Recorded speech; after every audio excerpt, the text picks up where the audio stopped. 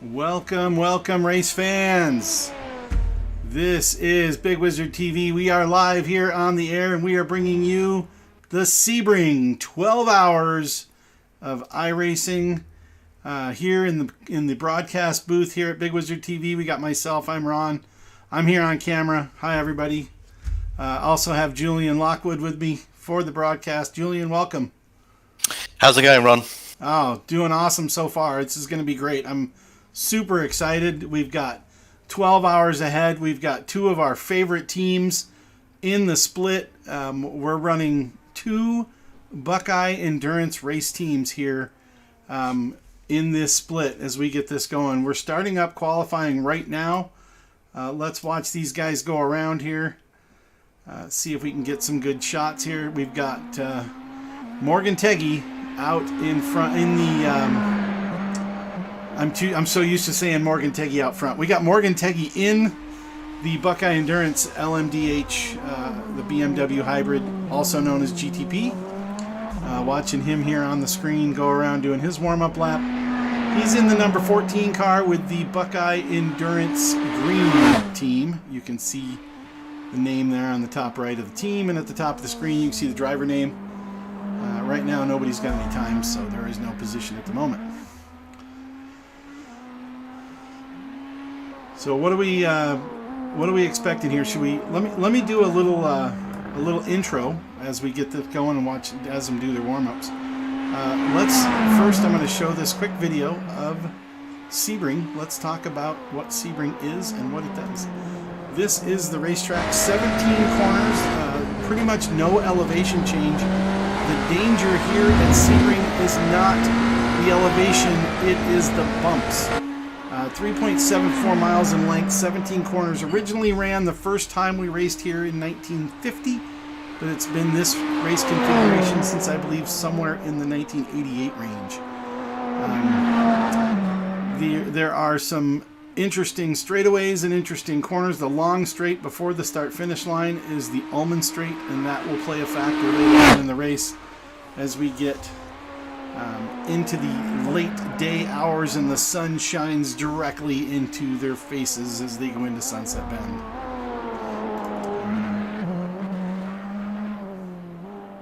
Julian, that's right. That's why it's called Sunset Bend, I guess. Absolutely. What do you think we're expecting here for some quick times? Do we have any idea yet? It looks like if you're in the 42s, you're in good shape, and I'm thinking the pole will probably be in the low 42s, but we'll find out pretty soon. That's extremely quick. Now, I've driven around here, I don't know how many times. It's been a grand number of times around this racetrack. I raced this last year in an LMP2 car. 42s would have been, I don't know, I would have had to skip a few corners, I think. Skip a few heartbeats as well. Maybe go from like turn 5 to turn 12, just cut that angle right off, you know. But well, you know, these guys are nearly alien level here, aren't they? So I'm not sure what split this is. It's probably split 2 or 3 or somewhere around there. And so this is a field of really very, very talented, very, very quick drivers. So I'm expecting some very quick times here. Yeah, I've got the iRatings up on the screen, so the fans there the viewers can see. We've got 15 GTP/LMDH. I'm sure we'll switch those terminologies around. Buckeye Endurance Green throws down the first quick lap, or the best of the first quick laps, currently sitting on the pole provisionally with a 143.4, so there's probably more in there. We'll see who's got it. Our driver right now, an Apex Everything Racing Carbon just takes the top spot. Everybody's running right up in there. They're all running 143s though. No 142s as of yet. Right, we had a 142.6 I'm looking at in the practice session, so it's possible that the track might be a little bit slower than it was in the practice session. Could have got warmer. Something could have changed in terms of the grip, but yeah, those 43.3s at the top there and 43.4 maybe we're not looking to get deep into the 42s after all here. Top 4 cars within a tenth, though. This is definitely close. Yes. Let's switch over to 22 and see what they're up to. The 22 car looks identical to the 14 car. You can know the difference by the number, by the driver, and by the wheel color as we watch Kyle lock him up going into the hairpin. He locks up the front tire. We'll see if that hurts his lap. Right now, does not have a time as of yet. Kyle Robinson running in the Buckeye Endurance Blue at the moment. Such a tricky situation when you're in qualifying here, because you've got only 2 laps to set your best time, and of course, if you misjudge one of the corners, you go off slightly, you just get a 1x from iRacing. That nullifies the lap, and then now you're down to just 1 more lap to go. So it's very difficult to know how hard to push. You want to push hard, but at the same time leave a little bit of contingency so you don't spoil a lap. Well, there's your first 142, Julian. We've got a 142.9 from the F1 Friends Cup. Okay, that looks like that's the benchmark right now, yes. Interesting to see who would be driving in the F1 Friends if they're actually F1 drivers. Anything's possible in iRacing, it really is. You've got real Formula 1 drivers that can show up in these races, so yeah. Absolutely. Happens all the time, actually. Well, it's never happened to me. But I never make those splits. I've actually been able to race with a few... and no time for Buckeye Endurance Blue. Second lap now completed and did not get a lap time in. Yeah, so see, that goes back to what I was saying before. You only have to make the slightest mistake, and you can end up with no time, and that's what happened to the Buckeye Blue team. They're going to have to just be patient at the start of this race now and try to work their way forward once the traffic thins out a little bit. Well, the good thing is that the all of the hybrid cars will start together. Mm-hmm. So they'll be all together. The GTPs will start in a group. Then the Dallara, the LMP2s and the Dallara P217, they'll all start together. They're not that far behind. Top speed over there is a 146.3, so only a few seconds off in that LMP2 car. And then down in the GTD class or GT3 class, 158.8 has the pole, with Vermilion Motorsports and Timothy Vaughn has that spot. Yeah, these LMP2 cars are very, very quick, because the LMP2 car is the basis for the GTP car. They share similar chassis. So the real fundamental difference between the 2 cars is the hybrid system that the GTP car has, but that's limited to only deploying above a certain speed. So it's quite tricky if you're in a GTP car to get past these P2 cars. You have to be patient. You have to pick your moment to get past them. That is it for qualifying. It is over, boys and girls.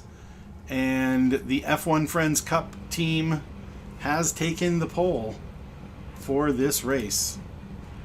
The 14 car is in P7 at the start, so they'll be on row 4. Row 1 is F1 Friends Cup in the number 7, and PMF Motorsports in the number 8. You can see all the team names on the top right, as well as on the scroll bar. That does show the team names. And one thing to note about the scroll bar at the top, that is a class position scrolling standings. So it'll show the class we're currently watching. So if I switch over to LMP2 at one point, it'll show the blue stripes, and you'll know those are the LMP2 cars. And they have the Dallara logo on them. You can see all the LMDHs have the BMW logo, as that is the only GTP car available in iRacing today. Oh, he put the streamer down with him, huh? He's going to run his own. He's doing his own broadcast, I think. Morgan is. Let's see if we got any comments yet. We do have a few viewers online. Thanks, everybody, for joining. And one of our racers is actually a viewer, so...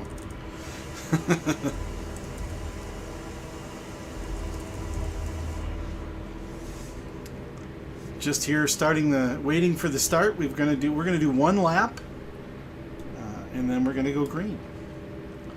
So they have to wait until all the drivers key in on the race. Everybody has to put their car on the grid, get the setup they want, get it all ready to go. And looks like we're missing a couple. Not too many, but a couple. Let's talk a little bit about these cars, Julian. What are the classes and what's in them? Well, you've got the GTP class at the front of the field. These are essentially LMP2 cars with a hybrid system added to it, which obviously gives you some additional performance. Then you've got the LMP2 class, which has been around for a while in IMSA. These are prototype cars, essentially a one-make series these days. And then the GT3 cars, which are sort of production-based cars, but they're not really production cars. They're very much race-spec'd production cars, and they're giving up a little bit of time to the prototypes, but they can certainly cause a lot of difficulty to get past, and that's going to be, I think, one of the real factors in the race today, dealing with the GT3 traffic, being patient, getting past those guys. And I think the first hour or two of this race is going to be very intense, actually. I would tend to agree on that 100%. The interesting note here is the size of field that we have. The size of the field, we got 15 GTP LMDH cars. We have 15 LMP2s and 16 GTD or GT3 cars.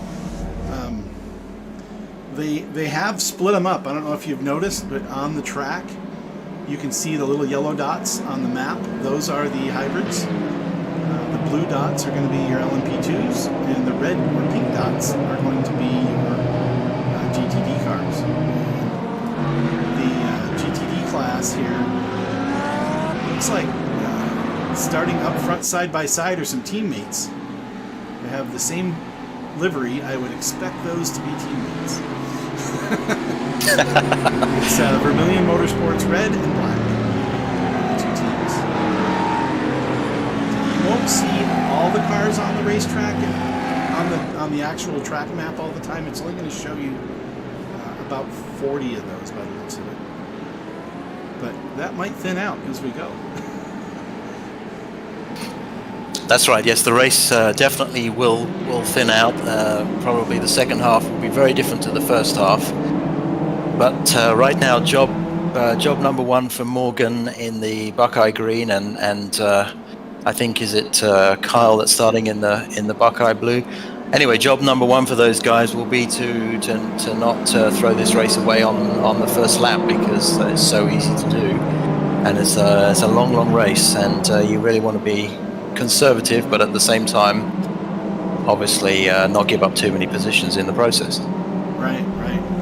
Now, you and I raced together quite a bit, Julian. I think we've been racing together now for well over a year and a half. Yes. And you know, this to me, when you're in a pack like this, like these guys are coming up the back straight here, this is nervous to me. That's why I don't race these endurance races.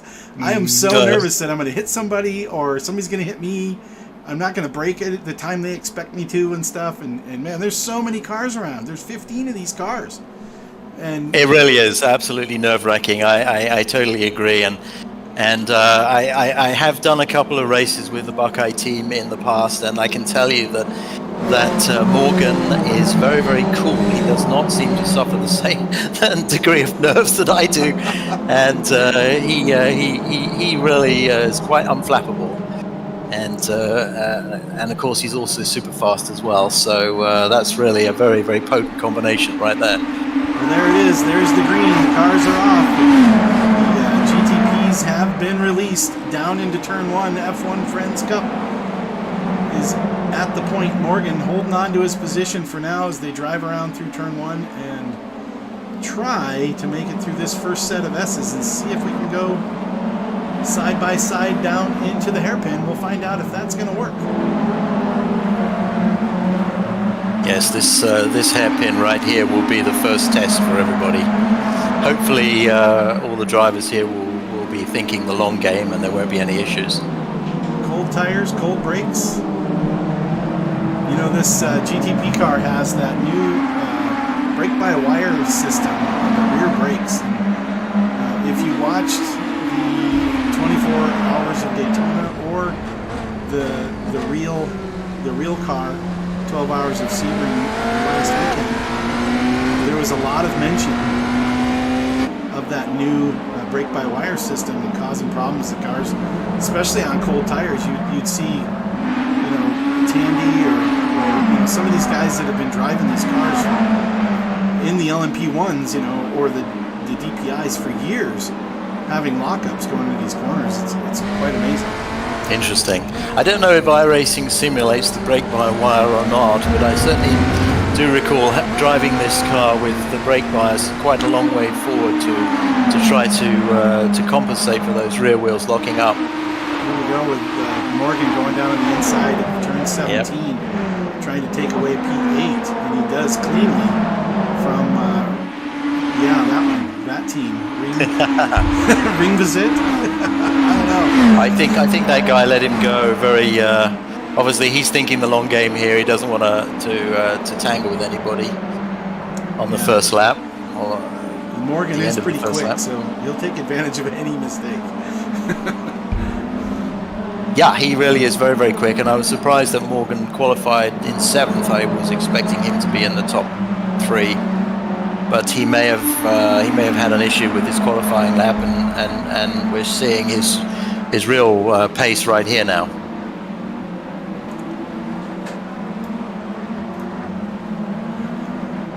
Yeah, he's caught right up to the back of this TTR Sim Racing 69 car, the number 23, not 69. He takes a peek going into Cunningham, but no room there. He was looking around the outside of Cunningham. I've watched like different classes of cars be able to pass there, but to have a GTP go around a GTP in that corner is probably a little optimistic. Yeah, I think everybody's treading on eggshells right now. I don't think anybody's going to stick their nose in quite yet. It's a long race to go, and of course, it's very different when you're racing with a team. You don't want to let your teammates down. It's quite a different thing versus when you've just got yourself to worry about, and nobody wants to end the race for their teammates before they even get in the car. Yeah, just add a little more stress to that, right? Oh my goodness, that's right, 100%. Well, let's switch back over to the Buckeye Endurance blue team in the 22 car. See how they're doing with. Looks like they've moved up into P12 here. Started a little bit back. I think they started on the last row in P15, P14, and they're moving up through the field. Kyle carving him out as he's going through the traffic. Yeah, he's another fast driver, Kyle. He's very, very good at setting cars up as well. I don't know for a fact, but I suspect that he had quite a lot of input into the setup for the car today. And he's showing that he's got more pace than the car in front of him for sure. Yeah, and again, long game, right? Playing the long game, not pushing. Absolutely. There's nothing worse than throwing it away at the beginning of a long race like this. That said, he did nearly collect the car in front there, because I think he wasn't expecting him to brake quite so soon. So it's very easy to do that, and it's a difficult dilemma, because you want to be close to the car in front, of course, in case you have an opportunity to pass. But at the same time, if he brakes a little bit early, you've got nowhere to go. Right. You have to really be watching, and it's so hard to see. I don't know how much you've done in these GTP cars, but the brake lights are tiny. That's absolutely true. I did the 24 Hours of Daytona in this car back in January, was it, I think? And yes, you just simply cannot see when the guy in front of you is braking at all, because, well, I race in VR, which makes it even more difficult because the resolution is a little bit lower than it is on a monitor. So you might as well not have any brake lights on these cars at all, frankly. At nighttime you can see them because they're sitting at the top of the rear wing section. And, yes. And you can see them at night, but I have not been able to see him during the daylight hours. And this is a 12-hour race. We will end up hitting the nighttime here as we finish up the run. But this is starting at, I think we're at 10 p.m. or 10 a.m. start time. This is track time. I didn't put that on any of my overlays. That would have been a good thing to have up there. Yes. I think the last 2 hours or so of this race will be in darkness. I'm pretty sure I can make one of those. I can make that show up on one of these. I do have quite a bit of information. I've got track time. Let me switch out track time for a minute. I'll put up current race time or sim time. I can't remember what it's called. Kind of like the local time on the racetrack. Local PC time. That's me.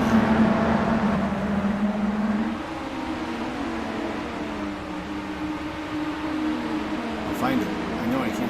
Track time. There we go. 10:27 a.m. So yeah, they started right around 10, just pretty close to 10:30. Okay. Let's jump back up to Morgan. Looks like Kyle's just holding here in P12, holding his own. Morgan did move up to P8. Looks like the cars behind him are shuffling around a little bit. But for the moment, Morgan's holding here at P8. Let's see if he gets a run on this number 23 car going down into the hairpin. Definitely looks like he's got the better of him. Just depends on if he can get by. Yes, Morgan's definitely faster. I think he's going for it right here. Yeah, I think he's going to take this spot into the hairpin. 100%. The 23 car let him go there. Yeah, smartly, but I think he's going to have to hold off that 12 car behind him. He's got somebody right on his bumper again. That's the problem when you let somebody pass you. You then put yourself in jeopardy with the car right behind you, and that's what's happening right here. In fact, I think he may even have gone past. He did. He got by. Right. Yep. So that's a 2-for-1 deal, right? That's it. That's it. At least for the guy in the Rue Island Racing number 12, he was able to take advantage of the 23 car slowing down just enough to let Morgan through. So Morgan up to P7, which was his starting position. We're only 8.5 minutes into the race. The pace here is just blistering at this point. They're not slowing down for anything. Let me pull this over just a little bit. I do have some cool info on the screen here on the top right. You can see the interval between the interval shows the time between the cars in front and in back, and then the gap shows the time between you and the leader. So right now showing Morgan at 7.5 seconds off the leader as they're working lap number 6 of possibly 400. Oh, and here we go. It is fun time. The fun time has begun. That is the first of the GTD cars. GT3 cars, yes. Yeah. GTD, I guess, is what they call it here in IMSA, but it is essentially the same thing. Yeah. Yes, so now things start to get interesting. That was probably a back marker. He may have run into some issues because I don't see any other GTD cars right in front of Morgan here. Not yet. He's got about 5 cars, 5 more GTPs, and then he's going to run into them. Right. They are catching them. They are indeed. It's amazing how quickly they catch them.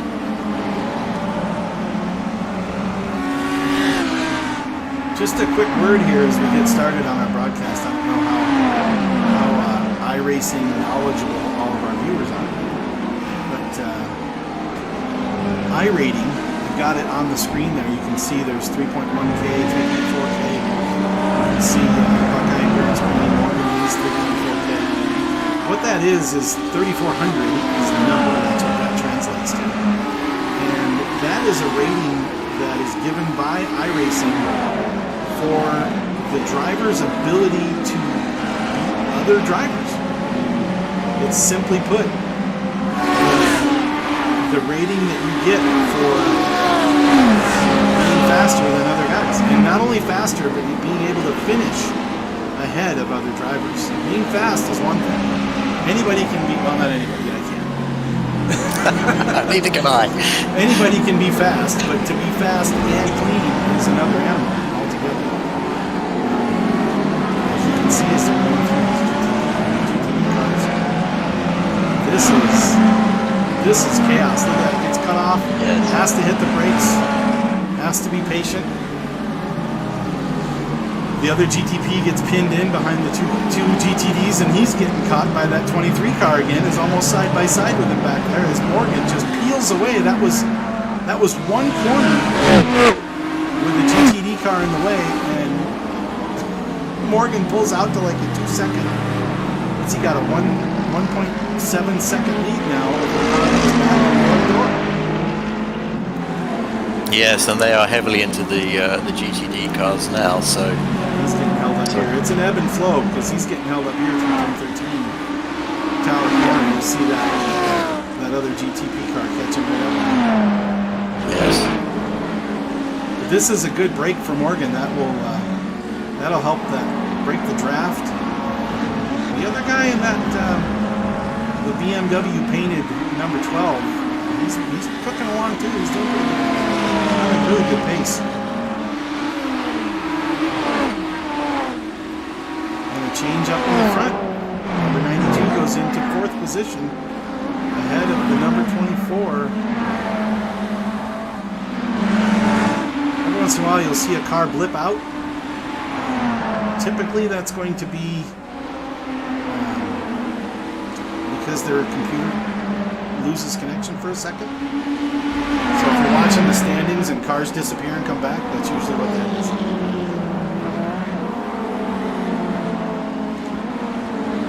So when you drove in these endurance races, what car were you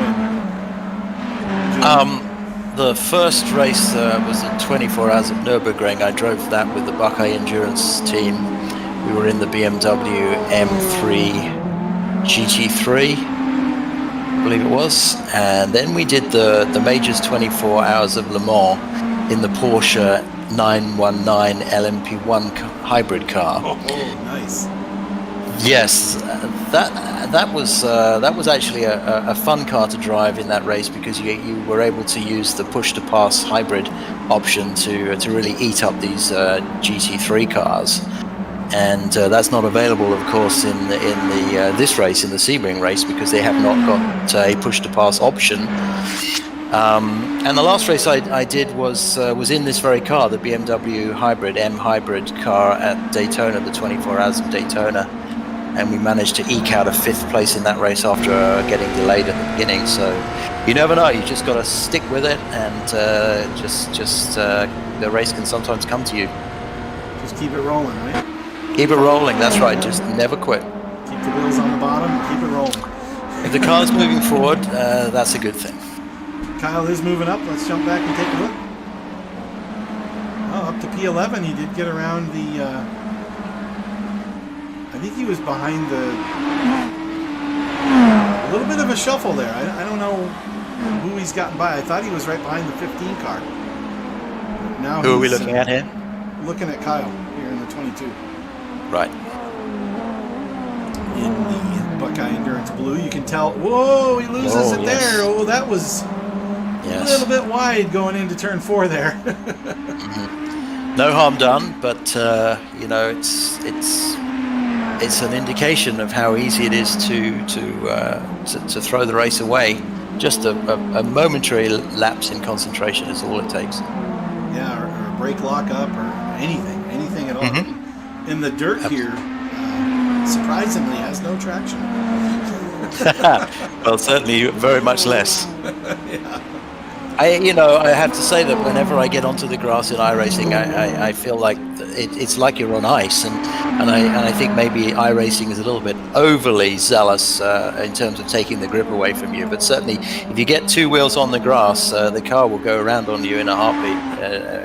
It's really very, very unstable once that happens. Let's jump back real quick. We're going to go back half a lap here and take a look at the 23 car right in front of Kyle here. As he's coming got him coming into this turn 13 complex. And look at this. comes right around, does a 360, pirouettes into the dirt. Kyle goes by. That's how he picked up P10 now, as that car lost it and is now back on the racetrack, dropped back a couple spots. Looking at that car, I don't see any damage. I didn't see the incident, but looks like he got away with it. Yeah, he didn't hit anything. Okay, right. but did a really cool little pirouette coming into 13 there and into tower turn, and saved it, got it back going again. His teammates will have missed a heartbeat or two when that happens. They'll probably be admonishing him on the radio right now. Yeah. Don't do that again. I think it was actually that rear brake issue. It seemed to have locked up the rears as he was coming into the brake zone there, and it just spun the car right around. So he very well may be moving his brake bias forward a little bit after that.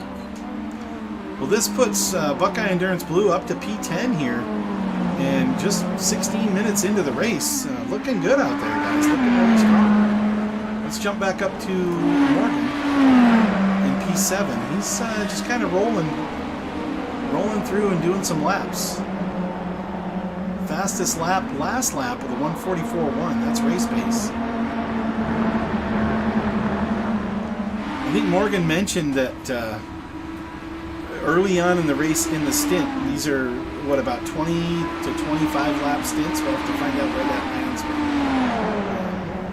But he was saying about the lap times actually increase later in the stint simply because of the fuel burn. I think we're looking at 24 lap stints, which is about 45 minutes on the track. And when they stop, they will be taking tires every time, because the tire change takes less time than the fuel to go in. So it's a no-brainer to take tires every time. Well, there's no allocation here. Like in the real world, they had only a certain number of sets of tires that they could use. So they actually couldn't run a new set every time. But here in virtual world that we live in, yes. you can run as many tires as you want. Well, that's right. I'm sure iRacing will get around to changing that at some point. But right now, we have the luxury of not having to worry about that. Now, in some classes, not IMSA classes, but in other classes, whether it's Formula One or IndyCar or things like that, they have tire compounds, and they have to change and use different compounds during the race.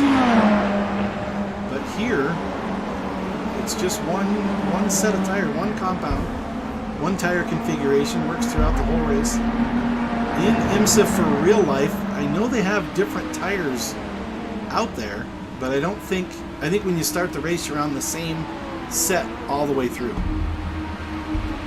Right. Not sure about that. I do know that in the World Endurance Championship, they do have different size tires for different teams. I think the Peugeot team has a smaller tire on the front and a bigger tire on the back. Right. Some of the other teams, I think the Toyota has the same size tires all round, so they do have some different configurations there. I had heard that, and yeah, it's really great that iRacing does an amazing job at getting us cars to race. I mean, every one of us that's, whether we're broadcasting, whether we're racing, whether we're watching, we're all race fans. Everybody here is a huge race fan. We do this for fun. We do this because we love racing. And to have the brand new car, this car, the GTP car, was released, the BMW hybrid, this particular car, was released to race in January of this year. It's only 3 months in. And we have one. We're racing. And no, we don't have the Porsche 962s. No, we don't have the new Ferraris or the Cadillacs or the Acuras. Okay, but we have an LMDH. We get to race in the top class of IMSA, right now, and I think that's awesome. It really is, and we had the BMW M Hybrid before the real teams raced it. So just by a week, I think we had it right before the Daytona 24, And I think the following weekend was the real Daytona 24, which was the inaugural run for that car. Yeah, it was great to see the car out there, and Buckeye Endurance finished second, I believe, in their split. That's right. They had an incident early in the race, and that set them back about 10 minutes, but they stayed with it and worked all the way up to P2. Yeah. I'll tell you what, this battle right here, this is 4, 5, 6, and 7 right together on the racetrack. These guys are only separated by about 1.5 seconds. Let me go to the head-to-head. I've got a cool overlay here, if I can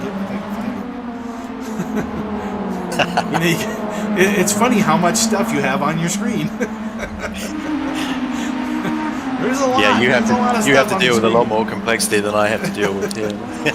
So this I'm just watching the iRacing feed. Yeah. This little graphic here, I just added to the bottom center of the screen, right next to my ugly mug here. Sorry you have to watch me the whole race. I guess I could turn myself off.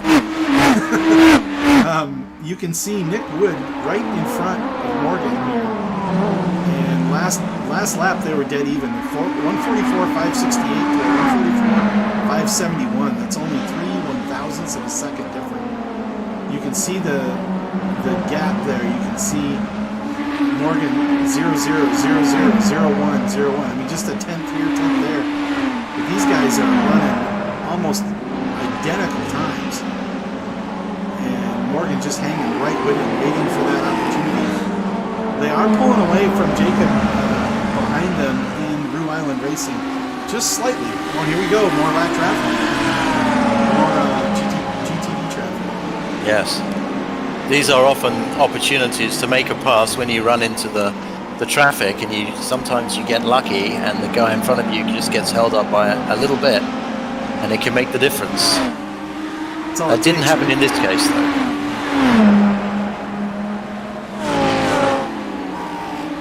I think Morgan actually lost a little bit of time through that exchange there. A couple tenths. He lost a couple tenths in that last segment, but look at him as they go around this Lamborghini, catches right back up. Yes. Morgan being extremely patient. The Lamborghini getting out of the way nicely. Yeah, I think Morgan is a little quicker than the car in front. He probably will not make a move right now though, because we've got the traffic. He'll probably wait until they're past the traffic before he makes a move. Unless it's obvious, yeah. Unless it's obvious, that's right, yes. This is the dangerous part, right? This is the second time through. This is the second time whoa, and that was real close there. Yes, that's right. And that's what you have to watch out for. You got to protect your car. It's, we're 25 minutes in. This is a long race. We've still got 11 and a half hours to go. That's right. So, yeah, he lost a little bit of time through that exchange. But it's an ebb and flow because now he's right on the bumper again. Exactly. As they go around the Audi. GTV here has 4 cars, I believe, in class. They have the Ferrari, the Audi, the Mercedes, and I believe the BMW. Oh, and he goes wide. Rue Island goes wide. No, he's going to try to battle it back up the front stretch, but he went way wide. Morgan just jumped right in. Didn't take him long to take advantage of that. And he got by 2. He's up to 5th. So he got by Rue Island and Twitchy Foot Racing through that exchange. And he's got another one in his crosshairs, I have to say. Neil Hunter right in front of him. Yeah, Morgan took advantage of the bumpy track there at was that at Sunset where he made that pass? Yes, it was. Yes. You can often go wide, a little bit wide there because of the bumps. If the car can get unsettled and run a little bit wide, and you can concede a lot of time if that happens. I think that Morgan was able to take advantage of that right there. Oh, he's dicing through the LMP as well. He had LMP traffic along with the GTP right there through turn 10. Great job. He's just carving him up. He is. He's settled into his race now, and I think he's starting to attack a little bit. Boy, I sure hope the fans at home are enjoying this one. This is quite an exciting race to watch. There's a thing that could pop out of here. I don't see it anymore. I'm not getting a lot of comments. Just so you know, you viewers out there, you're not talking a lot. You can talk anytime you want. They're so enthralled with the broadcast, they haven't got time to comment. That must be what it is. I'm sure that's what it is. Actually, I was thinking the same thing. Yeah. That's it. That's it.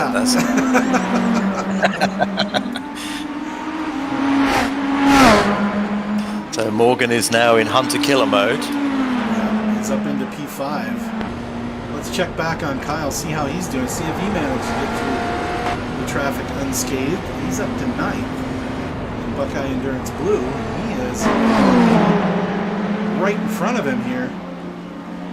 He might be close enough to make a move here as they got an LMP2 car in front of the two of them. Oh no, he gets away. I was thinking maybe he'd have a chance as they come up to the hairpin to drop back a little bit.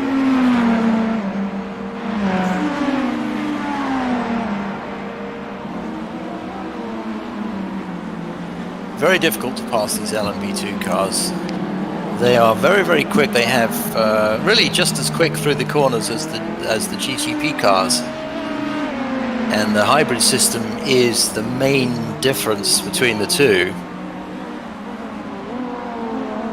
They've got really good brakes on them too. I think it's probably because they're a little bit lighter car. Right, that's right. And they can probably brake a little bit later, which of course takes away even more passing opportunities. Right. Yeah, that's one of the ways to pass, right? Is in the brake zone. So. Absolutely, yeah. Not with these two. Nope. I think Kyle's definitely faster here than Andrew in front of him. He's cutting tenths down. He lost almost a full second there in traffic. He's picking them back up here as he goes.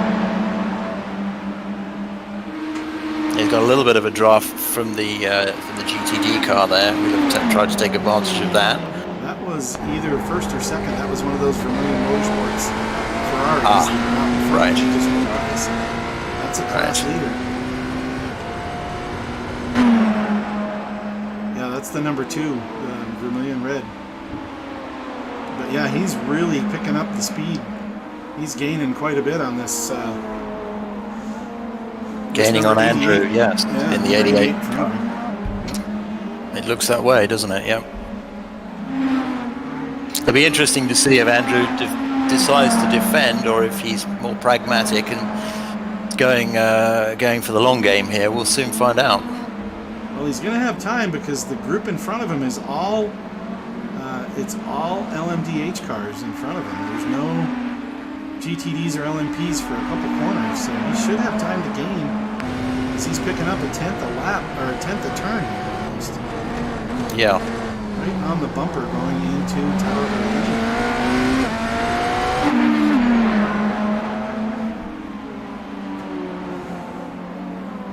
Let me see what's going on up front because it looks like Morgan is dealing with the LMP2s a little bit. Back up to Morgan. He is up to 3rd spot now.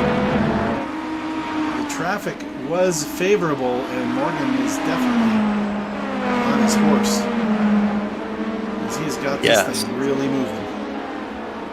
Yes, this is typical Morgan. He really is very, very fast, and he's showing his race pace now. I suspect that he may not have had a totally clean qualifying because I believe he was in P7 after qualifying, and he is definitely quicker than that in the race. So, of course, they may be running a setup that is preserving the tires well, and he might be benefiting from that as well. Yeah, he's fallen a little bit off the lead. That F1 Friends Cup is still out there blistering pace. He was 7.5 back when we checked in about 15 minutes ago. Now he's 9.5 back. So he's not gaining on the leader, but he is gaining on 2nd spot. He's only 2.1 seconds back from the 92 car. Right. And he just gained a full second in the first two sectors of this lap number 18. Of course, the other guy may have been trying to get around this LMP2 car that Morgan now has in front of him. Yeah, I think the guy in front of Morgan is being held up a little bit, and Morgan took advantage of that because he cleared his LMP2 traffic much more easily.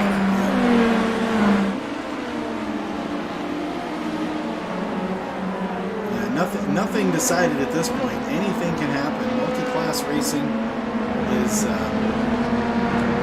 definitely the spin of a wheel. You don't know if you're going to make it through when you go around these cars. You don't know if somebody's going to think they're getting out of your way and move right in your way. That can happen. It's quite the challenge. Let's jump into the cockpit with Morgan here. Right around in his car as he goes by another LMP2. He's trying to catch number 92, Felix Olsen. He's gaining on him pretty good. Definitely has a better turn one. As he goes a little bit wide there. He did. He lost some time there for sure. A couple LMP2s now in front of him, at least one. I don't have my relative up. I didn't have room. Isn't that crazy? You need to get a bigger screen, Ron. This is already running 2K, so I need a 4K screen. That's it. To do the broadcast, to get all the information out. That's right. Hopefully so it's Morgan outbreaks the P2 car there, and that was a nice move. He didn't lose any time at all. Now he almost, yes, the P2 driver there thought better of it at the last moment. That cost Morgan a tenth or two because he had to back off just a little bit. Yeah, he dropped about 3/10, almost 7/10, getting around those two cars. Now, I think straight in front of him, that red car, I believe, is the number 92. 2.7 seconds is the gap at this point. And that leader is gone. He's 9.7 or 3 seconds ahead of second place. I think that's very impressive to pull out a 10-second gap over a guy as fast as Morgan is very difficult to do. Yeah, well, and the other thing we have to remember here is Morgan is not the only driver in this car. Granted, he's probably one of the best drivers that you and I race, definitely that we race with, possibly that we know. Everybody in this team is a very, very strong driver. Brandon, Rich, and Adam, all very, very quick, very consistent. I remember when I did the Nürburgring 24 with Buckeye and Brandon, after 24 hours, he only had 2x. So that guy is fast and very, very consistent. Unbelievable. Yeah. Now the X's would be incidents, meaning like an off track or a bump into somebody. And running a 24-hour race, you're going to run probably 4 2-hour stints or 4 hour-and-a-half to 2-hour stints, maybe more. We had 3 in that race, so there was 8 hours each approximately. Yeah, so 8 hours in the car and 2 errors. Yeah, and those are very minor errors too. You know, just the tiniest error gets you a 1x. So that would have not even contact with a wall or anything. Just a slight off track. That's all it takes. Yeah, that's crazy. Absolutely. It is. Crazy. Yep. Well, guess what they're doing. Guess what we found? We found GTV cars. Yep, as the race starts to mature, these GTD cars will just be everywhere on the lap. Of course, for the first part of the race, you tend to sort of encounter them in groups. But as the race unfolds, you just will have them everywhere around the track, at least for the first half of the race. For the second half of the race, the field tends to thin out and it does make a difference. You do find you get a little bit clearer track in front of you. But right now, I think we're seeing the GTD cars are really pretty much everywhere around the track here now. Yeah, they're spread out. They're starting to spread out pretty good. Yes. It's a little easier to pick them off when they're by themselves. Well, that's true. That actually is the case. Although you know, when they're in groups, you don't run into them as often. But when you do run into them, of course, they're all tightly bunched together and much more difficult to pass. So once everyone's spread out, you do actually have less of a job to get by them.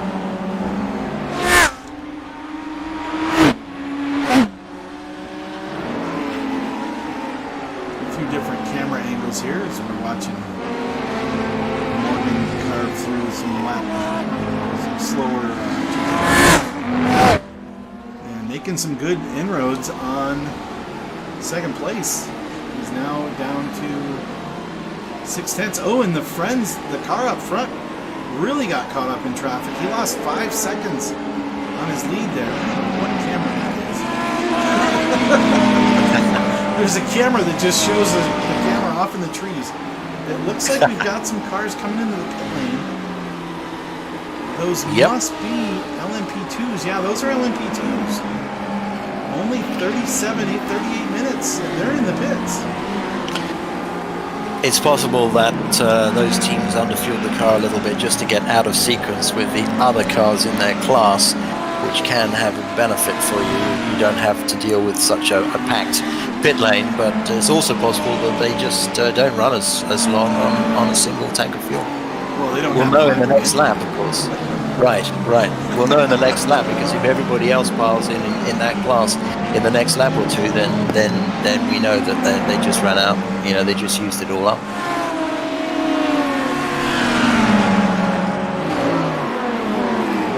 Some really smart decisions here as this car keeps some traffic. Yep.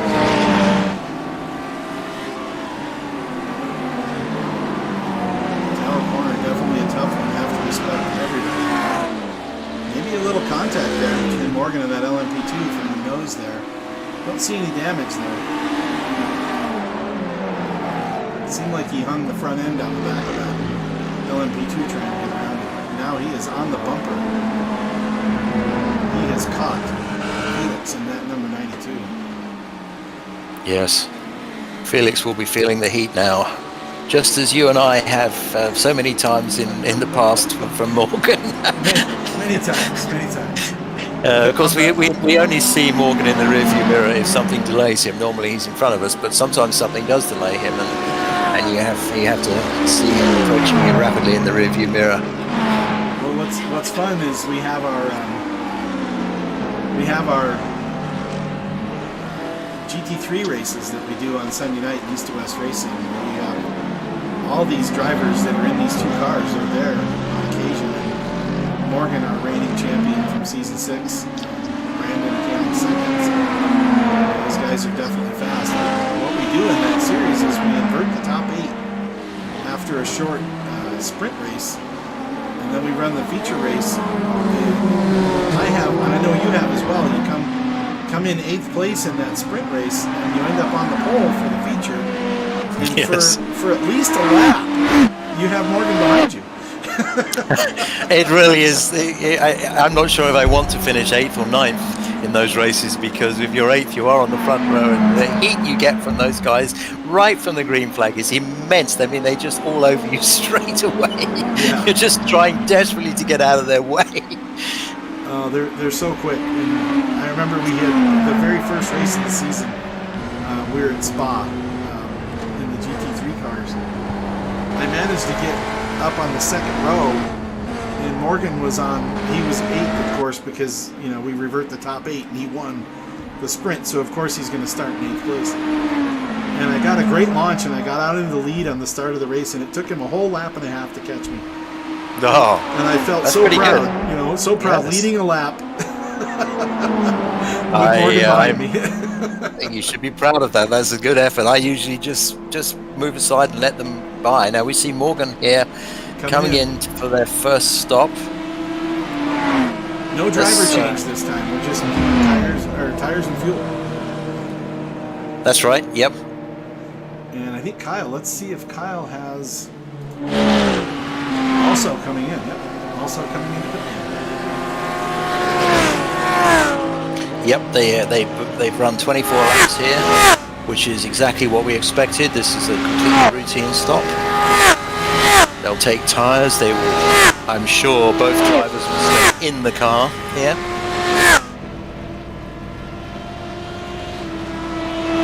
Tires done. Fuel and energy. You have to have the fuel and the energy resupplied in these cars. What's nice about the pit lane, you can see right there as we watch Morgan pull away. He drove right through the car in front of him. iRacing makes life easy and does not force us to have to turn the wheel and go around the guy in front of us. We could, if you're in your pit stall, you're invisible. You do have to be careful though in the pit exit, because of course those cars go from the ghosting mode to the solid mode, and you don't want to be overlapping the other guy when that happens. Yeah, it doesn't work too well. It's going to end badly for somebody. Cold tires now. We'll see which one of these drivers has the advantage. Yes. On the cold tires, or if Morgan tries anything. It's very possible that Morgan's just going to be patient here on the cold tires. He can sit back here and just roll. He doesn't. There's no, at this point in the race, we're not even an hour in. You know, at this point in the race, there's no reason to push anything, hurt the car just for one position. That's right. The only issue that might be on his mind is how far up the road is P1, and obviously he won't want them to get too far away from him. Well, Apex Everything seems to have... Oh, they just came in now. Okay. They say they seem to have gotten an advantage. They were not in the top 3 and are now in the lead. Let me see. Let's jump up there to the number 24 car. Okay, yeah, they're in the pit lane. Okay, that makes sense. I was like, I was a little confused there. So they must have gone a lap more. Yeah, that's a big deal. That's a real big thing here, because if you can get an extra lap of fuel out of these things, that could equate to a pit stop at the end of this race. That's right. That's exactly right. It can equate to one full stop less that you have to make. But that only really applies if you have a perfect race. You don't get delayed in any way, and everything goes completely to plan. The moment you have any kind of delay, contact with another car, whatever, all of that goes out the window. Right. But certainly impressive that team was able to run at the pace they ran and also stretch the fuel an additional lap. That's really the holy grail, and you know, they're going to be very, very hard to beat unless they run into some problems. Right. Hey, well, we have a minute here. We got the pit stops running. Morgan seems to be trundling along. Let's do a shout out to our sponsors. We've got Stair Fittings Incorporated, our main East to West Racing and Bigg Wizurd TV lead sponsor. For your stairs, if you're looking for just stair treads, parts, accessories, anything you need, they've got it. They can help you build them, plan them, design them, and install them. Check out what they have at orders.stairfittings.com. Great people down there. We race with Karen and Don, and boy, we have a lot of fun. Listening to those guys is quite a treat. Having them on as sponsors is just an extra bonus. Also want to do a shout out to Grandpa's Kitchen. Grandpa's Kitchen makes gluten-free flour. And they have some kits and recipes and things out on the website. Check them out at grandpaskitchen.com. Ooh, is this a move? Is this a possibility? He's on the inside of that. No, yes. He was just on the inside of that LMP2 car. Look how close he is. Yep. Traffic dictates. I think Morgan wants this position. Yeah, I think he's after it.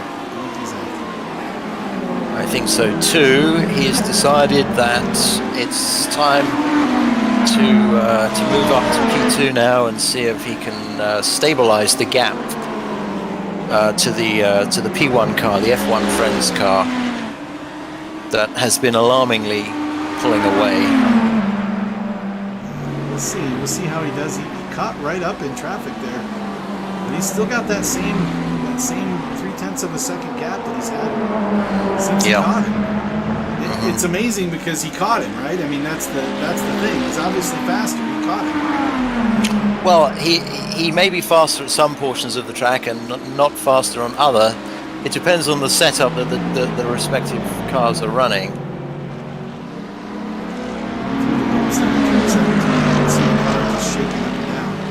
Yes.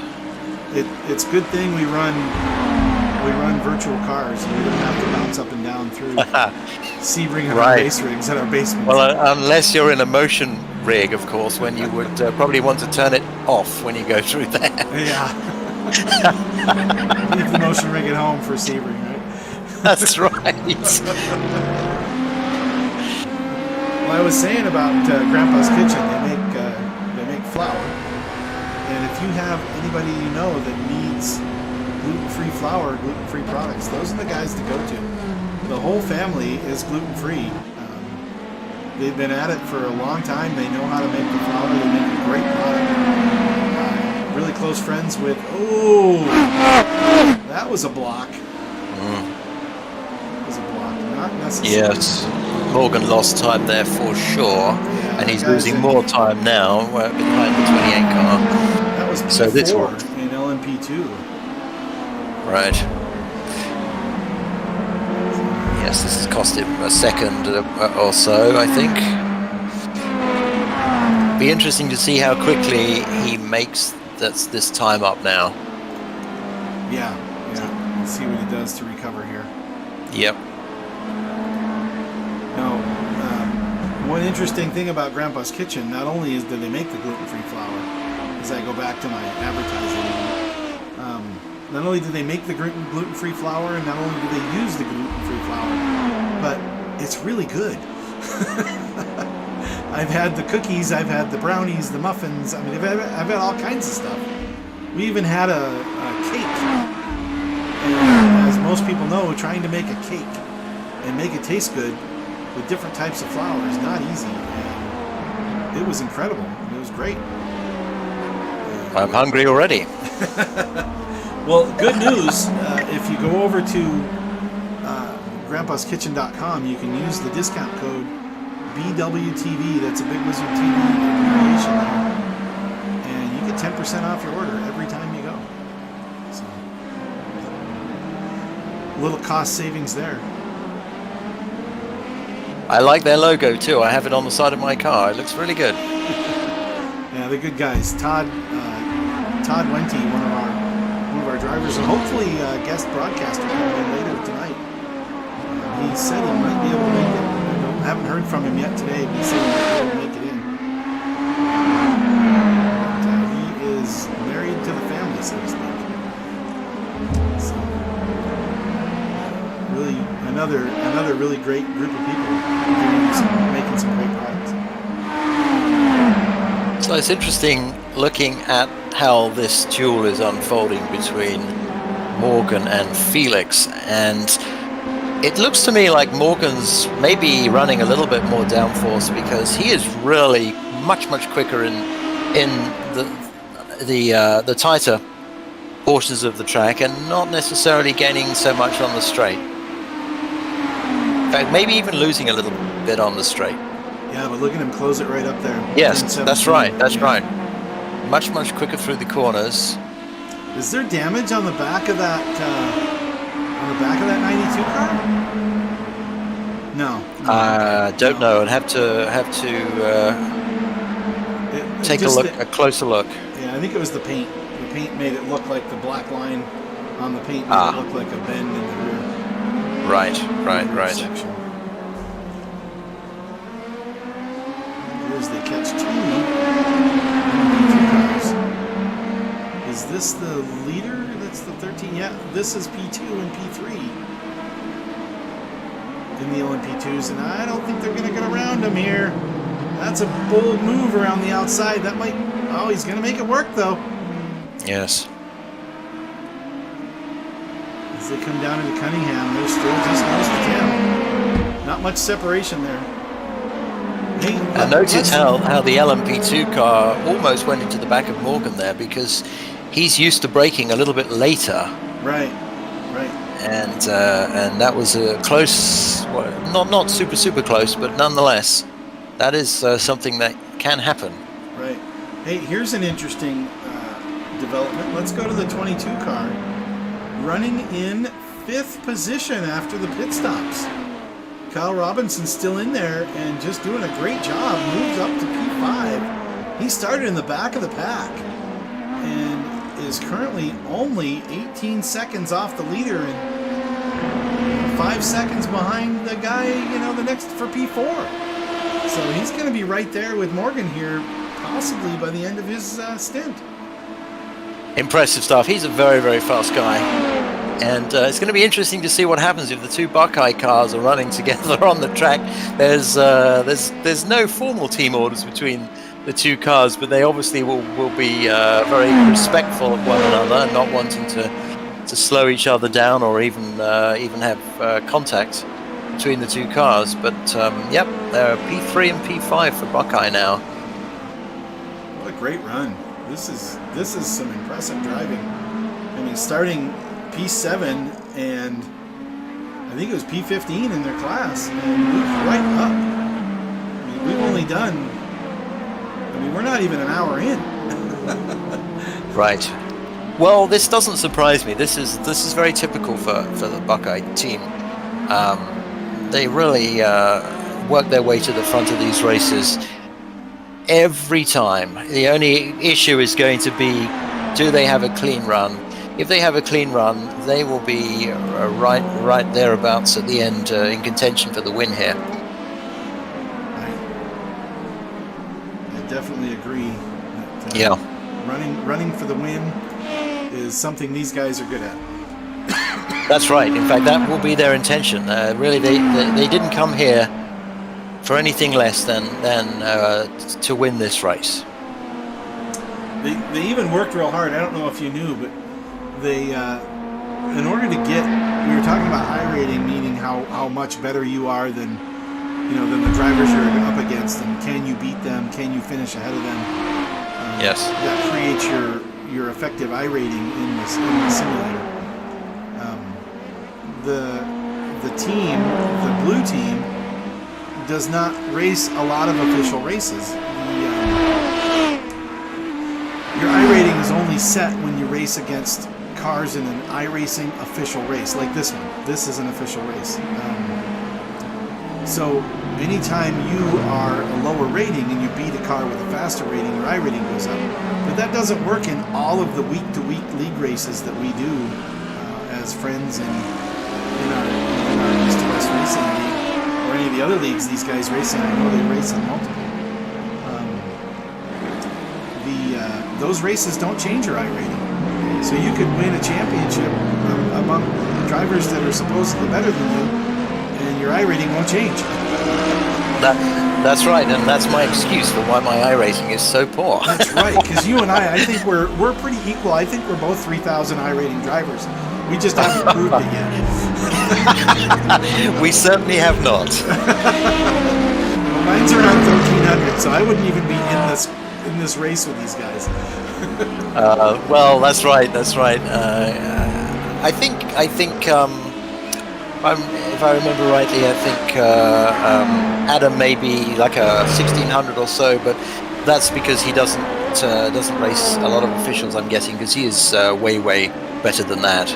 Right. Well, that's what I was going to say. Is they actually, the average of the three guys on Buckeye Blue was quite a bit lower than the guys on Buckeye Green. So this week, Everybody's been running officials to bump their iRating so they could get in the same class and race together in this race today. In the same split, yes. And it works too, because here they are, both racing in the same split, and I think the average rating for the two teams was like 2,500 and 2,300 or somewhere around there. So, so they did a good job getting that average so close between the two cars. Well, and it's exciting because I mean, there's the average strength of field for this particular race that we're in, the segment we're in, is 26. So better than, I believe, better than both of our teams is the average strength of field. So they're racing against some really good drivers, and they're holding their own. I mean, third and fifth at this point. An hour in, and obviously shows that iRating isn't everything. Well, that's right. The racecraft comes into it a lot in these endurance races, and iRating is maybe less of a factor than it is in a sprint race, where it's all about outright speed, outright pace. But in a race like this, it's about how well you prepared, how much practice you did, how you set the car up, what contingency you have for problems, which almost always happen at some point in these races, how you manage the traffic, what your strategy, your pit strategy is. All these things can play a huge role in these endurance races, whereas iRating is more of a factor in a sprint race, where you really, it's just who is the fastest guy out on the track. Right. Yep. Yeah. It's quite a different way to race. There's that tree again. It's right in Sunset Bend. Apparently there's a tree that iRacing likes to stick a camera behind. Yes. It's on my TV static camera list, and it doesn't look well. No, it's not the ideal view that you want to see. The backside of a tree. Yeah. Somebody messed up where that camera was, or maybe when they put the camera there, the tree was a lot smaller. Maybe it grew. Yes. Yeah. Yes. Track has been around since 1950, so. Right. Yeah, they really need to resurface this track, because I don't know when it was last resurfaced, but it really is very, very bumpy. But of course, that's part of the appeal, and that's probably why they didn't do it. I've heard. I was watching the 12-hour just last weekend. It takes me a few days to watch a 12-hour race. I don't Yes. to do it all at once. I did also watch the 1,000, which is an 8-hour race. Yep. Where they go, I believe, a little farther than the 1,000 miles in that 8 hours. But the announcers were talking about the track and about how that people have compared the bumps at Sebring to the yard of bricks at Indianapolis, and just saying you can't possibly think that you could pave over the bumps. Right. Or take them out. It's just not. It's not fair. It's not right. You need the bumps. Yes.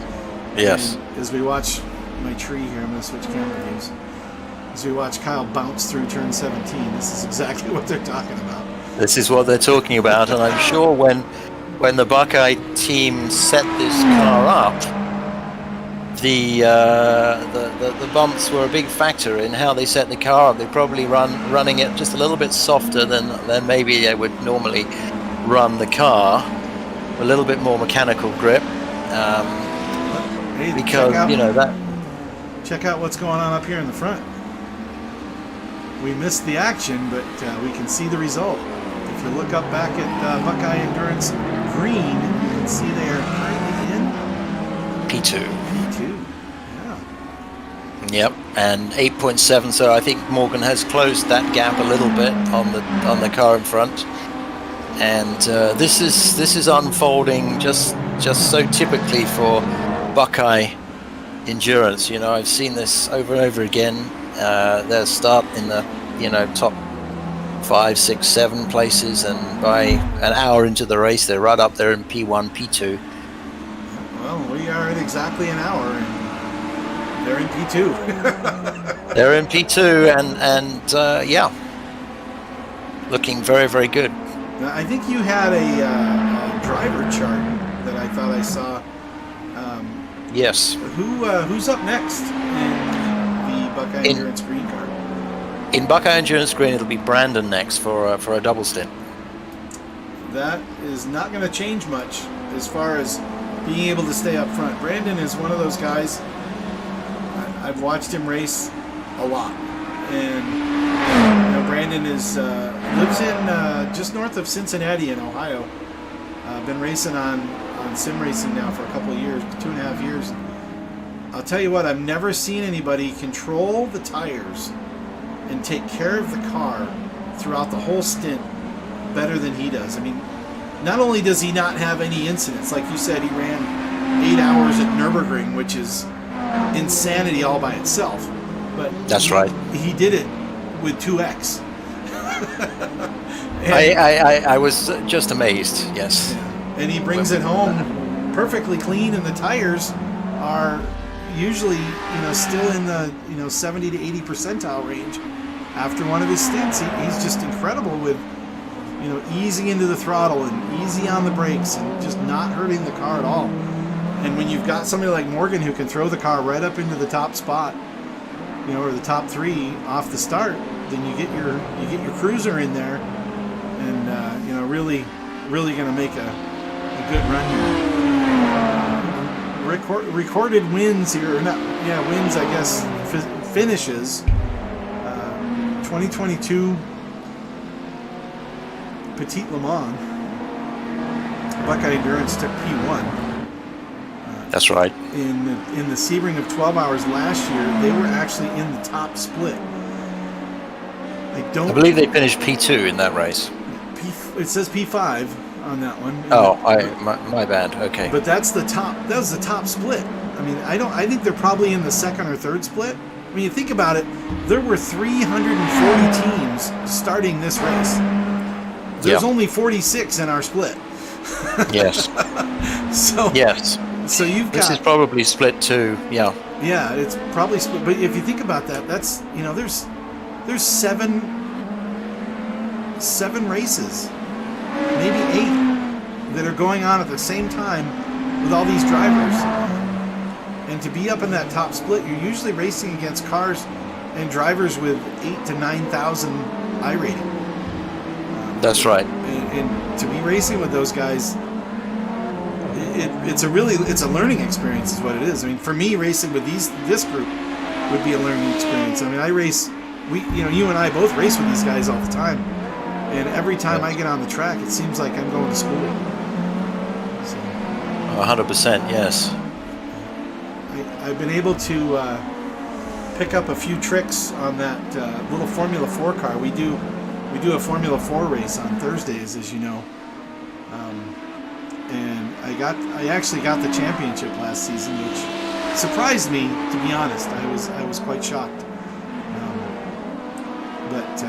Congratulations to that, and I think you're leading the championship after 2 races this season too, right? I am by a few points. It's pretty close. And yes. I'm gonna be on the road next week in Oklahoma, so I will miss one of my favorite racetracks, which is Mills Villeneuve next week, where I actually won last year in that race. But yeah, victory this year at Virginia International Raceway, and P3 at Red Bull Ring just yesterday. That's the way to do it. Got the points lead just by a little bit over Vincent, who won last night's race. So, he's also a very fast driver. But Brandon races in that one. He doesn't race in it every week. I think if he did, he'd probably have the championship. He won of the 7 races. I think 7 races he raced last season. He won 5 of them. So definitely quick out there. But being able to race with him, we went to Bolton Park, which is a pretty fun racetrack. It's got some good hairpins. We did it without the chicanes. But, still a lot of fast corners, a lot of hairpins. Just a fun track to race on. And we were averaging by ourselves in practice 2 seconds a lap slower than when we were battling each other on the racetrack. Wow. So we come down to the wire, and I was in the lead. I had the lead after the pit stops by just a half a second. And we were wheel to wheel the whole time. and I probably could have held on, but unfortunately, the fuel that we were using was greater than what we were using in practice. So I calculated the fuel and didn't hit the right mark, and ended up having to make a second stop and gave Brandon the win. So. That's always so frustrating when that happens. Little tiny things, little tiny details. That's right. The difference in these races. Just looking at the gap here, I think Morgan is about holding steady right now with the F1 Friends team. It's ebbing and flowing a little bit depending on traffic, so that tells me that Morgan has the pace of the P1 team here. Yeah, it seems that way. He's got a lap. That's a lap down GTP car there. Yes, he may have some kind of damage. Yeah, he's going a little slower. It doesn't look like he's doing too good through that airport. Morgan gets by clean with no issues. Yep, he just moved aside and let him by there. Yeah, not so much with these LMP2 cars. I don't see a lot of moving aside going on. No, not at all. They are beasts to get past. And of course they're running their own race too, and they don't want to give up any time. Interesting that Morgan is also from Ohio, Cleveland area, not Cincinnati. Close enough. These guys have actually, the Buckeye Endurance team, the Ohio team, has actually scheduled a track day, and they all got together at a go-kart track not too long ago, and went at it. That was Morgan and Brandon. Adam was there. I think Sean Williams showed up. There might have been one more. But, not only racing together in here, but friends, in the real world, as they all have very similar interests, because, racing does that. That's right. Yeah. So, but really cool. Adam from the Cleveland area, been sim racing a few years. Started out with Gran Turismo 4, he says. That's one that I raced. I actually raced Gran Turismo 4 from race 1 to the final race. I didn't finish the final one, but I got to it. The last one I raced on that one was the 24-hour Le Mans. Oh, right. And right at that point, the USB port on my steering wheel, the USB cable failed. At the end of the 24-hour Le Mans, I won the race, but no more wheel. so Remind me not to buy a used wheel from you on eBay then. Yeah. I actually bought a replacement, and I still have that replacement wheel. It's an old Logitech GT wheel. I bet you don't use that now, though. No, I'm not using that one any longer. No, that's it. Actually, I'm going to take just a 5-minute break here, Ron, just for a little call of nature. Yeah, absolutely. It's super awesome to have you here on the radio with me there, Julian. Thanks for joining. I'm having a lot of fun. I'll be right back in less than 5 minutes. All right. Well, if anybody out there in TV land has any questions or wants to know anything about this fun sim racing, let me know. I'm right here. I can watch, I can talk, I can do all kinds of things. I sometimes have been told I can do two things at the same time, but I don't know if I believe it. Morgan has, he was gaining on the guy behind him. He was pulling away a little bit, and then the number 92 caught up. And it looks to me like the traffic has really left its mark on the number 92. As Morgan now has pulled away to a 4-second lead over third place Felix Olsen. Victor Santana also started the car. He started the race, qualified the car for F1 Friends Cup. And He's still out there running the fast laps. He's got the lead by 7 seconds. He does not have, however, the fastest lap of the race. Fastest lap of the race. Maybe it's changed. We'll see where it lands here. It's coming across the top. But it was the guy back in 12th position. He had the fastest lap of the race. Maybe they've changed drivers. There it is. Yeah, Solo FML. That is the driver team 9th position with the fastest lap of the race in the 142s. We'll have to see when that comes around again if it's listed on. Right now it's showing last lap. And Morgan, you can see faster by a little bit. Let's see what he gets coming across the line this time. 144.8 for Victor and 144.3 for Morgan. Morgan's still pulling away here from P2 and gaining just slightly. Yeah, 143.568 right now from the car in 13th spot, 14th spot. He's dropping back. Maybe he's in the pits.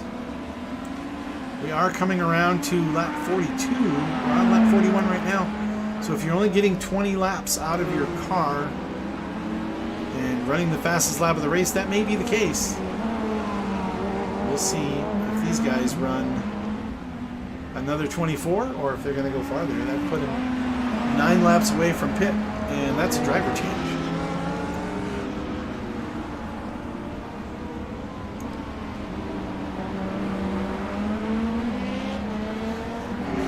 Morgan has won the East to West Racing Championship for the GT3 race 2 times now with East to West Racing. And also won the Last Man Standing Motorsports GT Challenge, which was a series we were running on Tuesdays not too long ago.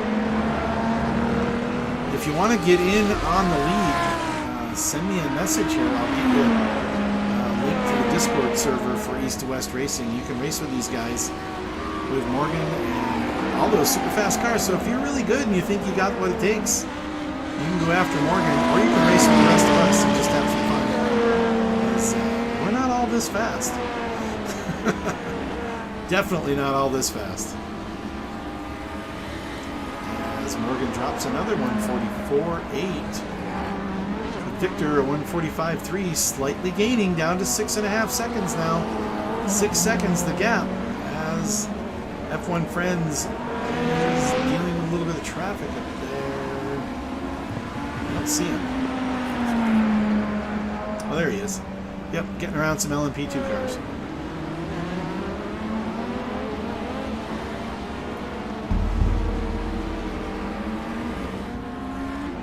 Looks like the 22 car has fallen back.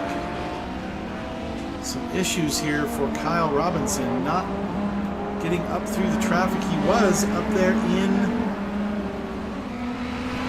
6th. He was up in 5th position. Has dropped down to 10th. Now to 9th. He did just pit on lap 40, so let's see if we can see any crinkles or damage on the car. I don't see anything. Looks like it's wrong. But they did do a driver change, and Kyle Robinson has come in and given the wheel over to Philip Scott, as that was a little bit of a short stint. Not quite going the 24 laps on that one. Kyle putting in his 39 laps, 40 laps, and now turns the car over to Philip Scott on lap 40 with 1 hour and 15 minutes complete on this 12-hour contest.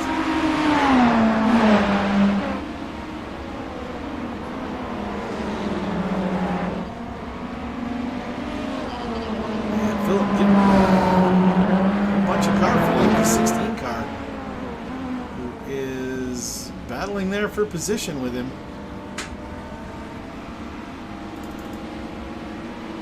16 is that car that has those fastest laps, but still has yet to pit. He is possibly going in. Nope, not yet. He's got those fastest laps of the race there. He's now up to 8 in the 16 car. Philip Scott not fighting too hard and staying little bit off the track there in turn 1. Holding everything together. As the endurance race kind of trudges on here, we're on hour number 2 of 12, and the drivers, at least here, trying to get in that groove and trying to hold everything together. 2:09 for the last lap there, so that was probably including the pit stop.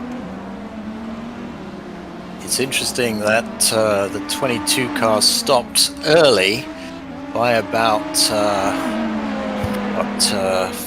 eight laps or so. Yeah. 8 laps. Yeah, we'll have to find out if we can get one of their guys to come up here in the booth and let us know. Yes. Why Yes. they made the early stop, if there was damage or some other, Right.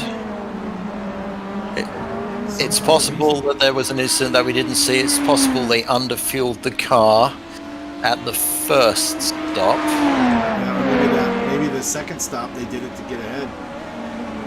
Or on the, on the first stop. At the first stop. It's also possible that it was just a deliberate move to get out of sync with the other cars in the class, or maybe Kyle had some kind of problem with his rig. There might be damage, maybe? That was an really? LMP2 car that just went by.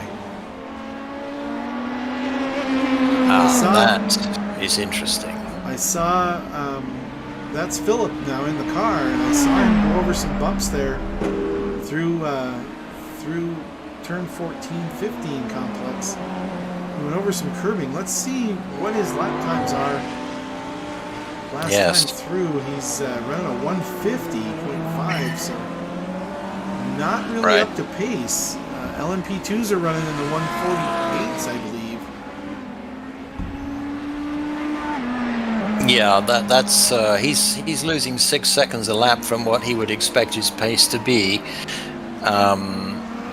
If they have got damage on that car, they will absolutely have to come back in and take care of that. They can't cough up 6 seconds a lap for the next 11 hours. So it may be that they did a little repair during the driver change and just went out to see how the car performed. Yeah, I'd like to see. If I can't really leave the booth here. And here's Kyle now. Kyle, welcome to the podcast. Just getting out of the car, man. You were running some great laps out there. Yeah. You missed the finish of your stint though, and we're curious why the 8 laps early.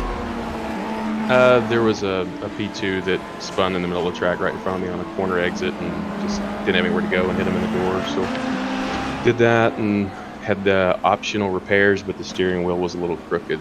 So being the steering wheel was off and I couldn't really push the car, I didn't know how bad it was. We didn't have a meatball, which is good, so we didn't have to stop, but we can't drive the car with pace like that. So we did a driver change, tires, did some repairs. We had about 6.5, 7 minutes of optional, and it's hard to tell with these cars. I wish they'd changed the model where you could tell and choose, like, hey, fix this or fix this.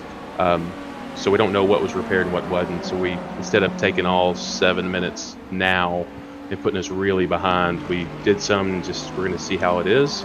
But most likely, because it's still way off pace, we're probably just going to have to bite the bullet on the next stop and just repair everything that's left and deal with the fallout and hopefully fight and claw back throughout the race. But we're not going to be able to contend or make up time at this pace. So kind of double-edged sword, either take it early or just suffer the whole race. So we're probably just going to go ahead and take the rest of it next stop.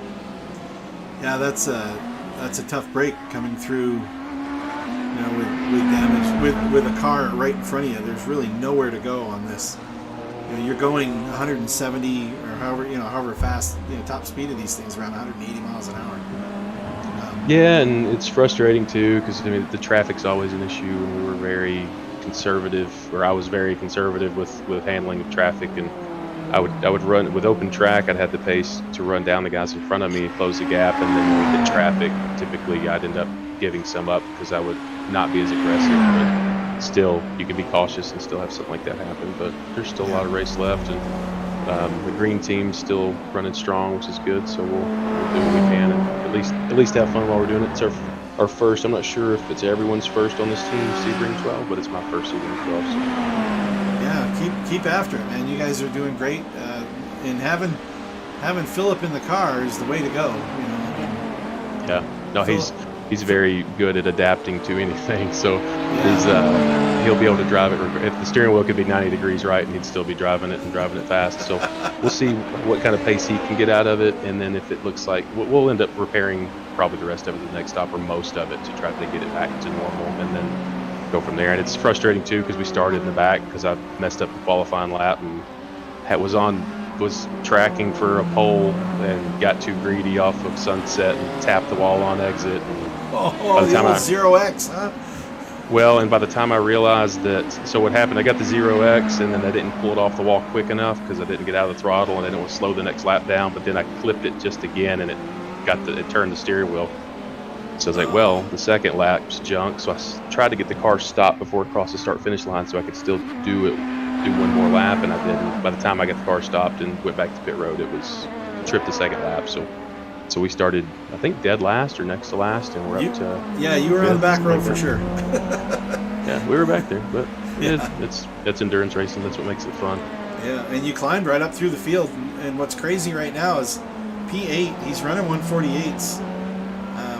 You're in P8 and only one lap down at this point. So that makes only 7 cars on the lead lap. The guy that just got around you guys, I believe he's a lap ahead of you anyway, but in the number 16 car, he actually has the fastest lap of the race. So something up with that team not being able to, I mean, if they have the fastest lap of the race, they're running really good pace, but maybe made a few mistakes along the way with traffic, possibly. Yeah, and you see that quite a bit.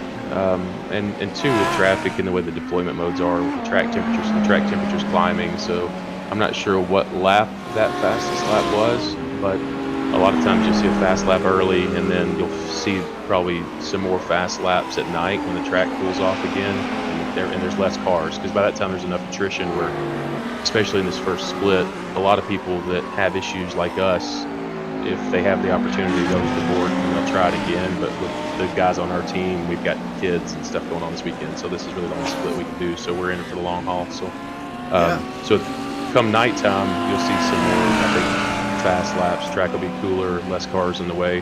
So we'll be able to make up some time. If we can just not go too far down in the process of getting it repaired, hopefully we can go back up some. It's essentially taking this out of the wind, but you never know. I mean, everybody can run into problems at some point. Yeah.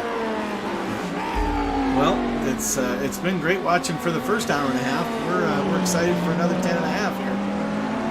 I hope so. You guys can do. I hope. Yeah.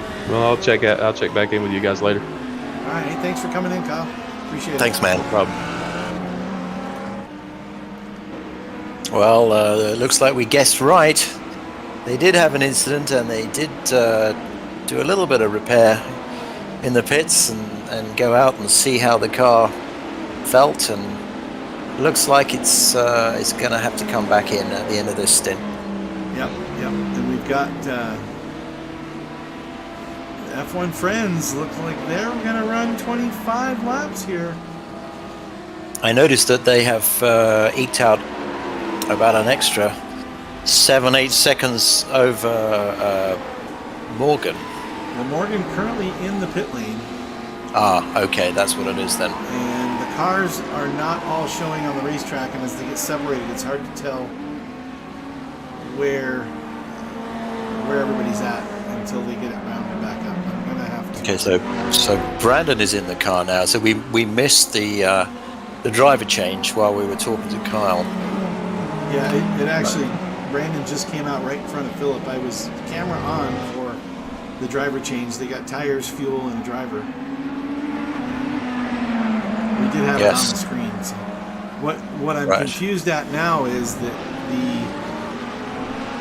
it shows them in second place behind Apex Everything, which was going extra laps on their fuel. I think that F1 Friends car is still out front, but I don't see it on the track. I think I'm having a little issue with not being able to draw all the cars.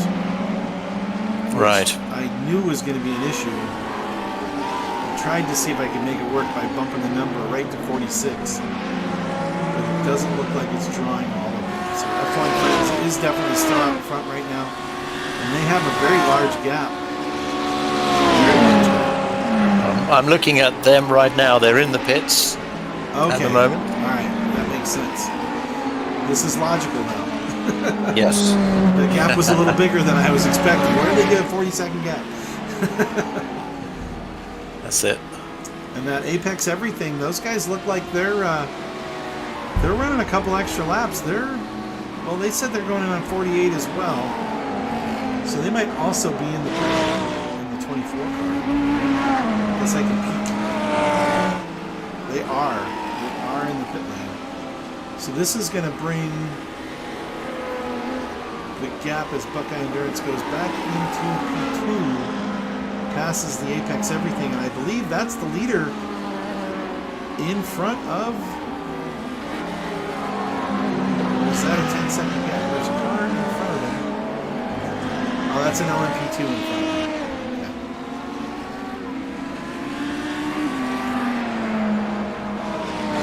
The 7 car, right now, has just gotten around a lap car and is battling around with some LMP2s and a lap down GTP car, so he's kind of getting held up on his outlap. It's still Victor Santana. That's the third stint now for Victor Santana. No change for the driver of the lead number 7 car. Yep. And that is exactly right now a 10-second gap. We don't know how many guys are in that F1 Friends team, but there might only be 3, or even potentially 2. So of course, it's possible that they might be planning to run long stints. Yeah, I think I can't because I have it on my screen and we're broadcasting it. But I believe you can go into the entries list and it'll show you who's listed on their team for that number 7 car. Right.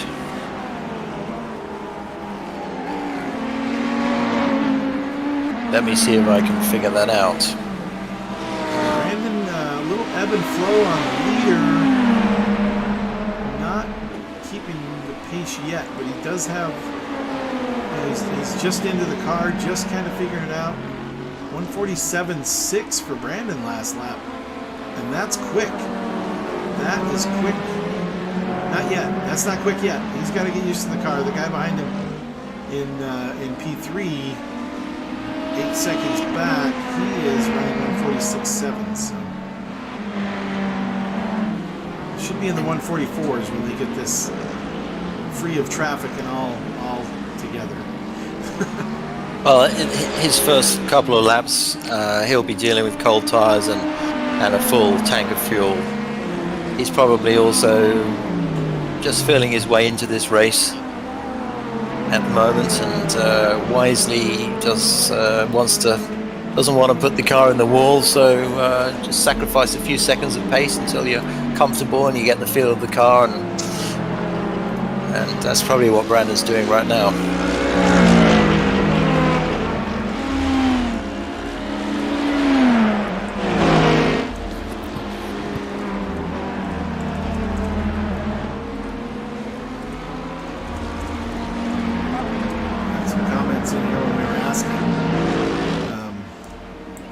Asking about what happened.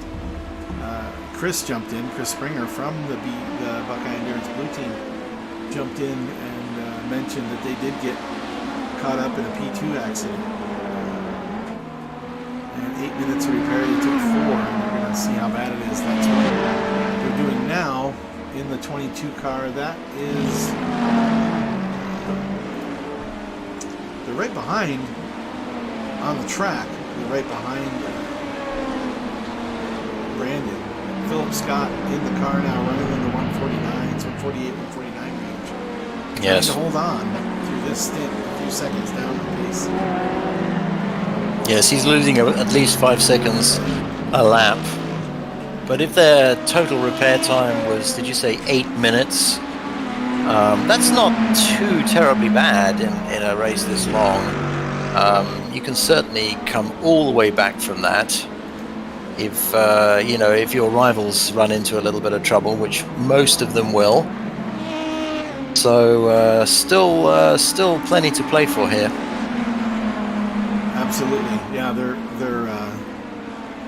looks like 2 laps down to the leader in 9th position, and the next car back is 10 laps down. So they're not going to lose anything. A 7-lap gap between P10 and them. So they're not going to lose anything at that point. They might as well get through this stint, do the repairs, and get back out there and see if they can make up any ground with the guys in front of them. Yep. The number 16 car, 1 lap down to the leader, and as well as the number 76. Both those cars are a lap down to the leader. So Buckeye Endurance Blue has their work cut out for them, as the race is only an hour and a half in. But that gives them a little bit of time to make up the difference and correct the error. And hopefully they just keep it clean from here forward. That's right. That's essential. They don't have room for a second incident. It wasn't their fault. It was very unfortunate. But it's crucial that they do not have a second incident now. If they're going to come back into this race, they have to get a little bit of luck and stay clean all the way to the end here. Yep. Back up front here into P2 with Buckeye Endurance Green. Brandon Duley getting used to the car now, down into the 146.5s, starting to run some laps. He's getting used to it. He's got some traffic he's been dealing with. He's starting to clip off some green sectors on the car behind him. Still losing time to the car in front of him. So Brandon's still getting used to the car. It is the hottest part of the day. This is the toughest time, right? I mean, as it gets, it's noontime, so a couple more hours of the sun coming up, getting hot, and then late afternoon the track will start cooling off. Our track temp, I think when we started, was around 75 degrees, if I'm not mistaken. Just looking at the last lap time for the leader, it was a 44.8. So he's running still pretty good times, and that tells me that the track is still, giving grip to that guy. Right. And again, could be set up, but yes, that is the lead. That is their lead driver. That was their pole sitter, primary driver. So when he gets out of the car, I would assume that's going to change slightly.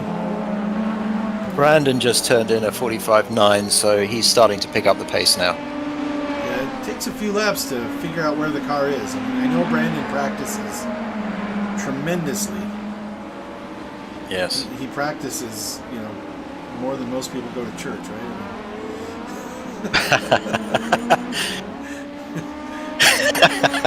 I imagine he does his laps. He does his laps. That's right. He does put in an awful lot of time in his rig. I mean, if he's only a second, I mean, he may yet go quicker, but if he's only a second off the guy at the front, that's not bad at all, because Morgan was really only just matching the P1 pace and not really eating into that. Right.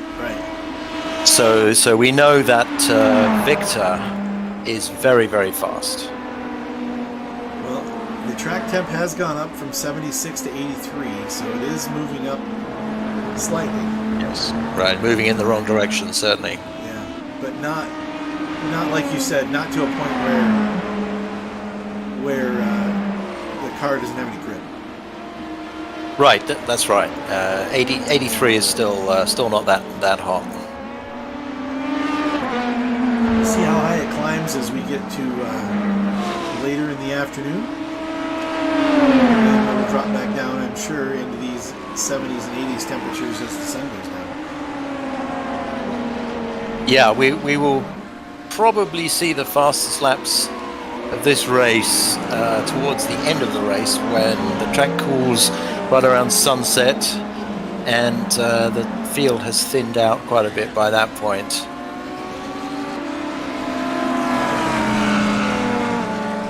Happy hour, as it's called at Le Mans.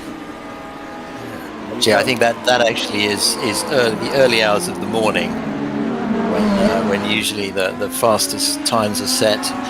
But of course, that isn't going to happen here because they will not see the sunrise. They'll only see the sunset. Right. Yeah.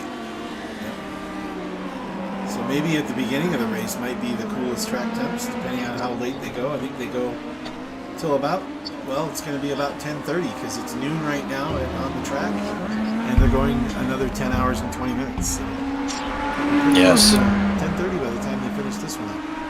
That's it. Yep.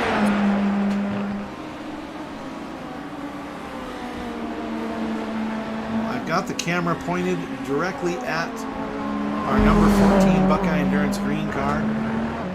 We'll switch it over to a static camera so it kind of shows some... Oh wait, no, static gives you the track. Go to TV mixed, and I'm going to take a quick break. I'll be back in about 10 minutes. All right. See you then. You've got the room. Got the help.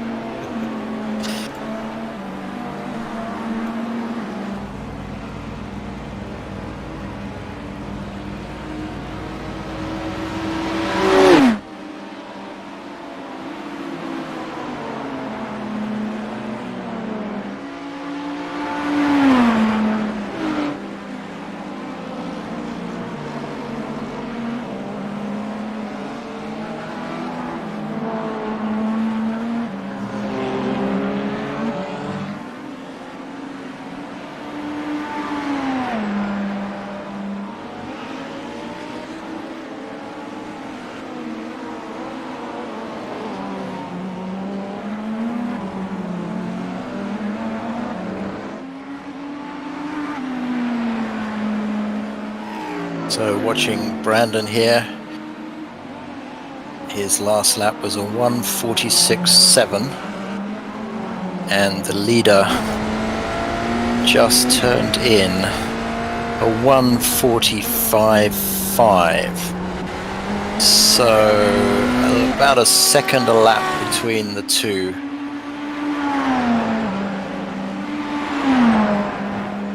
Of course, traffic can change that, but it does seem like Victor is pressing on at 100% still, and he is looking to build a cushion here that will maybe provide vital seconds if they get delayed in any way. The ideal situation, if you can make it happen, is to gain a whole lap, but that's not going to happen anytime soon. He's only 20 seconds up the road from Brandon at the moment.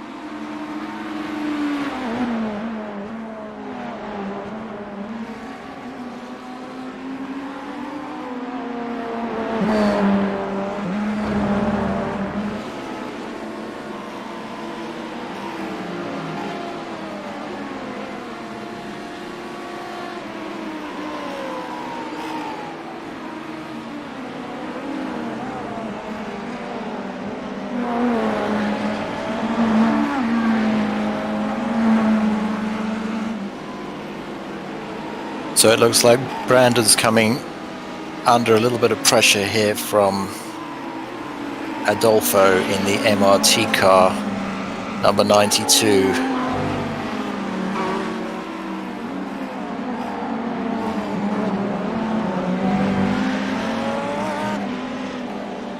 Be interesting to see what Brandon does here, if he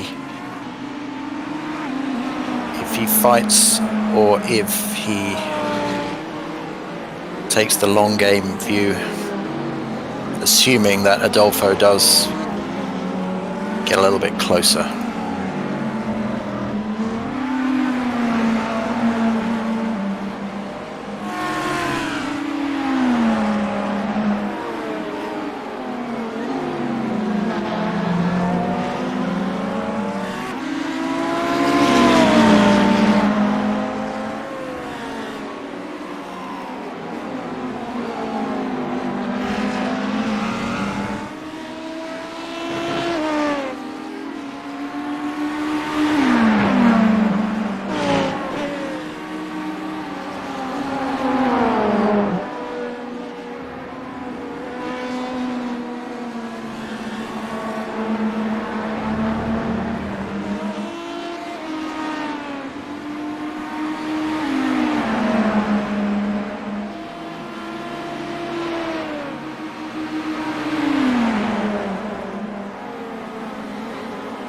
Brandon manages to keep the inside line at Sunset. Adolfo went wide there, lost a little bit of time, but still the pressure is on.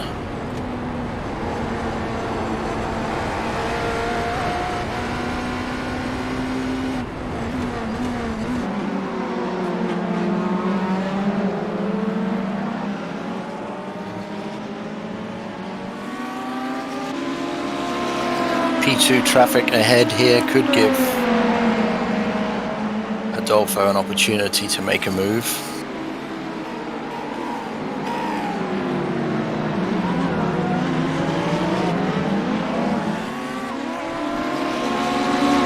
Brandon negotiates the GT3.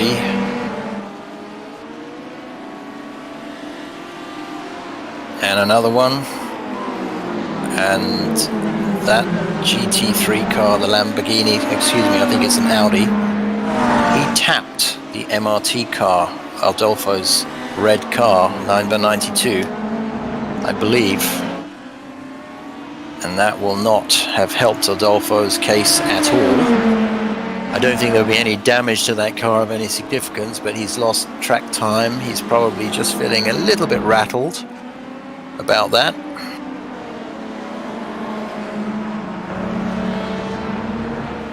And the chase begins all over again.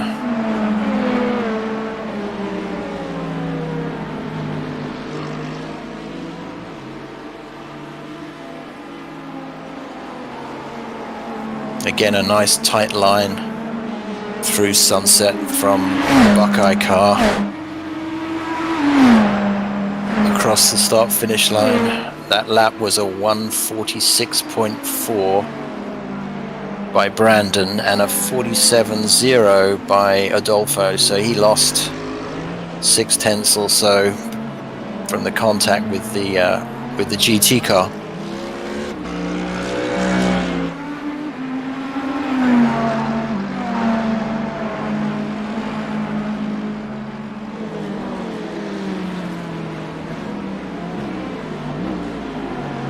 Another GT car right in Brandon's path. He managed to get by there without losing any time.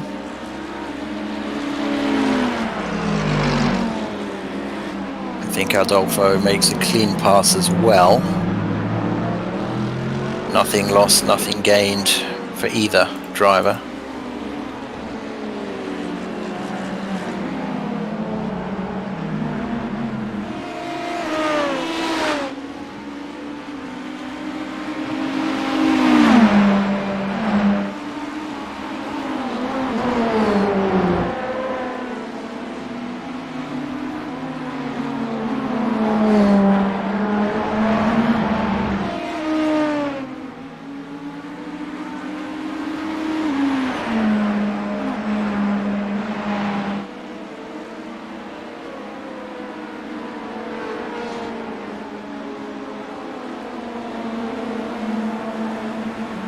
So Brandon has eked out a gap of 1 second to the MRT car behind as they start another lap.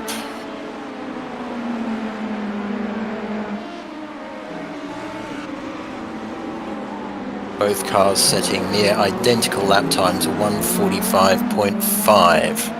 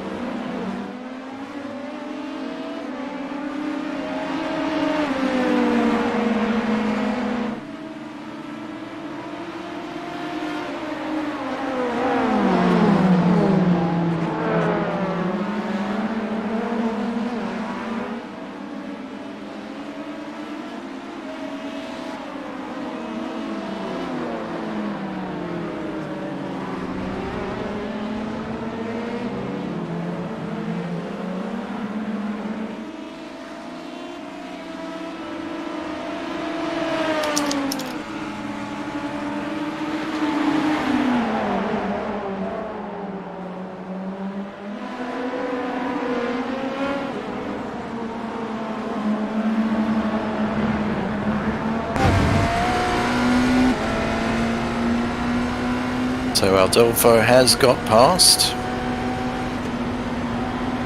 and Brandon coming right back at him.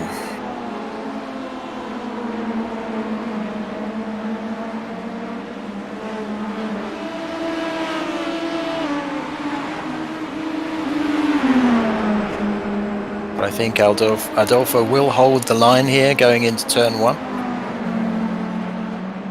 No, he runs wide. He runs wide, but still keeps the position.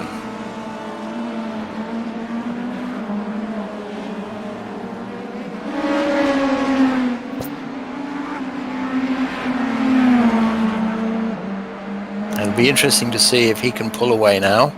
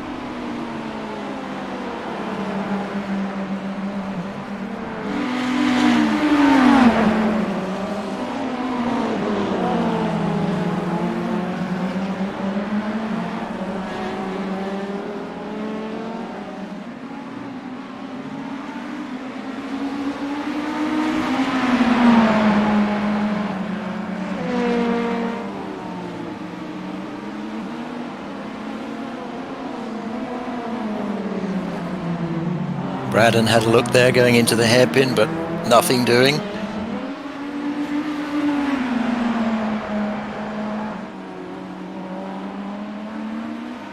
But it does look like these cars are very evenly matched in pace. Brandon's not losing any time here.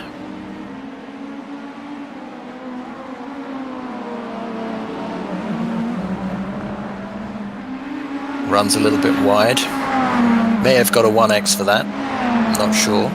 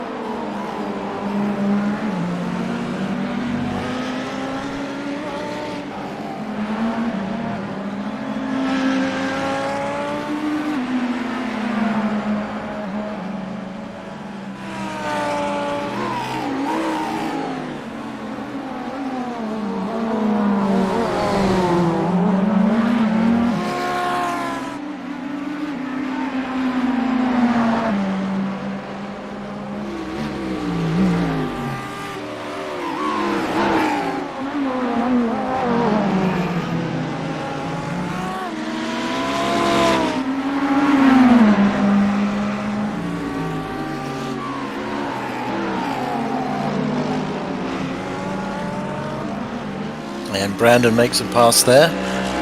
By the look of it, Adolfo made a slight error and lost a boatload of time, actually.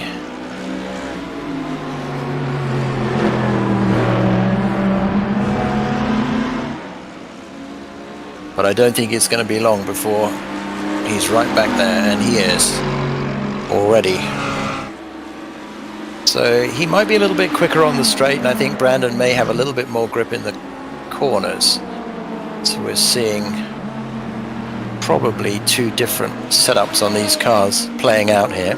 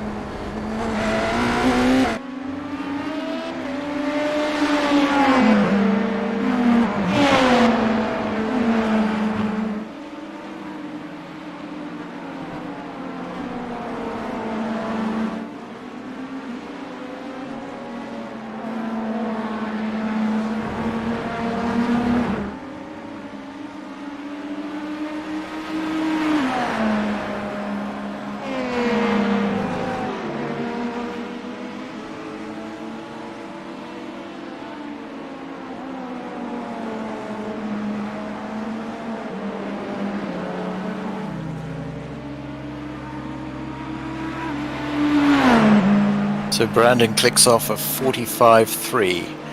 That's a quick lap as he starts lap 65. By my reckoning, about 7 laps left in this stint.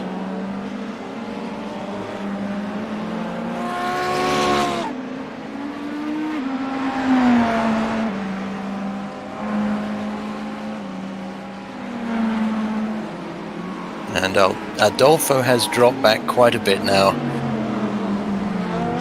He may have had contact with another car that we didn't see, or I didn't see. But that will give Brandon some relief.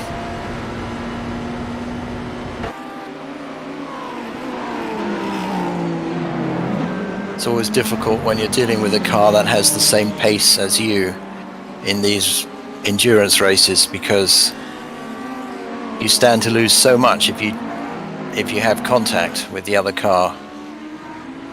But at the same time, you can't get away from them, and they can't get away from you if you're running near identical lap times.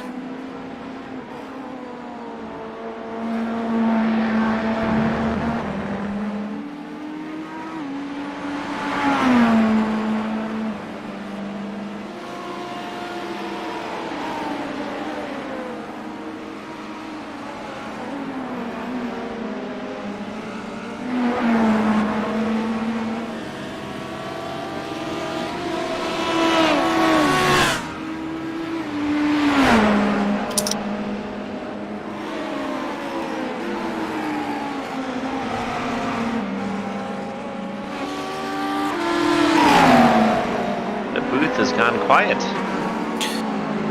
Do you hear me? I hear you now. Okay. I've just been talking about Brandon and the MRT car that was right there with him until a lap or two ago, and they were running near identical pace. And it looks like Brandon's managed to eke out a few seconds now in front of that guy, which will be good news for him, because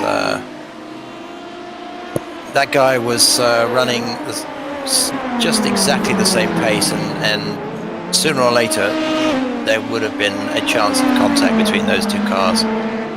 We actually did have contact. Oh, did you? Is that did with the MRT car? Yeah, they spun us in the hairpin, or the corner after the hairpin. I see. They've got nose damage, and we have a tiny bit on the rear, but it seems to be affecting them worse than us. Right. So I'm thinking you guys are probably stopping in probably on lap 72. Is that right? About that, yeah. We got 5 laps of fuel remaining at this point. Right. And Brandon's staying in the car, I assume. Yep. Okay. Hey, Rich. Hey, what's going on? Trying to figure out why I'm quiet. It's not always easy to figure this stuff out. I don't want to be too quiet. That's right. But I think we can hear you okay. It's just that I think your mic was a little bit low earlier in the stream. Yeah, I think I had it. I may have had it a little too far away. I have my mic cranked up as high as I can get it. I've been trying to find extra volume settings to get it louder, and you guys, the Discord stream seems to be pretty loud, but my side, for some reason, I'm not able to get the volume out of the mic. But trying something a little different now, see if it works any better. But yeah, I didn't see the spin either. I was on a quick break, but yeah, you guys holding on to P2. Rich, are you up next? Adam's in the car next. Adam? Okay. Yep. So we got one more stint with Brendan, and then Adam in the car for 2. Well, that seems like some good laps right now. Brandon's still running the 146s, so trying to get a little warmer. We started the race at 76 degrees. We moved up into the low 80s. We're having to do a bit of fuel management. The P1 is, they went 1 lap longer than anybody in the last stint, so they are pretty dominant right now. And that was impressive because they're fast and also very fuel efficient as well. Yes. So we did chase them down a little bit at the end of Morgan's stint, so maybe they were absolute fuel saving while we were doing that, which if you save 0.02 of a gallon a lap, it's massive. So we're just trying to make sure that we save about 0.1 a lap, and it puts us 1 lap longer on fuel. So right. The number 92 is on a full fuel burn. They've gone short every stint so far, and the 24 is basically mirroring our strategy at this point. So yeah, you guys have gone 224 lap stints. The MRT has run 124 and 123, so yep, they're not actually getting the same fuel out of it. If you push hard, it's like 0.61 gallons per lap. If you do a little bit of fuel save, it's 0.6 on the nose per lap, and that's 1 lap difference on fuel over the stint. Well, and one lap each stint, can that save you a pit stop at the end? Yes. Well, there you go. There's your reasoning. What's the total delta for a pit stop? 45 seconds, I think, total, or something like that. Right. Got it. It's a lot. Yeah. Yeah, especially right now with a 30-second gap. But still holding strong. Only 4 cars on the lead lap now. We are 2 hours in officially. 9 hours, 58 minutes to go in this 12-hour contest. Let's jump back to the 22 car and take a peek. These guys have had some troubles. They are in the pits now. getting that repair done, and they are currently 6 laps down. Do you know if they had any other issues? They went off in the International or the Sunset a couple laps ago. Okay, so they had additional issues because I know they got into somebody got into them, or somebody spun in front of them, caused an issue. Yeah, early on. And then they were down on pace by about 4 seconds a lap after that, and even though they only had 7 minutes of optional repairs, they came out early from the repairs, down 4 seconds a lap, and Phil stuffed it in Sunset, trying to get everything he could out of it, trying to minimize the pain, but ended up jumping into the outside wall. So they're taking repairs right now? Yeah, they have 18 minutes or so of repairs to do, and then Chris is going to get in the car. Gosh. Yeah, that goes back to what we were saying earlier. You know, you can come back from one incident, but 2, really very, very difficult to come back from 2.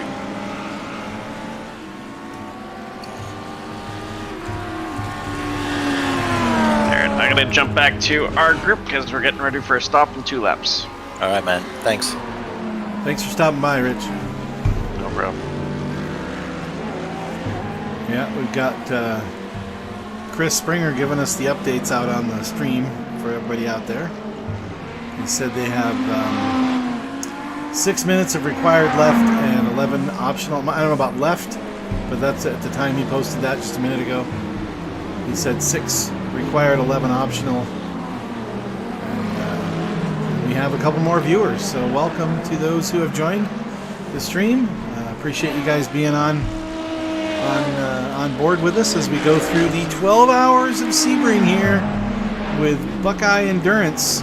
We're following right now Brandon Duley in P2, trying to hold his own. He's hanging on right now and doing a pretty good job here, holding on with the F1 Friends guy up front. Just about a half a second difference per lap right now. Brandon really getting some good lap times in at this point. We just made some huge gains as the number 7 car caught up with some traffic.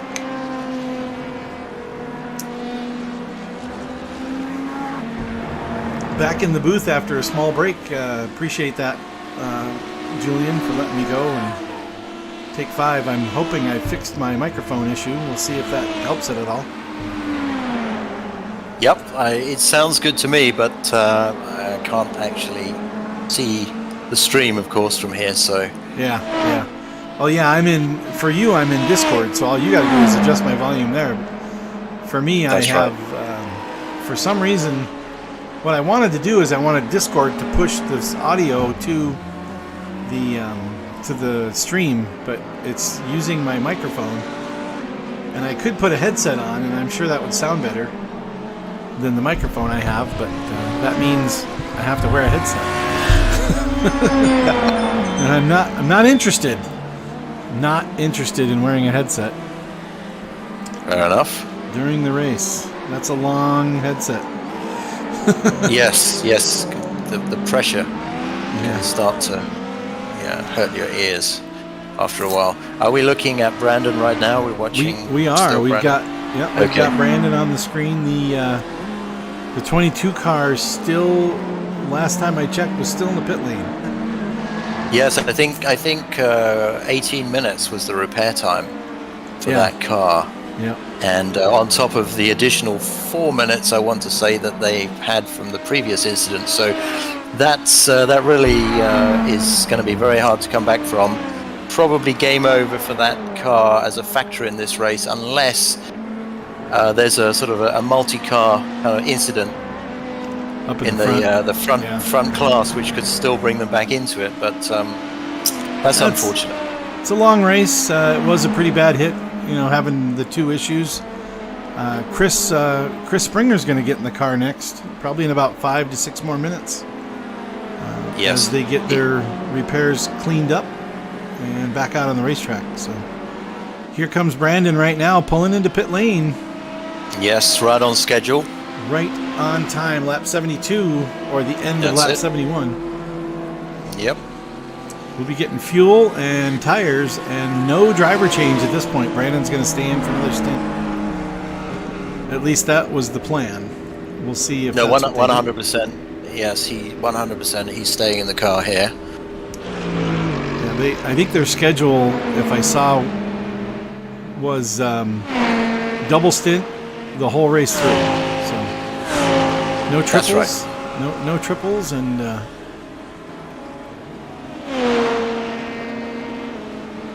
two for everybody. Yeah, Pass them around. Two for you, two stints for you, 2 stints for you, 2 stints for everybody. Yep, that's the plan. Of course, it can change if something happens. You can have a failure with your rig or your internet connection, or all sorts of things can happen that can upset those plans. But I guarantee you that Buckeye Endurance will have somebody in their rig ready to go in case that happens. They won't lose any more time than they absolutely have to, because that is what a good team does in one of these endurance races. It's too bad too when that stuff happens. I've had it happen in an endurance race I've been in, where there's a failure, and you feel terrible when it's you. But there's a failure to your hardware. Nothing you can do about it. You lose internet connection, or something else happens, and that's it. You're out of the car. And yep. But you do have. Go ahead. Go ahead. I remember in the Nürburgring race that I did with the Buckeye team, some way into the race, probably the following morning after the night, I had cramp in one of my feet, and I think it was because I was holding my foot over the brake pedal for so long, and it really made it impossible to drive. And Morgan stepped in to save me, and so he had to run an additional stint, and I ended up running one stint less. But that was a classic example of the team being ready for that kind of thing to happen, and we didn't lose any time at all, really, as a result of that. Well, I'll tell you what, that is a good team. The one, like you're saying, prepared and ready and can handle any situation. That's right. Because things are going to happen. You are going to get tagged here and there. You're going to have an issue with a slower car or whatever it is. You just have to be able to battle back and make up that ground. I would say these guys are definitely capable of doing just exactly that. So right now in P2, we're a little over 2 hours in. We've got a long way to go, but looking good at the moment. I was watching the actual 12 hours, real cars, and the Chip Ganassi team was out in front in that yellow 01 Cadillac, and they looked great throughout the whole race, and then they just stopped working. That happens. Had a big incident, didn't they, towards the end of that race? That in the top class. They did, actually. They did. There was it was within, I think it was 8 minutes left in the race, or somewhere in that, maybe 15. There's an incident right in front of Brandon. Right in front of Brandon, yes. With the GT3 That's the kind cars. of thing that can happen, and there's just a huge element of luck involved here. That guy went around just a little bit before Brandon got there, and it didn't cause an issue. But Philip, I think that got caught out earlier in the race when somebody went around in front of him and there was nowhere to go. Right. Yep.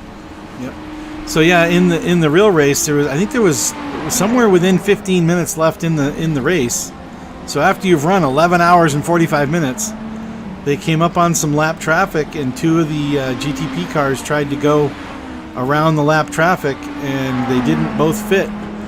And the two of them got together and not only took out themselves, but took out both of their teammates at the same time. So it was an Acura and a Porsche, and it ended up taking out both Acuras and both Porsches in the same incident on the same corner.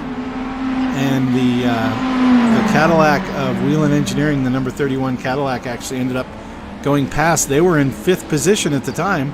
They ended up going past and winning the race. So extraordinary, yeah. Yeah, you never That can know. happen. You never know what's going to happen. Nope. And That's why you stay with it all the way to the end. Yep. Yeah, so these guys in the 22 car, when they get back out there and get rolling again, it's definitely a setback, but it's not the end of the race for them. They could still get a decent finish. Right now, there are still 6 cars just within one lap. So they're probably about 10 down now. We can I think switch they're back 12 over. laps back from the leader currently. Yeah. Yes. So, if somebody were to go out, then in 12 laps they gain that spot. So it's not something you're going to give up on or, completely bail on. So they're going to keep pushing. They're going to keep trying. We'll see where they end up. That's right. Yes. And it's great experience. And you know what? When the pressure's off, you're 10 laps down, 12 laps down, the pressure's kind of off and you can just go and have fun. That's absolutely 100% true. Yes. They probably will be feeling a lot less pressure now. It's when you do one of these team races, if one of your teammates has an incident, on the one hand, you obviously don't want to take the loss of time, but on the other hand, it takes the pressure off you a little bit. You're like, well, I could get away with making an incident. Right. And it wouldn't be the end of the world. So yeah. Well, I just peeked over at the number 92 car, the MRT Wolf car, and I think they went in and got those repairs, and I think they've gone down a lap. That's right. They are down 1 lap now. In 7th place, I want to say. So that's a nice gap for them. That Apex Everything Racing is only 7 seconds behind Brandon now. But I don't know if it says they've come in. They might be in the pit lane now. They're on a different pit strategy than everybody else. That Apex Everything is doing a little dance. Now they are out on the track right now, so not in the pit lane. It'll be interesting to see if he can close the gap on Brandon. I'm seeing something like 11 seconds right now. All right. Well, I'm going to switch over. I'm going to turn off the head-to-head. And it's going to be a mess for a minute, but I'm going to turn on the relative. And then I'm going to move it to the middle of the screen so it's not blocking everything. Or at least I thought I was turning it on. There it is. Let's see if I can find it here. So Kyle in the Apex car just set a 44.8. And that's about 1.7 seconds quicker than Buckeye is going currently. So they may well be hunting Brandon down at this point.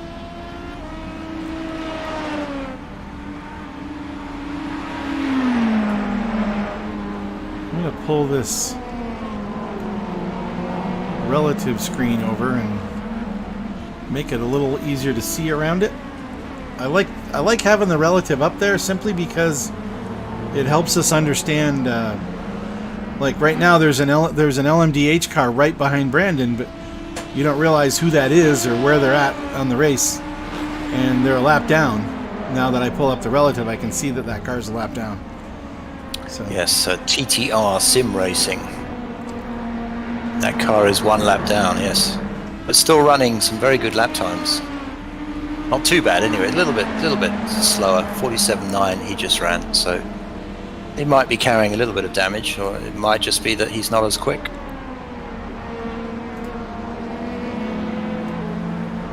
let's see if this helps. I can't really see it.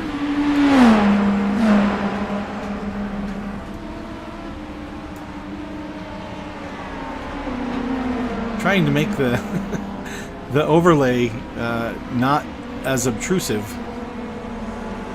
So So you can, a little bit of transparency goes a long way. You know what I mean? That's right. But this one I have. Hey, Morgan. How you doing? Quite a bit of info on there. Better after the mental health break. Hold on, Morgan. I can barely hear you. Hang on. Do you mean from the intensity of your first stint? Indeed. There's a lot of interesting moves happening from all classes in the field. Definitely some unpredictable folks out there. You're saying we got saw that. Moves and counter moves? Is that what we're doing here? Yeah. There are definitely several moves out there that really left me scratching my head. It was a good thing I was on mute a couple of times because I was definitely cursing up a storm. Well, I did notice a couple of the times you got near some of those LMP2 cars, they were playing the roadblock game. That was quite interesting. And then you guys got really caught up in some GT3 traffic a couple of times. Yeah, there's a couple of folks there that don't seem to be super aware of their surroundings, which you have with these types of events, which, that's part of the challenge when it comes to endurance racing. Not everybody has the same methodology or skill level, and you just got to kind of be able to work around it. iRacing does a great job trying to assign everybody to a split based off of their skill level, but still not perfect. And it's just kind of the overarching challenge when it comes to this. It's not really about outright speed. It's about how you deal with the traffic and can keep your nose clean. 100%. So my question is, can you beat the F1 friends? Those guys look to be fast, and they also are very efficient on their fuel as well. Yeah, as a team, we still got to figure that out. They have 3 drivers, and looking at Frankie, who's driving for them right now, I definitely think we have an answer to him. The other 2, not sure about. We've yet to see the 3rd driver, and then their opening driver, I think, was Victor.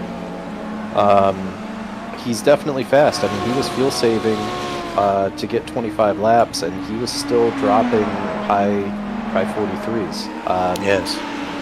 I can definitely get in that pace. I think I exceeded that pace a few times, but it's right on the limit because you have to be at 100% commitment on the brakes.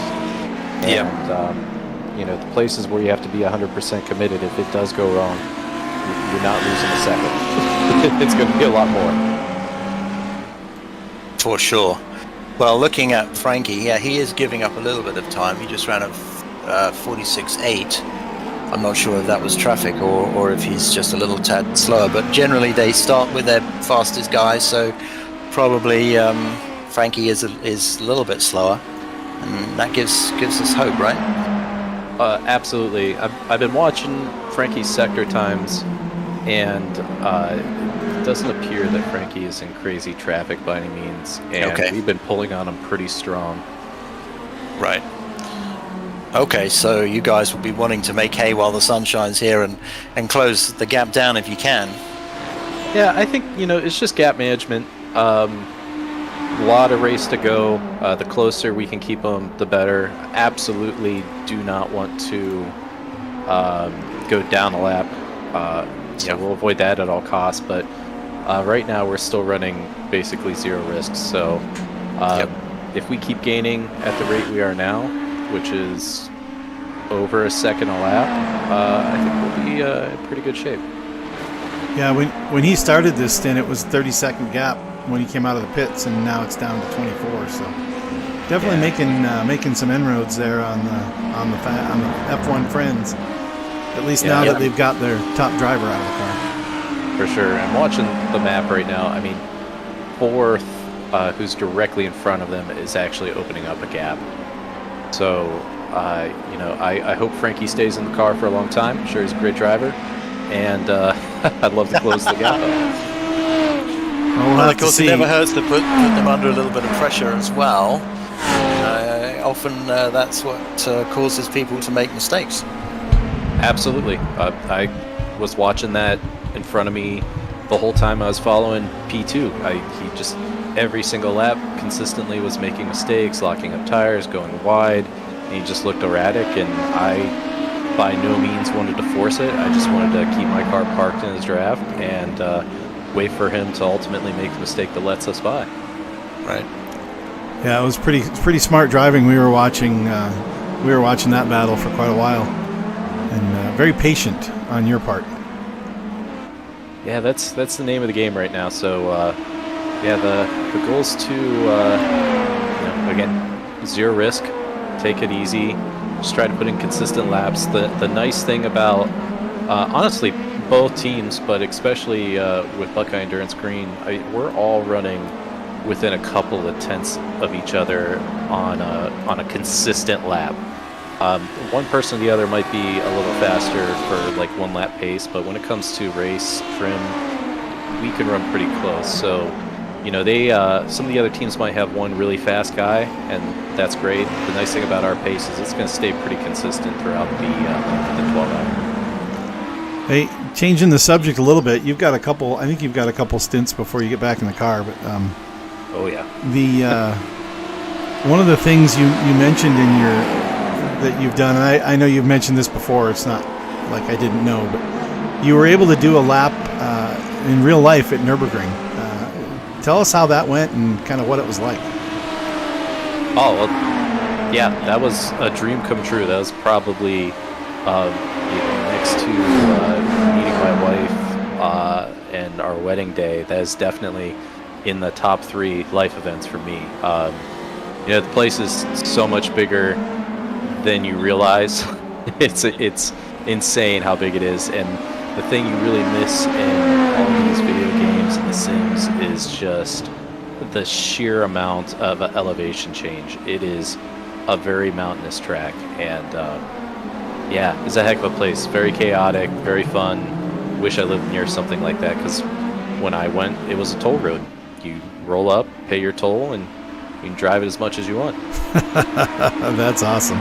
That sounds like much fun. Did you already know the track from sim racing before you did the real thing?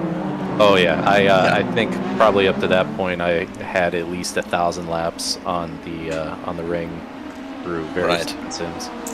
Right, and it translated 1-to-1. Yeah, I mean, from a layout perspective, absolutely. Even especially with iRacing, there's a lot of places where the camber and bumps were dead on what you saw in sim. Extraordinary. So yeah, amazing. It was a heck of a tool. Yeah. That's pretty exciting. You live fairly close to Mid-Ohio racetrack, I believe, don't you? Yeah, I'm kind of sandwiched between 2 racetracks. I have Mid-Ohio about an hour and 45 minutes away from me, and I have Nelson's Ledges about an hour from me. Okay. And have you been out on those tracks? I think you said you may have been at Mid-Ohio. Yeah, I've been on both. More time for sure on Mid-Ohio, which is another track that has deceivingly more elevation than the sim lets on. Have you managed to ever get in a GT3, GT4 style car yet on a real track? The closest I have come is a 911 GT3 RS at International,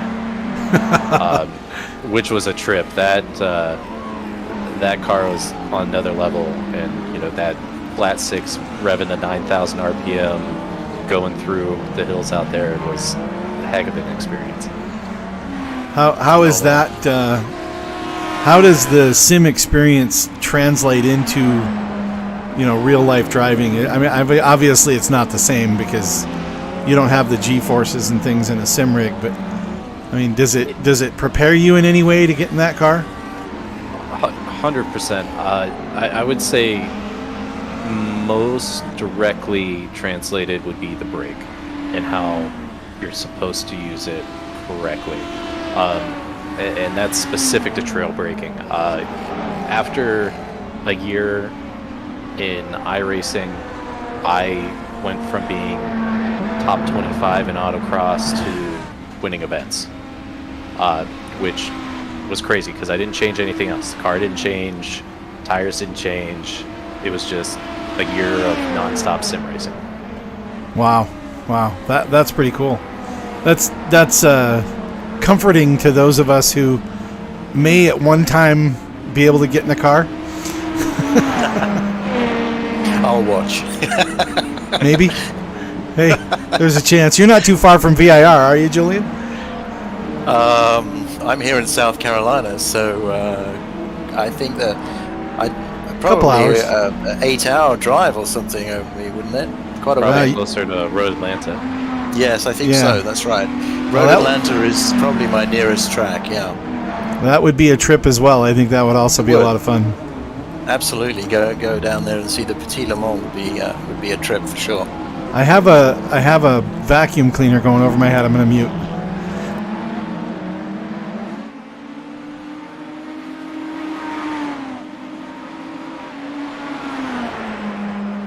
No worries. I just want to mainly pop in, just say hi. You guys been throwing up a great broadcast. I actually been watching it during the race here, and I think you guys are doing an awesome job. Thanks, man. You guys are doing an awesome job in the car. Hey, appreciate it. I'm going to get back to the team, guys. Take care. Thanks for popping in. See you later. Yeah, thanks for stopping in. Thank you, guys. That's live TV.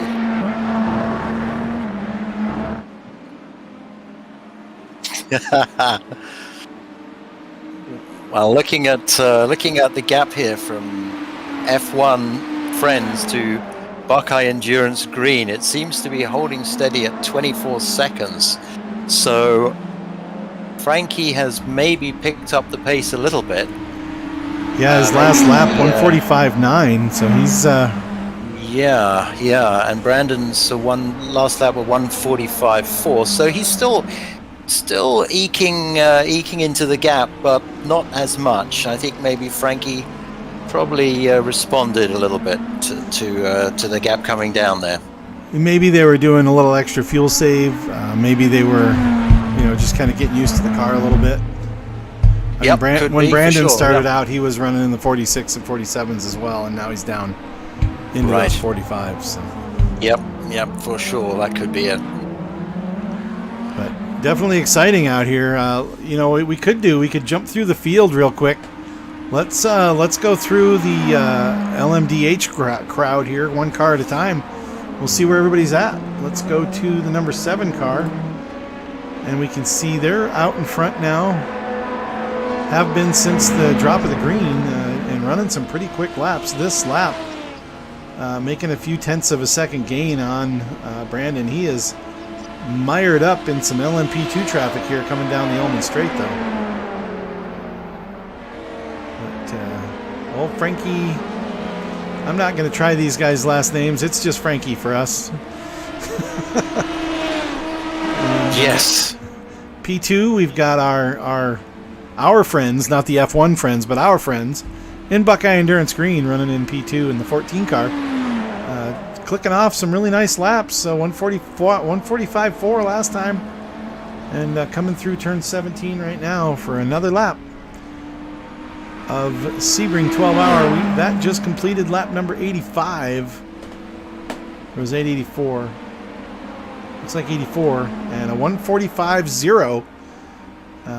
Brandon's still running some pretty good laps. That Kevin Lefevre in 3rd spot. That he's running in the number 24. They were on a little bit different strategy early on. They've got this Apex Everything kind of gold, orange, black and white livery here. And, and they're doing pretty good. They just ran some quick laps there. Maybe Kevin Lefevre might be their quick driver. I think it's Kyle Lefevre. Kyle, yeah, yes. And he just clicked off a 44.6, so he's not hanging around. Yeah. He's putting in some good times there. And he's running in 3rd. And they last pit on lap 73, and our guys came in on lap 72. So they do have 1 lap advantage. At this pace, though, he's probably not going to save any more fuel. Maybe. You never know. And then the number 23, we've kind of gone back and forth on these guys. They're a lap down. They're right in front of the 24 car here on the racetrack. Peter, it looks like Peter is our driver right now. Again, last names, forget it. These guys are probably European, maybe from the Nordic countries. I'm not sure. I could put that stat up there, actually. I have a way to put up where they're from, what club they're from, and tell us what part of the country they're from, what part of the world. But then it gives you a whole bunch of letters. It'll say like DELMTRBC. It's like, I don't know what those mean. That's it. So, I think that's Peter Prindis, I want to say, is my best effort. Good job. That was good. That was solid. There we go. Well, we don't know it was a good job. He probably... Hey, it sounds good for our team. It sounds good for the viewers we got. That's it. Good enough. Good enough for government work. As they come by some lap traffic. I think that's our leader. That's our leader, P1 in the GT3 class, that Vermilion Motorsports with Connor Nixon behind the wheel there in the number 2. So this is P4, and P4 being a lap down of the leader at this point in the race is telling you something. Those guys up front are really cooking. Top 3 are doing great because they're all on the lead lap at this point, and there's only 3 of them left after 15 cars started together. Only 3 after 2.5 hours remain on the lead lap. That's right, and that does give the Buckeye Green team a little bit of a cushion should they have any delay, 100 seconds or so over the 4th place car. So it's always good to have. Yep. Definitely a buffer you want to keep or expand. 100%. Yes, that's right.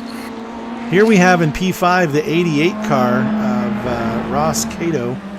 He's running in the Fast Forward Esports machine, also a lap down, and just 9 seconds back from the TTR Sim Racing car. It looks like he's gaining a little bit on Peter. Not a lot. Looks like he had a tough middle section that last lap, but trying to pick up some time and gain on P4. Those guys are on the same lap as the 23 car, 1 lap down from the leader.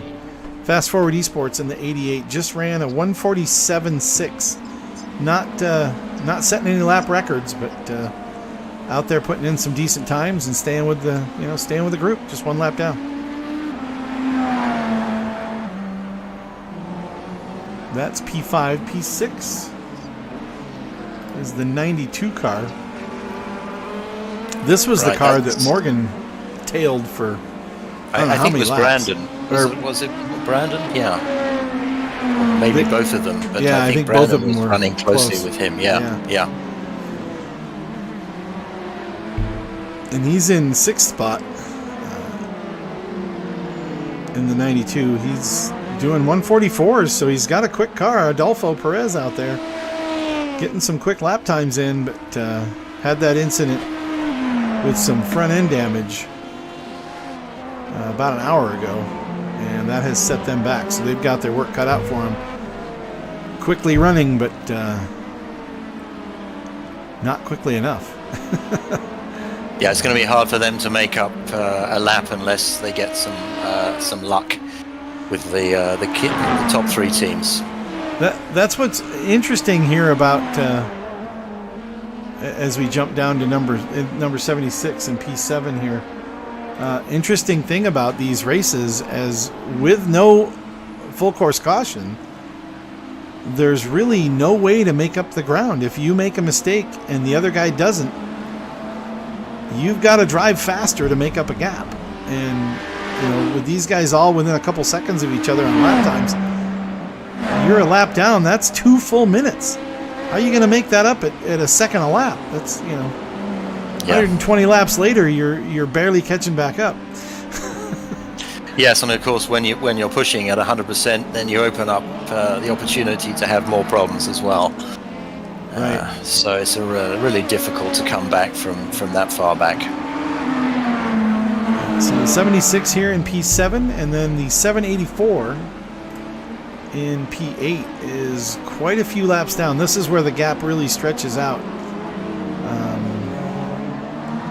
And I'm not sure where our guys are. Let me see, because our guys should be in this same range. These guys are 20 laps off the lead in the 784. Yeah, the 22 is only 12 laps. So yeah, yes, 12 laps. I wasn't back. able to see them where they were on the racetrack, but 12 laps down to the leader in P6 is Buckeye Endurance Blue. So they have gained a few spots.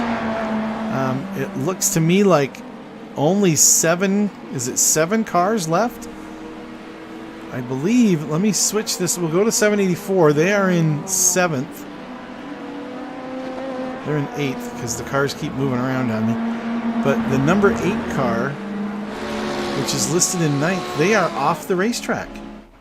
They're out of the race. They have pulled away from the race. So there's only 9 cars left out of the 15 that started in the class. Yeah, that you do see that a lot with these endurance races, but usually not this early. Usually maybe by the halfway point or so. But this is early for that many cars to be out. Yeah, that's quite an attrition rate. Yes. But of course that works in Buckeye Blue's favor. They could be, looking at a P5 in class here potentially, or somewhere around there. They only need a couple more cars to run into problems or drop out, and they could snag a P5. Right. Yeah, well worth having. You know what I think is amazing here is the distance between the classes. I'm trying to figure out how many laps the number 19 has finished as we move into the LMP2 group.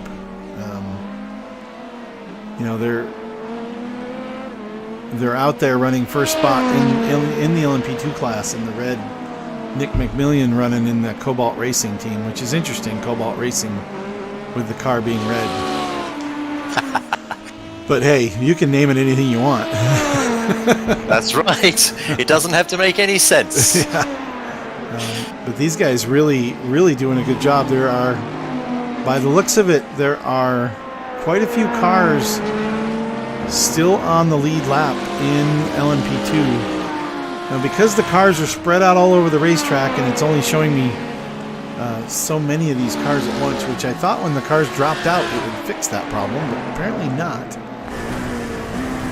As you go on board here with the 19 cars, it goes around the GTD car through turn 17, bouncing the whole way.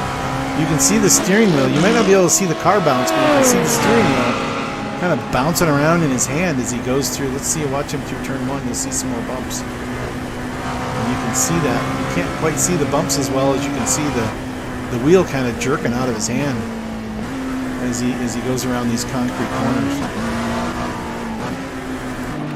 So, passing another GT3 car. And then in the GTD class, looks to me like the number 2 car. Now, these guys started on the pole together, this Vermilion Motorsports, and there's more than 2 of... Oh, wait, no, there are just 2 of them. Who's in the 3 car? Okay.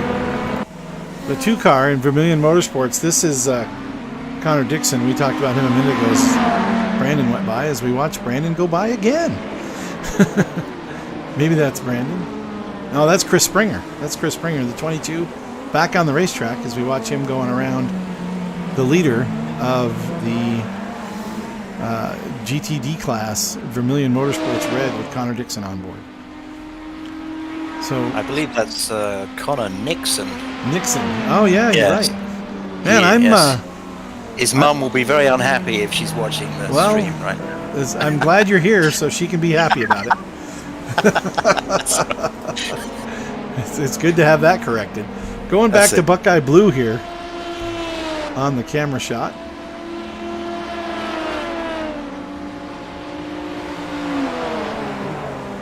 as we watch Chris Springer cutting through some GTD traffic. P8 at the moment, out of 9 cars left in the class. Chris is a very quick driver. We don't know if that car is carrying any residual damage from their incidents. His last lap was a 46.3, which is kind of median pace, I guess, so we'll have to see if when he gets a clear track if he can go quicker, or whether maybe they might be carrying just a little bit of performance drop from those repairs. Well, the good news, he's got a 7-lap gap to the guy behind him. Right. Yeah, he doesn't know. He's not looking in his rear mirror. Nope. He's only 2 laps back from the guy in front of him. So, yep. and you know, still 9 hours plus to go. Definitely room to, you know, make up that gap. Yep. To the front. If you're doing, you know, a second or 2 a lap, you'll pick that up. Oh, this doesn't look good. Whoa! That was interesting as they sandwiched a GT3 car. GT3 car flashing his lights at the LMP2 car. Not happy with that one. He did not look happy, did he? No. It was a high-risk maneuver there. I always think if you have time to get onto the light flash button, you're not really, you know, being pushed to the very limit. You know, you've got to... So sometimes, you know, that's just a little bit of, you know, aggro, but he probably wasn't actually too worried, really. Well, the number 22 looks like it's repaired. It's hard to tell if there's any damage on there, but it looks like it's running pretty good right now. 45.1 last time by, and as we watch Chris go through the bumps again on P17 or turn 17, around a couple GT cars and an LMP all at the same time. Yep, that 45.1 tells me that car is healthy. Oh, and he's trying to work some traffic here as he wisely slows down as they enter into the 345 complex, and he's going to wait his turn a little bit and not try to pass both of those cars at the same time. Can't say the same for the guy behind him who's trying it.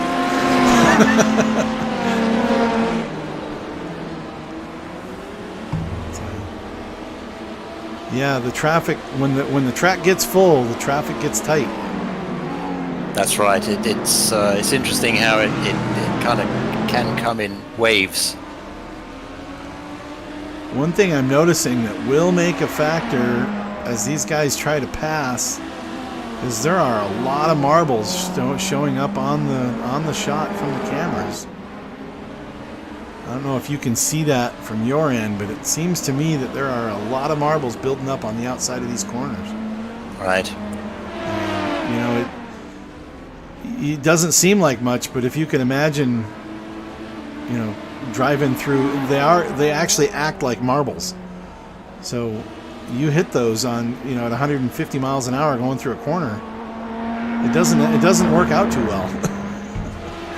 That's right. I don't know how well iRacing does simulate that, but it certainly does to a degree, right?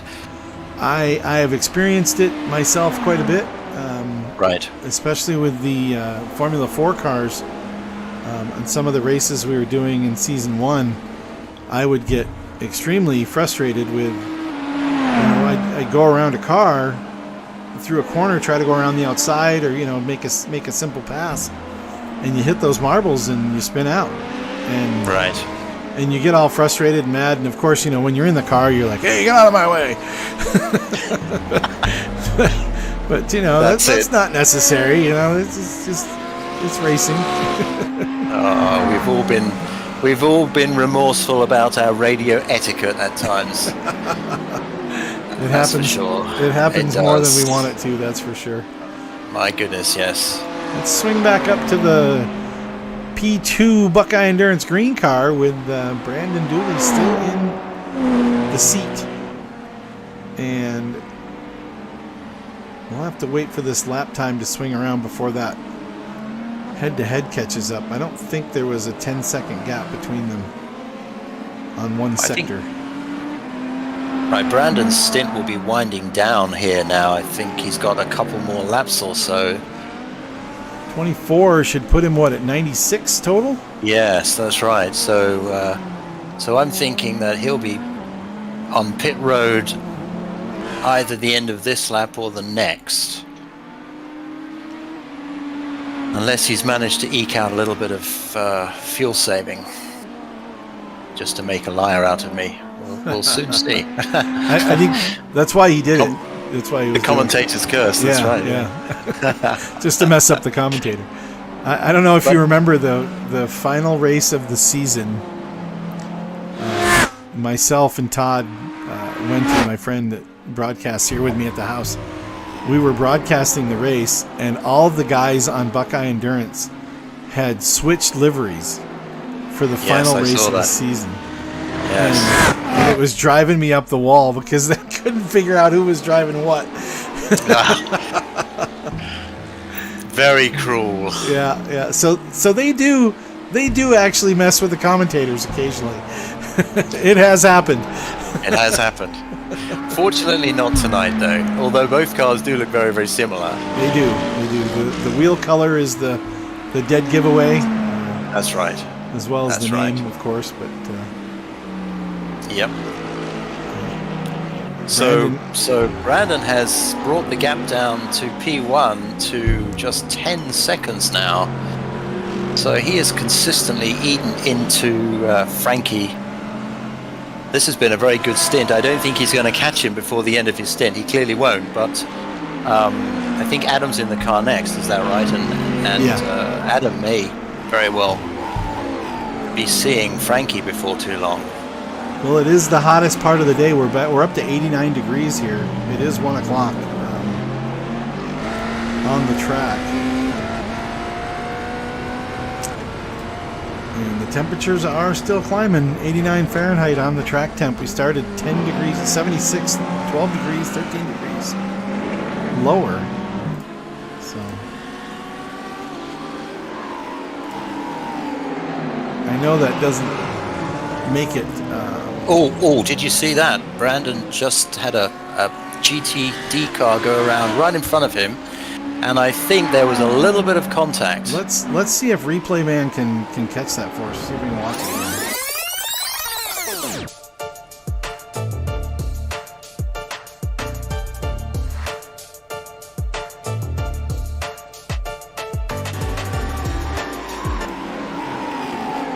Here we go. We're watching it now. Oh yeah, he did. He did have just a little bit of a tag on that front corner. It just pushed the car slightly. It doesn't look like there's any damage. Let's jump back to live here. Well, Brandon is in the pit, right on schedule here. And he will be handing over to Adam. We won't know for a couple of laps, or maybe 4 or 5 laps, if there was any damage to that car that affects its performance, because of course Adam will be on cold tires and he'll be getting getting the feel for the car and probably not pushing it 100%. I doubt there will be any performance impact from that contact. It looked very minor. You know, the front of these cars are pretty resilient for that kind of stuff, but if it simulates taking off a dive plane or something like that, you could lose a little downforce on a cornering capability, but we'll have to keep an eye on it and see how they come out of this. Right. So Adam is in the car.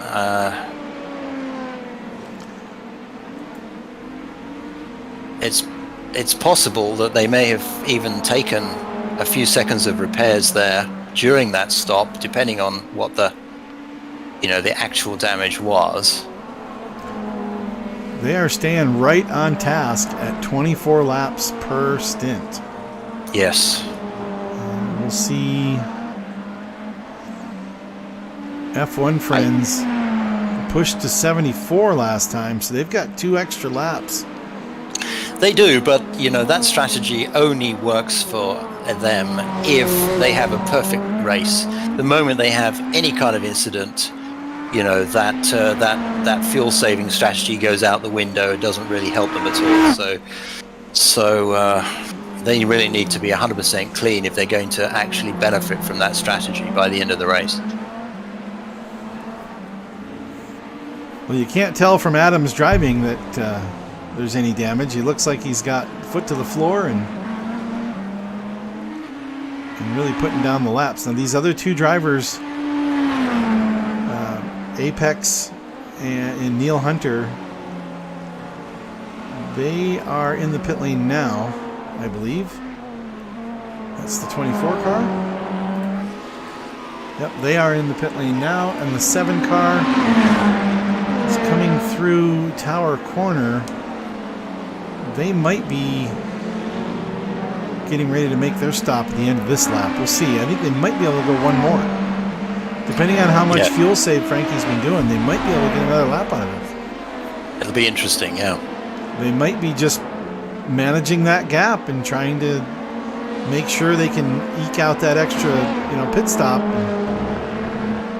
They are out front. They've got strategy to play. So. It is impressive that they are able to eke out an additional lap. But as I said before, it may ultimately be for nothing. Well, they have to run clean the rest of the day. That they have to, that's right. And that's very difficult to do for 12 hours. So Adam's times will be interesting here. Probably he needs another lap or so, maybe even 2 laps to really get up to speed, tire temperatures, and just getting the feel for the track and the car. The 24 and then car. We'll know. 24 cars back out on the racetrack. They did get in and out of the pits with that extra lap in front of the Buckeye Endurance team.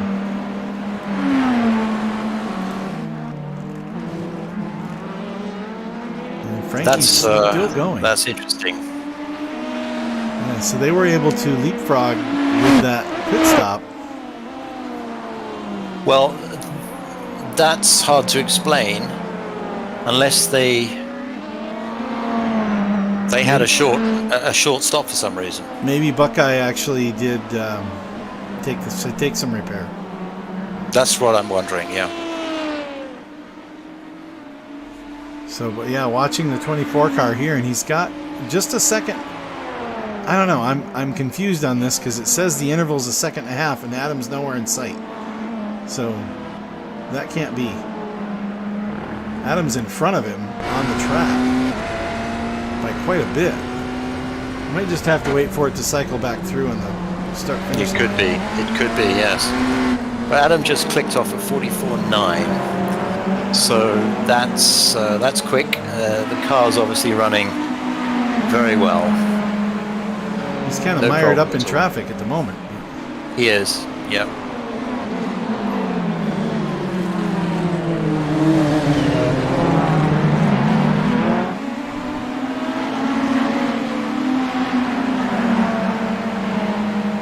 There's a lot of cars through here. He's got every class to deal with, and that car is right in front of him now. So that did cycle through. The Apex everything is just a second and a half in front. You can see him with that white and orange tail there on the car.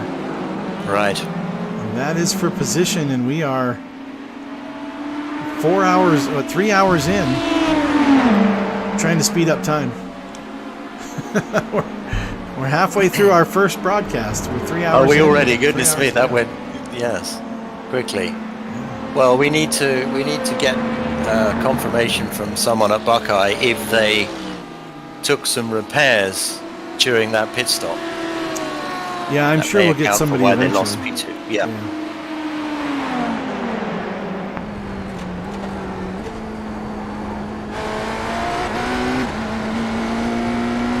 Whoa, another big wreck right in front of him.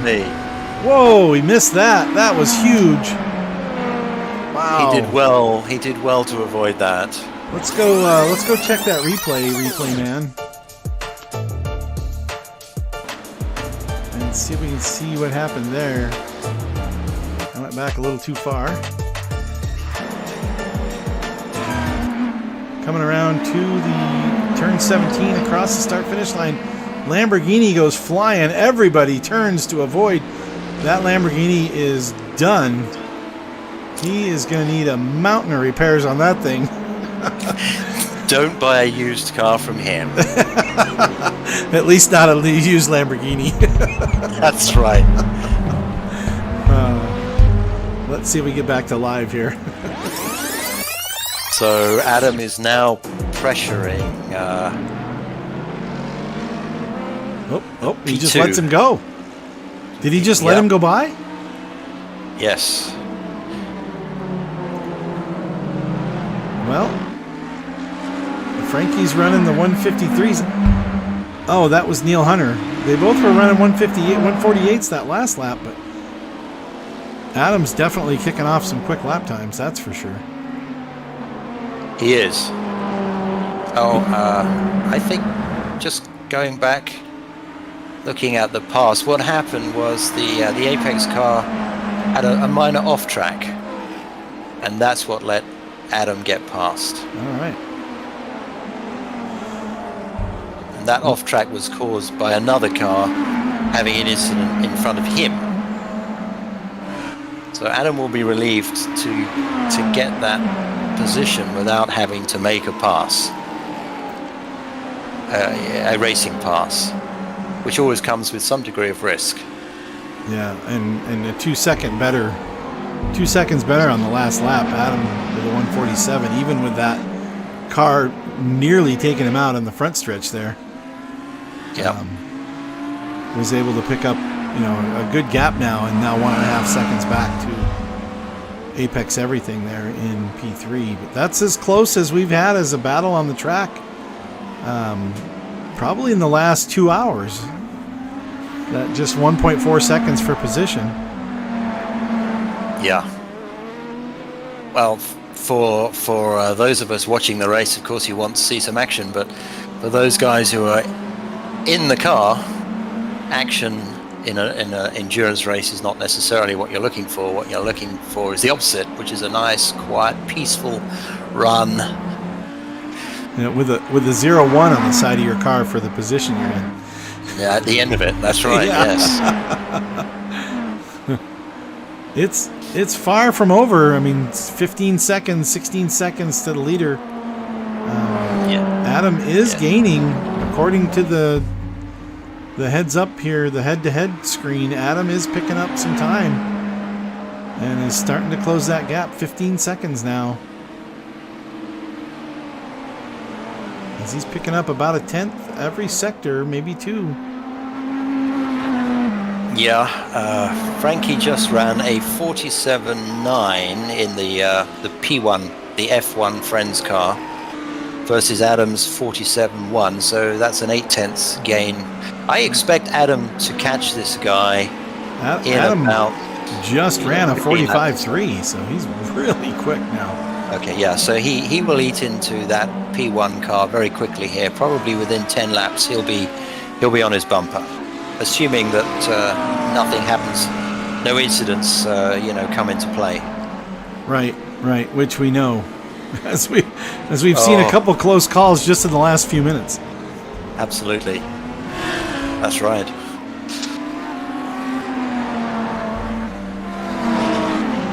I replaced my camera of myself with the relative screen, so those wanting to know where the cars are around these guys, you can see the relative, which actually gives you a little bit better picture of the competition they're driving around.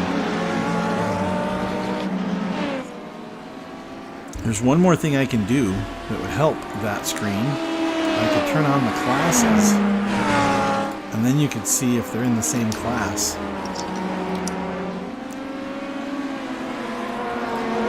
As they catch up to the drivers. Let's see. I think I can turn on driver class. Car class on. There you go. Now the cars are colored, so you can see that he went by a blue car, which is an LMP2. Yep, Adam is on a mission here. He's up to speed now. He's got confidence in the car, and he will be looking to close the gap to Frankie. Now Frankie making picked it hay up. while the sun shines here. Did he? Yeah, Frankie picked it up at 146.5 last time through. But Adam with a 145.5, so still making the gains, but I think Frankie's pushing a little bit to keep that gap. He's got 14 seconds right now, and I'm thinking those F1 Friends guys want to have the want to continue with the lead as they go into the next stint. So, but they've done, I think they've only done one stint so far on their driver, and they did 3 with their first driver. Maybe they're going to put, you know, they have to do what's called fair share driving. Yes. Which fair share to you and I would be if we were racing together, you and I in a race, and there was only 2 of us, so we'd each race about half the race. But that's not the case in iRacing. Fair share is actually dictated by 25% of the total race, 25% of the laps per driver. So if you have, I don't know, there's a calculation, but if you have 4 drivers, you only have to run 25% of the most. You don't have to run 25% of the race. You just have to run 25% of the laps the other guys are racing. Yeah, I think the way it works is if you have 4 drivers in the team, then you only have to run 25% of 1/4 of the total distance. Right. So which would be 1/16 of the total distance in that particular scenario. And with 4 drivers, 1/16 is definitely not what we would consider fair share. Right. In fact, it's quite the opposite. It's Yeah. fairly unfair share. Yeah. So if one driver running 25% of the race ran 100 laps, then the other guy would only have to run like 12 and a half, 13 laps. Yes. But that's how it's set up. So you can have your fast driver run more laps if that's how you want to do it. I think that's what will happen here as this race unfolds with Buckeye Endurance Green, that Morgan will end up running the most laps in this race. I think he started the race, he's got a stint in the middle if I'm correct, and a stint at the end as well, so he'll do the lion's share. Yeah, but it'll still be everybody's doing at least 2 double stints. So. Oh, that's right. Everyone's doing a huge number of laps. That's right. I mean, Brandon just got out not too long ago, and he's still got a double stint to go.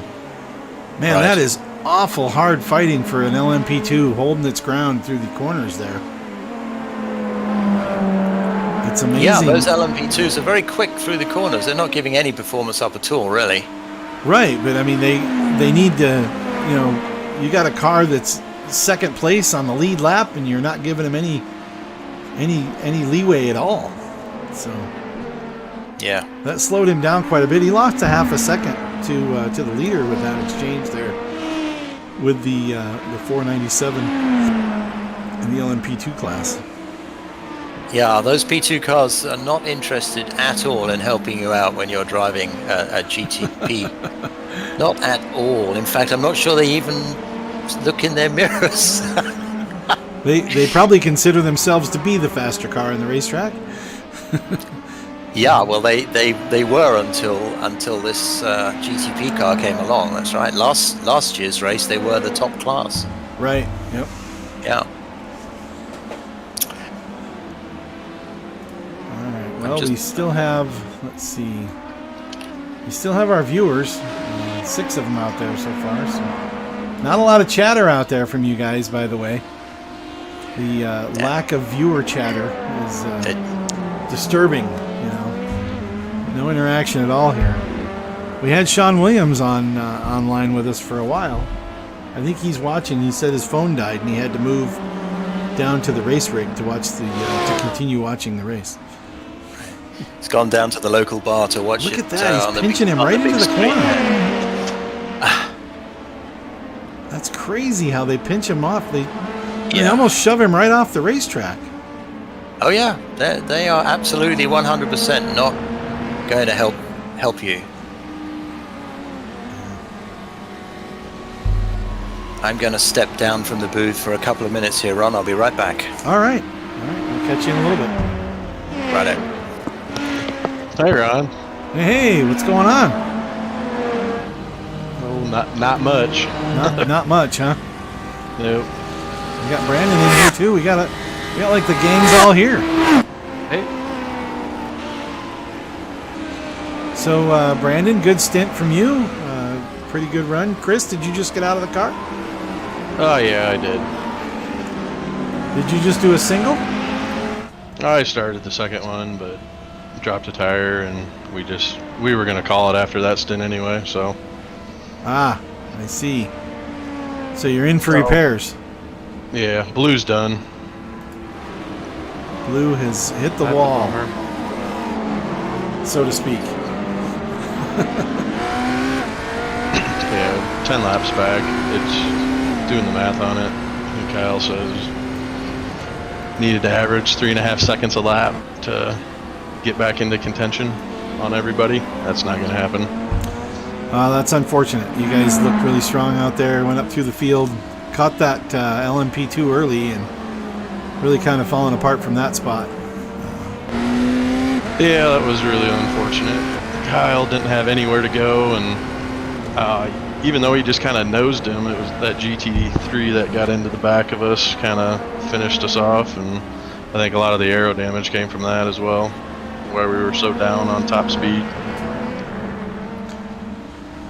So, Buckeye Endurance Blue throwing in the towel at 9 hours to go with 105 laps done. So, sorry to hear. I'm sure you guys will get another crack at it sometime. Hope so, Yep. anyway. Come back next year, just get all pissed off again. Well, everybody's got to have their reason to fight, right? Copy. Brandon, you just got out not too long ago, maybe half hour ago, out of your stint. Yeah, 20 minutes ago, so something like that. Yeah, they weren't too bad. Had a kind of similar situation. It's just stuff happening in front, and got tagged when I had to check up for a LMP2 somewhere around 10 to 13, corners 10 to 13, and kind of got hit and spun a little bit. Fortunately, it really didn't. It was light enough. I don't think it did anything. And then that GT3 that spun in front of us, and I just barely capped it. I don't think it caused anything either. So neither time we've had 0 optionals available repair. So gotten pretty fortunate when it comes to the few incidents that we have had.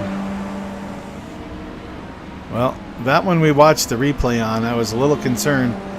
It did kind of bump the front of the car. You know, in real racing, it probably would have been like a dive plane or, you know, some splitter damage maybe. But Yeah, it was not much. It was enough to just barely feel it hit. But yeah, it was a few close calls like that. But everything else kind of to plan. Just trying to run safe, consistent laps. now, when you guys did your pit exchange, it looked like Apex Everything got a really good run on the undercut or overcut. Not really sure which one it was. Must have been an overcut.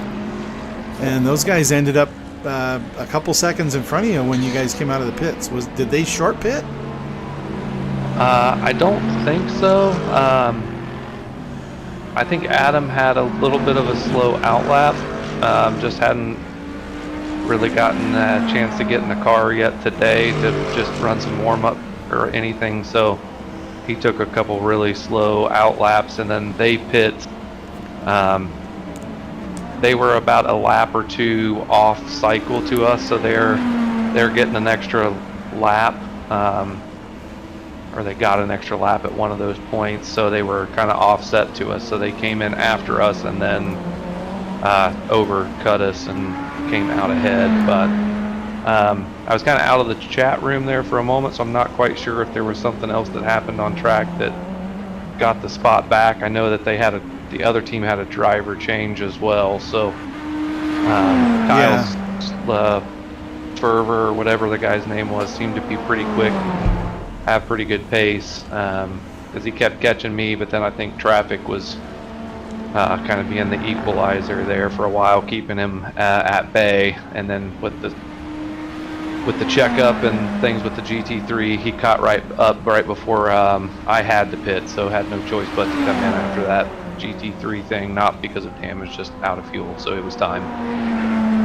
Well, when he came out of the pits, he was about 2 seconds back off Apex. The Apex put a tire in the dirt just slightly, right there between 10 and 13, and it gave Adam enough time to sneak by. It wasn't much of an off. It was just very small. And it gave Adam just enough time to get by. And then since then, he's pulled off on a GTDs aren't being friendly.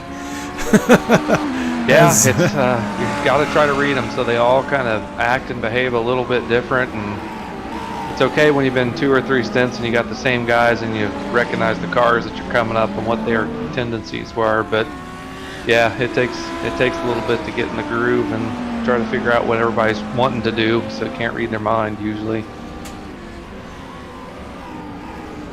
It seems to be the case. He's pulled out a nice 10-second lead at this point, and 12-second gap to the leader, and he's closing that down. He got in the car and it was about 20 seconds. You left it, I think you left it around 22 seconds, and since Adam's been in the car, he's knocked 10 seconds off that lead. And each lap, he's got him by at least a second. Yeah, it's looking like last lap was 2.1-ish. So he's starting. That's the key. Is all of us just running safe and consistent laps. So other teams have other drivers that they got to put in. So anything can happen. Just got to kind of focus on your own. So right. Oh, not absolutely. try to push it and run qualifying laps all the time. Just run what you're comfortable with, because the long run that can be faster than you sitting in the pits getting some repairs done. As we've been able to tell with one of the other teams. Yeah, I hate that for those guys. I know there was tons of prep work, so. And I take back my statement. Kyle is back out in the car, so there I you guess go. he decided he wanted to run some laps. But I think it is a mutual agreement that we decided we didn't want to stay up all night with stuff we got going on tomorrow. Yeah, so we're just not in the running. So. Gotcha. Well, yeah, that's unfortunate. It sucks. I hate it for you guys. We got a long way to go, and anything can happen with us. And half of the stuff that you guys had happen, we've had it too. We've just been back far enough that we've been able to check up just enough, or the hits that we have taken or given, there's just not been enough to damage like unfortunately you guys have had. But yeah, well, that incident that you had, I think that was the exact same spot that we had ours in. There's just nowhere to go. You guys, I think Kyle said you guys just missed it. Yeah. Well, there was one just a few laps ago. Adam was right behind. Well, he wasn't right behind him, but Lamborghini from GTD hit the inside wall on the front stretch. Outside wall. Yeah. Yeah. Just got to go straight and still hit it.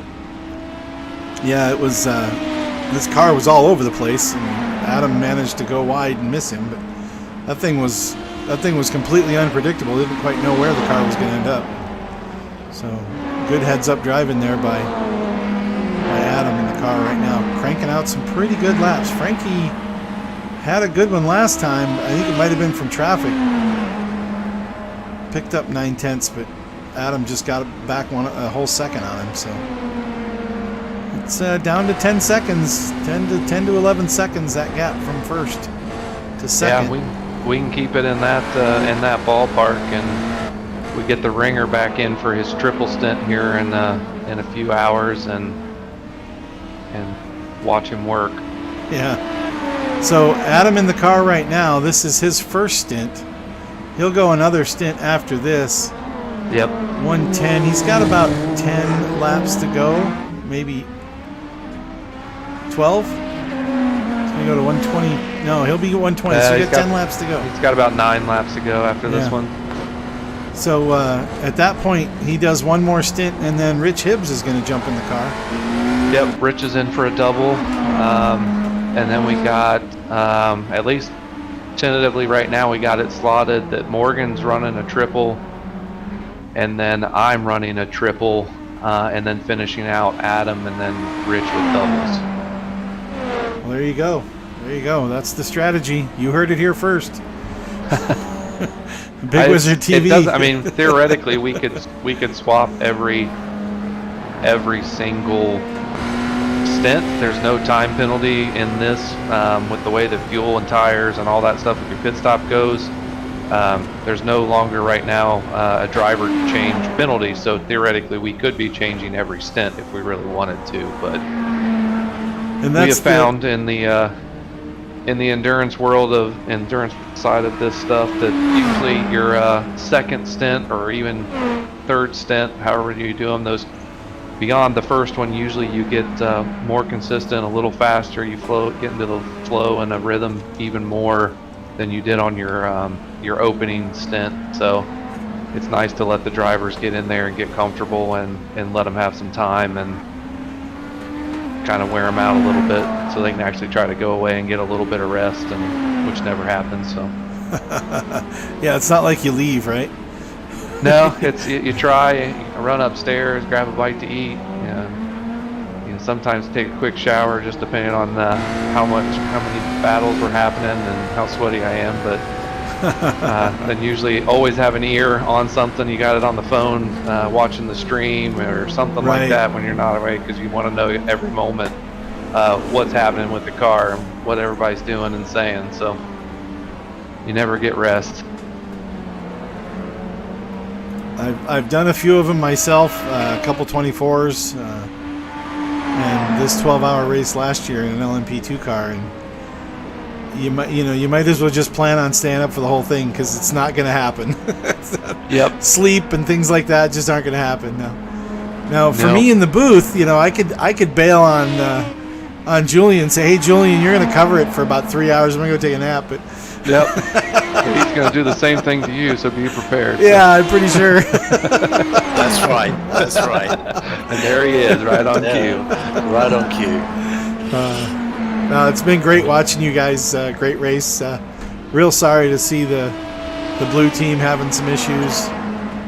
But if you watch the real thing, at least the blue team can come back, and it's not a catastrophic failure like it was in the real race with the BMW. So, two races in a row, they haven't been able to get two of these things across the finish line. So it's all their fault. It's a good thing. It's a good thing we're running virtual, there it is. Right? There it is. Yeah. Formal complaint to be sent tomorrow morning, I'm sure. Yeah. To Ray Hall, Leonard and Lanigan Racing and BMW. Yeah. Well, I think they're stationed out of Ohio there somewhere, probably pretty close to you guys. Yeah, I think send you guys over to do my dirty work. The RLL is out of Indy. Are they now? I believe so. And then the closest one to myself is the Meyer Shank team. They're in Columbus, so about just north of Columbus, I think. So about an hour and 15 minutes north of me. Yeah, your Lebanon's fairly close to a racetrack, isn't it? Or no? Yeah, there's a dirt track there. What do they call that? I thought I remember that name, that city name, as a place There's for horse tracks there. There's Kilcare Raceway and Xenia, but that's just mainly a drag strip these days. Oh, okay. Autocross there for a little while, a few years ago, but it's not much. I'm trying to think what else. I mean, full scale Mid-Ohio is probably the closest. Whoa. Just had a monitor go black. I hope it didn't. It may have gone black on the stream. I don't know. My monitor just decided to go black for a minute. Nice. Yeah, Mid-Ohio is about an hour and a half, 2 hours from me. Probably more like 2. And you've been on Mid Ohio, right? You've actually raced on it. Raced is a stretch. I did a motorcycle track day there, so I did 8. I think it was 8 by the end of the day. 8 20-minute sessions on a Yamaha R6, which was just an absolute pleasure. That was a lot of fun. No chance to take one of those Corvettes in the family over there, huh? I don't think I could sneak one away, so I might be able to steal an S2000 maybe at some point, but I don't know if I'd get. I don't know which one I'd get if I went up to Dale's house. Would I get the S2000 or would I get the Corvette? I'm not sure. Is this one of those things like when he's at work and he doesn't know you're there? And it's a bit too far, and he's got security cameras all over the place. So. He'd know you were coming. He'd know why you were there. Plus, he's got way too many guns for my liking to try to sneak anywhere around his property, so it's not happening. Good to know. Don't go to Dale's place trying to take the vet. Yeah. Might not end well. Believer in the in protect your own. So yeah. And Chris, you're from over in the Midwest as well, Michigan area, I believe, isn't it? No, I'm in Illinois, on the Iowa-Illinois border. Okay. Illinois North? Yeah. It's about 2 hours southwest of Chicago. Okay. Quad City area is where we're based out of. So it's right there on the river. So it makes up 2 cities in Iowa. It's Davenport and Bettendorf, Iowa. And then we got Moline and Rock Island on the Illinois side. I've been there. I've actually been there to Davenport. There's a couple of casinos over there. Yep, there is. So, yeah, I'm about 20 minutes outside of there. Small farming community. Nice. Any good racing circuits near your place, or? No, not really. We've got some local dirt tracks. We got 34 Raceway in Burlington, Iowa, Davenport. That's really about it, I guess. The iconic one that everybody would know would obviously be Knoxville, Iowa. That's about 2 hours for me, so I spent a lot of time at that track. That's a dirt track, right? Yep, it's about a half-mile dirt track. They have the Knoxville Nationals there for 410 sprint cars every year. It turns into the Mecca, the capital of sprint car racing. So they bring in probably about 100,000 people for about a 2-week stretch. So they have the 360 Nationals and then the 410 Nationals. People camp all week, and they've got races on Monday night, Wednesday, Thursday, Friday, Saturday, Sunday, and then the next week it goes Wednesday through Sunday. So really cool. That would be kind of the big one. I guess if you go towards Chicago, which I never do, I try to stay as far away from there as possible. But we have Joliet, which NASCAR runs on. That would, I guess, be the closest big track that we had, and Iowa Speedway too. That's actually right by Knoxville. So yeah, that's Iowa's a mile and a half, right? One of the ovals. No, it's I think it's a 7/8 mile. 7/8. Now they run NHRA up at Joliet too, don't they? Oh yeah. Sorry, I was talking about Iowa Speedway. No, Iowa. Yeah, Iowa's 7/8. Okay, yeah, Chicago, yeah, I think you're right. It's a mile and a half. Chicago's a mile and a half. They do have a really nice drag strip there, too. Yeah, I think they do. I don't know what race they do. I don't think it's one of the big ones, but they run Chicagoland Nationals or something like that over there. Yeah, other than that, Illinois sucks. Stay away from it. Unless you got a snowmobile, right? Oh, I don't even snowmobile in this state. Where do you guys go? We go clear up to the Upper Peninsula, Michigan, and northern Wisconsin. You can go forever in UP, man. Oh yeah, we do like 200-300 miles a day, easy. When we're up there. Yeah, I was up there in I can't remember the name of the little town. But we were working on a club up there, and there's snowmobiles parked in the driveway, just like cars. Like they have yeah, that's how people get around. Yep, it's its own little world up there. You got a snowmobile, you can go anywhere. They have parking for you, fuel, you name it. Yeah. It's pretty wild. Yeah, you And go it's inside and usually they a lot have like quicker to take the trails than get on the roads, because the roads up there are crazy. You got to go between the lakes that they have. You got to go clear out and around, and when everything's frozen, you cut straight across some of these lakes. The one lake we actually ride on quite a bit is called Lake of Gibbig, and it's shaped kind of like a boot but upside down, and the tall length of it is actually, it's like 18 miles from south to north, and then it's 4 miles wide, so you can ride across that, up it, down it, so that sounds like fun. Sounds like a good time. yep. Yeah, I know where we were, they had like a little locker area. They weren't lockers, but like little cubbies. You come inside and you can hang all your gear up.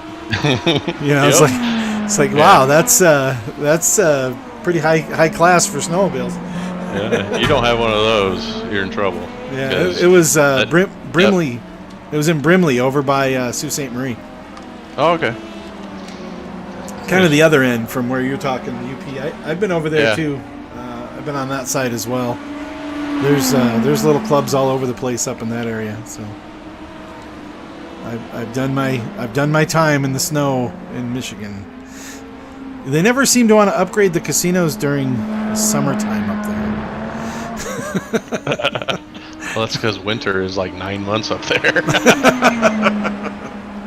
Yeah, that's true. Really nice place though. I like being up there. Yeah, it's absolutely gorgeous up there. It's not Illinois.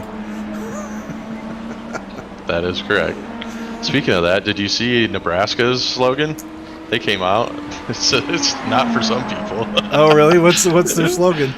Nebraska's their state slogan they came out with just recently here. It's not for everyone. Oh, really? Like that. Yeah. Awesome. That's great. Find that. Nebraska, not for everyone. Well, they have Omaha. Yeah. Omaha's a decent town. Yeah, I lived out there for 9 years. I really enjoyed it. I would move back there if I didn't have all my family right here. Well, it's not that far. Not that far from where you're at. I think I've driven from... Where was I? I was in Iowa on the river where the Hard Rock Cafe is, or Hard Rock Casino is. Council Bluffs? Yeah. Yeah, and I was right there on the Missouri, and I drove all the way down to Kansas City, caught a baseball game, and stopped in Omaha on my way, and then drove the rest of the way. The next day I drove down to northern Oklahoma, where I had a job to do. So I was in between jobs, and I found a way, if I got the rental car in Iowa, I could drive all the way down to Oklahoma with my rental car, and I could stop and stay overnight in Kansas City and watch a baseball game on the dime instead of flying home. Nice. So it worked out really well. It was fun. Yeah. Yeah, that's my zone over there. I looked up Nebraska releases new slogan. It says, quote, honestly, it's not for everyone. Unquote. That's great. That's perfect. Well, we're watching the number 14 Buckeye Endurance Green, Adam Novotny, behind the wheel. He's got just a couple laps to go before he'll be coming in for some go-go juice and a new set of tires. He is currently chasing down the leader. The gap now down to 5 seconds. So he's been running this guy down for the whole stint. Frankie, that last name, Frankie Francica. I think that's it, Francica. And 4.6 seconds now. Adam clicking off the 144.9s. Running some really good laps. Heat of the day here, 93-degree track temp. A little slippery out there. We're hitting 2 o'clock in the afternoon on track time. And here he comes up on a GTD car that wants to not move out of the way. I've watched some of these. I don't know if, Chris, if you've seen them, and I'm sure you experienced it in the car, but some of these LMP2 cars, I believe, have absolutely no intention of moving an inch one way or the other off their driving line for a GTP car. Yeah, truth. No, they don't have to, and the problem right now is the pace is so close between the two. So if you're running conservative laps in the LMDH trying to fuel save to get that extra lap, and you're only a second and a half difference in lap times from their fast laps to, you know, our conservative laps, and if you've got damage, it's even closer. So it gets tricky on when you catch them and how to get around them, and they want the same line that you want because they've got similar downforce. So we're gonna do a quick rewind here. I want to see this. Oh, he didn't hit the wall. All right. I was watching this number. Oh, he hit a bump. Okay. I was watching the number 5. He's currently in P7 in the GTP class in the AMG here, and he came around Sunset Bend, and it looked like he tagged the wall, but he just hit a bump. So sorry, I interrupted there. no, you're good. So Adam is only 3.5 seconds back now, but I think he's going to be diving into the pit lane and take the pressure off Frankie just for a little bit. Yeah, it looks like Frankie in P1 there have got another 4 laps or so, 5 laps until they need to pit. So yep, off cycle just a little bit. They're getting an extra lap than everybody else. That could be part of the pace difference that they're extending them out. So could play to their advantage come the end of the race if they've done it enough to knock off a stop. Yeah. Right, they would have to have a perfect race for that to work, but yes, it could save them a stop for sure. Yeah, we should be coming in right here. Yep. It's possible that Adam will pass the leader when the leader's in the pits, I think, in his next stint. Adam's next stint. Hopefully, you guys could take the lead without having to actually make the pass on the track.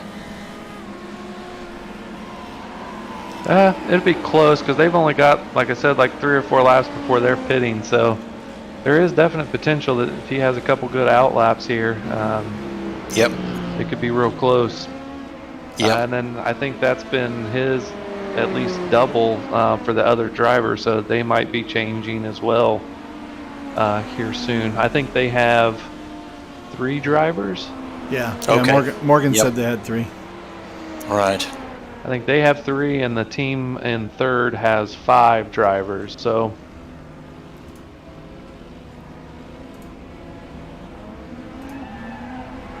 looks like P1's has 1 driver of the 3 that has not put any laps in yet.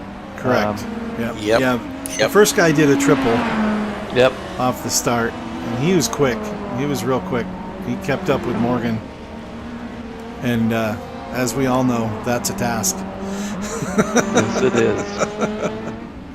Yep. I'd rather have him with you than against you, that's for sure. Yeah. Impressive run for the GTD class. Vermilion Motorsports still 1-2. They started on the pole, on the front row, and they're still going up in the front, 1-2. So good run for those guys. Let's jump over, take a look at that leader. They're in that Vermilion Motorsports black paint job with the red accents on it. You guys have seen them quite a few times. They're actually, from what I've seen, they're pretty nice out on the racetrack. They give you guys plenty of room. They don't seem to be those argy-bargy, you can't get by me kind of cars, but from the broadcaster booth looking down, it might be different than from the cockpit. So. It'll be interesting to see what happens if those 2 Vermilion cars are still on the placed 1-2 at the end of the race. Yeah. Well, you have to look, so not to interrupt, but they are in Ferraris, so it's a long way to go, and the pit wall might step in here and Jump really out. mess some stuff up. Jump out at them. Yeah, especially if they start asking the drivers what the driver wants to do rather than telling them what they need to be doing. Well, they could just it could get tricky. They could put the wrong tires on, like, you know, on lap 2, so they have no chance at all getting to the end with any kind of grip. And I'm sure they haven't had who's the number 1 team and who's the number 2 team conversation. So if they get close enough, I think it's a 45-second gap right now. But yeah. You know, who calls into the box first to tell them that they're slowing me up or I need around? So That's it. That's right. And who gets the better end of the deal on that one? So plenty of time to go. I hate to see that Ferrari logo out like that with the possibilities of the clown show that might ensue later on in the race. Well, always a chance. Always a chance. let's not rule that out. Yeah. Hopefully they're not factory drivers. Although I don't know the guys in third, Undisi Scudiera Esports, that could be a factory team. That's why they're in third. Yeah. All Ferraris up there on the podium at the moment. So yeah, depends on whose strategist is in the booth for each of those. So. All right, well, I'm going to take a break here. I'm going to jump down into the green booth again. And here's interesting. You might want to hang on here just a second. Yeah, pit. P1's in the pit. Oh, they're in the pit. Okay, I can't see their car. Okay. Yep. I couldn't see the car. I was sitting behind the pace car. There you go. There you go. And they've actually dropped down now. They're counting a 1 minute and 20 and counting. Yeah. So I'm not sure if something's happened. Maybe I could try replay, man. It might take me a minute to find it. I'll go back a second, see if I can see something here on mine. Yeah, I'm checking it out here too. But that is a big. They had an off. Yeah, they had to tow because his car just went up on the jacks. So he was waiting for a tow. They've had some damage. Into those final S's before Lamar. Yep, hit the curb, snapped it into the wall before Lamar onto the Almond Straight right there. And they had 0 drive in the car. So he's sitting here on the rev limiter and not moving. Ooh, wow. Well, there you go. That's going to be a lengthy one. That one hurts, folks. Yep, that's what you call endurance racing. Yep. And if I can pull a quote from good old Morgan here, it couldn't have happened to a nicer team. So credit to him on that saying, because he says it all the time, and every time we just crack up. But yeah, couldn't have happened to a nicer team.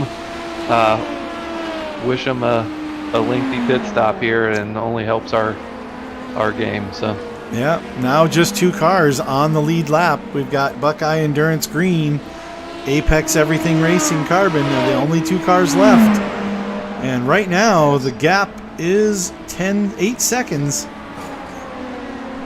And Apex Everything is only 1 lap. They only stretched one of their fuel stints an extra lap. They've only got 1 extra lap, so they're not going to get that full pit stop by the end of the race if they're not getting a lap per stint. And as Julian was saying, you might be able to get an extra lap out of each stint, but if you can't run it right and have no mistakes till the end, it's not going to help you one bit. That's right. That's exactly right. As Adam being very patient with these LMP2 cars, as they are also, I think that's the first time all night I've seen the 497 actually give room. Maybe they changed drivers. Maybe that's it. That's quite possible, yes. I don't think I've seen Hirotaka in there before. I think it was somebody else. But, yeah, so unfortunately here for Adam at the moment, it looks like their pretty fast, consistent driver is now back in the car in P2 as well. Kyle Lefevre, yeah, he was running some pretty quick laps. But, hey, Adam is no slouch. They both ran 145s last time. We'll see as Adam gets these tires warmed up and gets it going. He was running really good laps last time. And, there is no weak link on Buckeye Endurance Green. Really solid group all the way around. Just got to stay clean and keep it nice and smooth. And, hey, there's only a Sebring 1000 plus 20 minutes to go. Hey, that's it. Yeah, almost there. You got to do it one lap at a time. One clean lap after the next. That's all you got to focus on. We just clicked off lap 123 of possibly 400 as Adam carefully gets by the GTD car going into turn 1. Coming up behind the last car still running is the 22 still out there? Yeah, they are. Yeah, they are. So I guess that was Twitchyfoot in the 76 car. Right in front of Adam as they go down to the hairpin. Adam being patient as Glenn lets him go here through the hairpin. Overall leader, Adam Novotny in Buckeye Endurance Green. 8 hours and 17 minutes to go. Interesting that there hasn't been much attrition in the LMP2 field. And they're all relative still to on the quite a few of them on the lead lap too. Yes, that's right. Which means that there's still 8 hours of having to deal with those guys still to go, which surprises me a little. I thought that there would be a bit more attrition in that class than there has been. So I think but From what I'm seeing, we've got 11 DNFs at this point. Yeah, and 7 of them are in the... yes, there are P1, a lot of P1s, but yeah, not many P2s. Right. Yeah, GTPs are the biggest, I think the biggest drop so far. Yeah.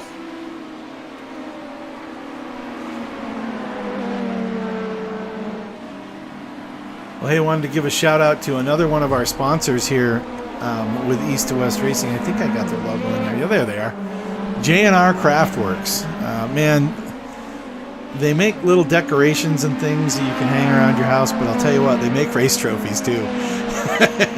And this time, Jeff over there at JNR Craftworks made some doozies. We have Morgan picked up the GT3 championship at the end of the season 6, and it's actually a cutout outline of his car. I believe it's made out of wood and painted just like the car. And I mean, it's amazing looking. I mean, just the trophies. I managed to squeak one past because Brandon has other duties as assigned on Thursdays and couldn't race all the races. But the Formula 4 trophy is actually made out of slate, like stone. It's really cool. I mean, the stuff that you get from JNR, he also makes Christmas ornaments and placards and racetrack outlines and pretty much anything you can think of. He does T-shirts and hats and you name it. If he can print it, he'll print it. Yeah, he's supposed to be. I threw him an idea yesterday for one of his new shirt ideas that he's got with the track outline. So looking forward to seeing his creation on that one. Yeah, he's got like turn 1, send it or something like that in the... Yeah, it's kind of whatever you want. So whatever track, whatever comment that you want. So I went with the big Nordschleife track because I'm trying to get the most print for my money. So I figured that 14, was the biggest 14 one to miles, put onto a shirt. Yeah. Yeah. And then for text, it's gonna say, if you aren't scared, you're not going fast enough. That's very, very accurate. Nice. But, yeah. Looking to see what he comes up with for that one. I got several of the JNR myself on my display shelf over here. So does great work. Does all kinds of stuff. Everything is usually different. He's always coming up with new great ideas. So definitely worth checking out if you need something. JNRCraftworks.com. I don't know if he has enough tables for the slate ideas because I think he about burnt a hole through one of his work tables putting that whatever that kind of vinyl transfer, whatever it was, onto those slate options. Yeah. I haven't seen the one from Sean. Sean's out here watching us on the stream. He's got one too, and it from the pictures it just looked phenomenal. I think that one was slate as well, but just some incredible work. And where does he come up with the ideas? It's great. It's great. So JNRCraftworks.com. Don't miss them.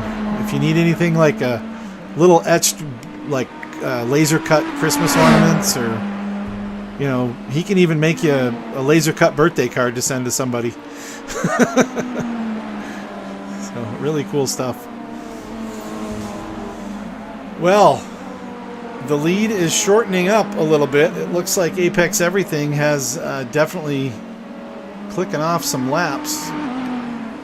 Adam's still holding his own. Last time around, they were dead even on the lap.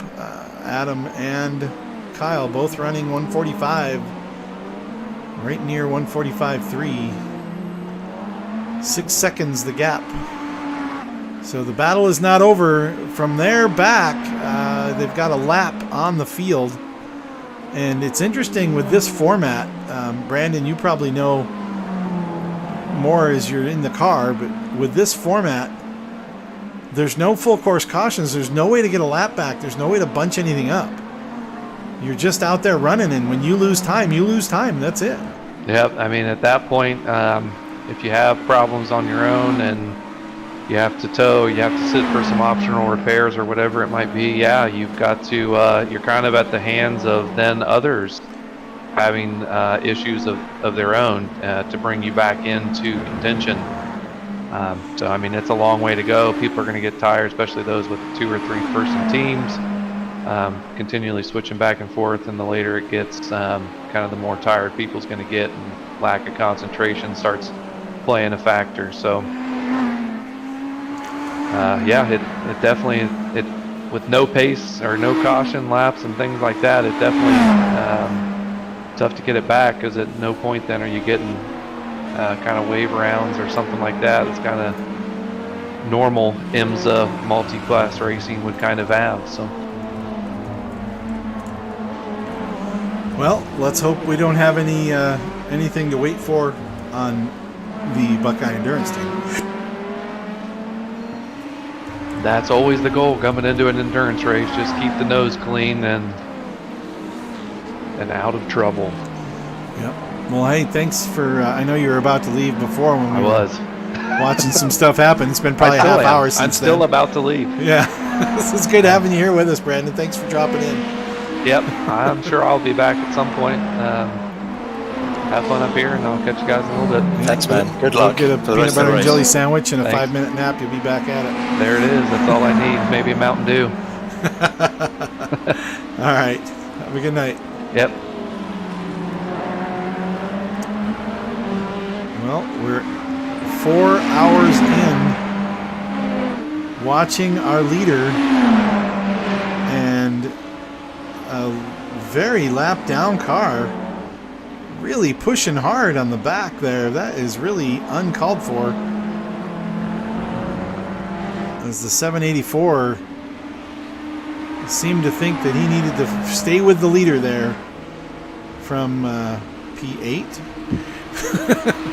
I never understand why people fight when they're being lapped, but they do sometimes. Yeah, I think it's actually the NASCAR mentality where there's so many cautions and so much chance to get your lap back, and getting back into the fight is possible. We've watched masters of racing do it, on the ovals for years, and I think it's that mentality that, hey, if I can stay on the lead lap, I can get my lap back. It's like, well, like we were just saying with Brandon, here you can't.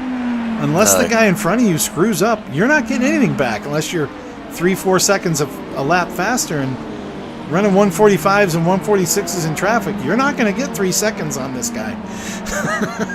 That's right. That's right. So, but the lead is coming down. We're down to that under just about 6 seconds right now. Kyle really putting in some good times here. He just picked up another half a second last lap. But definitely watching Adam put in some really good times here. We'll see. What's great is that we're 4 hours in on this 12-hour race, which we're only 1/3 of the way there. This is a long way to go.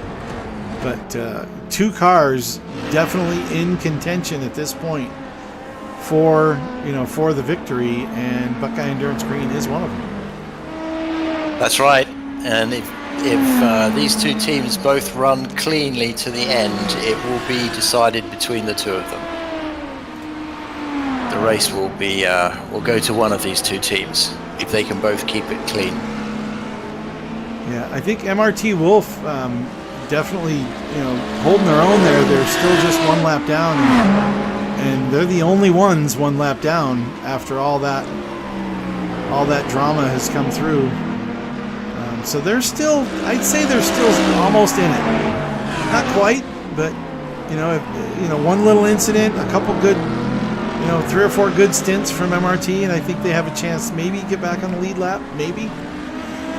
It's possible. It's possible, but I think it would be very difficult for them, depending on whether that is exactly one lap down or nearly 2 laps down.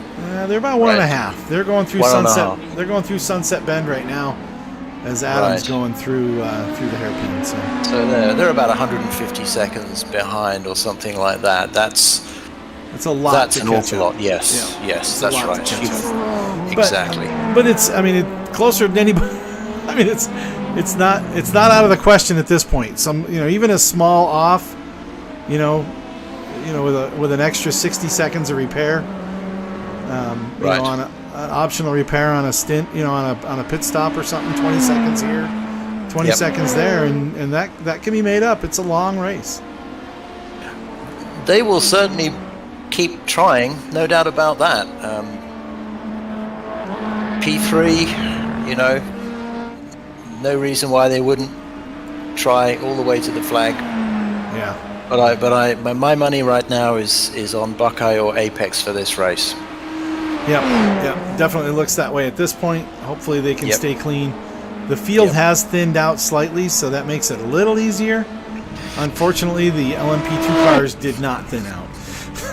Right, that's right. And the LMP2 cars are the real problem traffic more than the GTD cars. So I was kind of hoping that there might be a little bit more attrition in that class, which would really help Buckeye not have to deal with so much traffic, and of course that gives them a much better chance of having a clean run to the end of the race. Track temp is actually skyrocketed. We're up to 94 Fahrenheit on track temp. So with Adam running in the 45s, as well as Kyle, both of these guys, both in the 45s. Well, Adam just ran a 46, I guess. This is getting slippery out there. It's not a 65-degree track anymore. No, that's right. It does make a tremendous difference. Yeah, one of the things I love about iRacing is the realistic changes. You race other simulators, other games, Forzas and things like Gran Turismo, which are a lot of fun, but they aren't going to have this level of simulation. This level of simulation. You can't. It's cool because you can upgrade those cars, right? You can buy upgrades for them, or you can make the car go faster and things like that. Where here we're not doing that. We're in a simulator. We're in a GT3 class, or we're in a GTP class. This is the car. There's not anything you can do to make the car any faster. No, that's right. I mean, there's an interesting scenario just about to unfold here. And that is that the sister Buckeye car could potentially help the green car here, because he will be in a position to slow the Apex car down just a little bit by making it hard for him to pass. Yeah, and I wonder whether they might be tempted to do that. But totally fairly, of course, but nonetheless, we'll see. Well, there's nothing in the rules that say you can't do that, but I mean, if Kyle's in the car, Chris Springer's back in the car. I mean, these guys are class act racers. They're, I really doubt that they would try, that type of strategy. I think if they win this race, they're going to want to win it outright. Oh, sure, but there's nothing illegal about it. If he just races hard the Apex car, he doesn't technically have to let him pass. That's the point. Yeah, well, he's catching him pretty quick. We're going to find out soon. We will find out soon. That's right. Yes. Because he's also catching Adam. He's got that lead down to 4 seconds.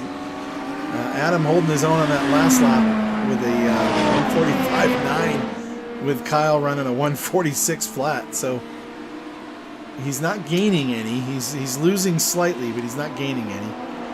Let's jump over to the 22 car for a minute, which isn't that far away. Right. Chris Springer looking at a 3-second gap to Kyle Lefevre. And not too many cars in between. There's only one LMP2 car between the two of them. And yeah, Kyle's really throwing down some laps right now. I flipped over to a different car, so now I can't tell the gap on the leader with my little head-to-head screen, but you can see it here on the racetrack. Mm-hmm. As there goes Kyle Lefevre around Frank Klein. That puts him just the one lap car, just the 22 car between him and the leader. Yes. Adam definitely putting out the good laps. Still holding his own. But this is going to be interesting. It will be.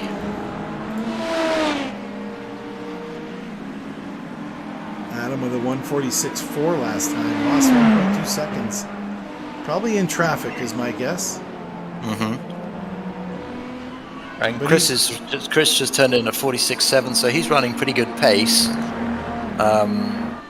He would be able to fight for a lap or two with the Apex car, I would think, and maybe delay the Apex car just a tad. I think the potential's definitely there. Yeah.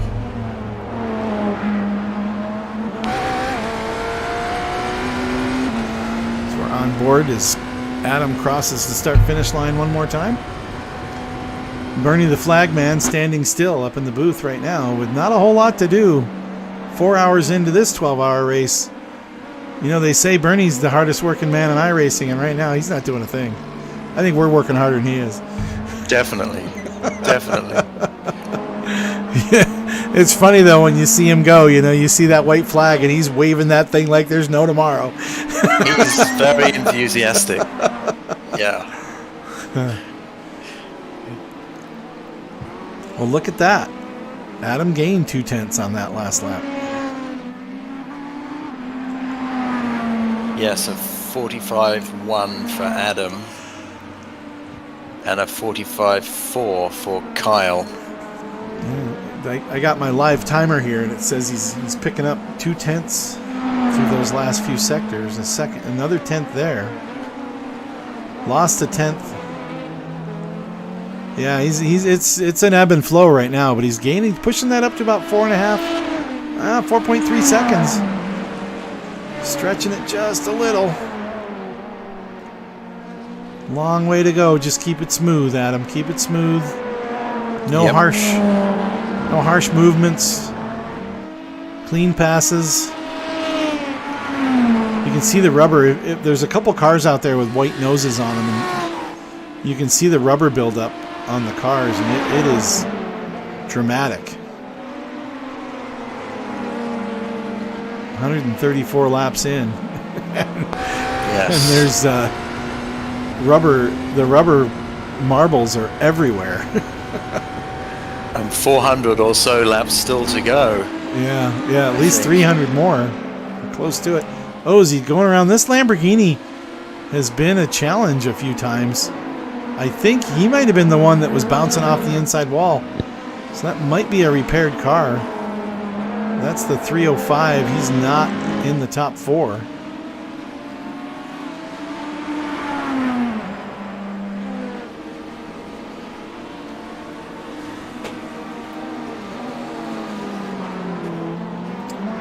So Kyle is now right up with Chris. Well, let's go back and watch that. Let's see how that. Yes, let's watch the 22 car. Yeah. We'll see how the 22 car does here with the leader or second place car right behind him. Now they're coming up on lap traffic or slower traffic. They got an LMP2 kind of blocking him. Yep. And Chris is still fighting to get around that LMP2. If he was going to just roll over, he would have just, stopped fighting and let the other guy go. But here he goes. He's trying to get around him here through turn 14, 15, and I think Kyle's going to go right with him. Yep. Don't think he'll hold him up. He'll probably let him go here on the Ullman straight here. Maybe. I think. Is that a light flash? Is he flashing lights? Oh, I think Kyle expects him to move over, certainly. Whoa! Whoa! I'm glad that Chris didn't. I'm glad he didn't. Because this is perfectly fair, and this is teamwork right here. Yeah.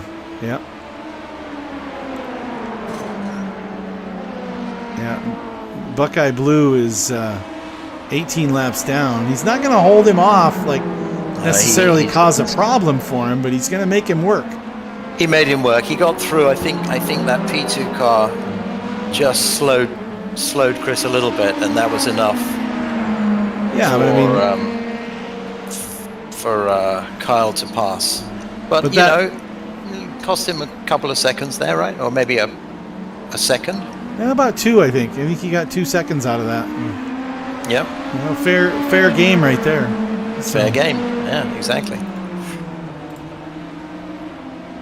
As the Friends Cup car is listed as out, the car is no longer on the racetrack, so they're one and done.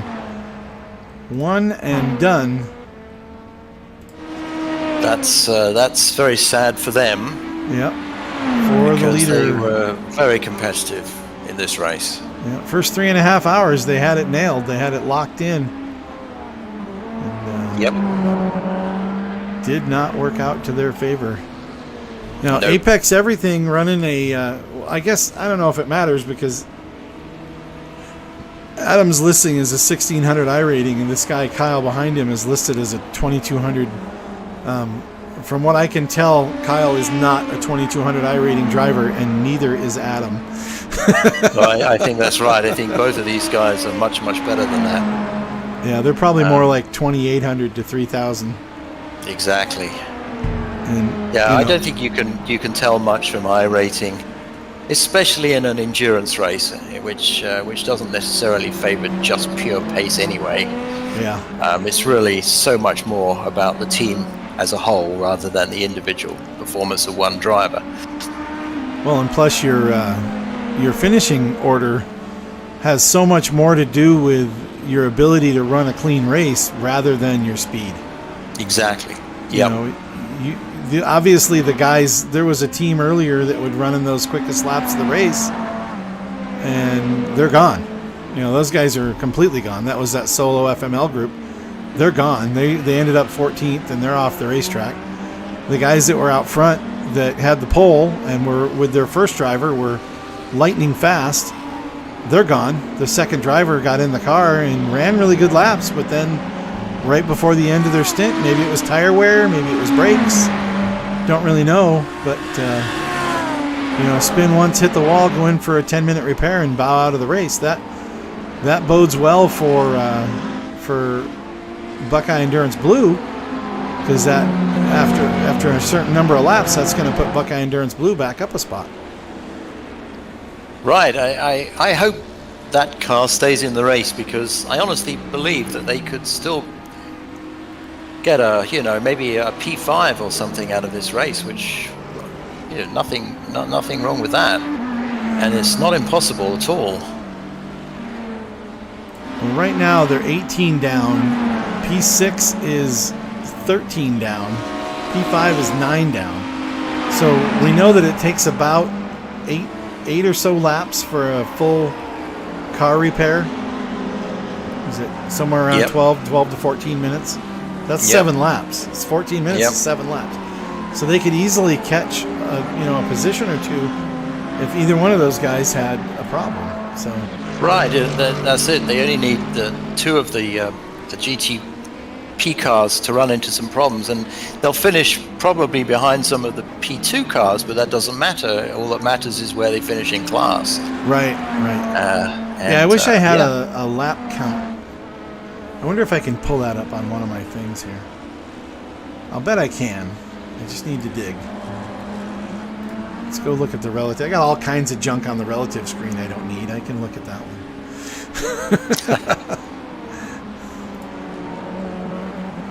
Let's see. Widgets. I wonder if there's a lapse.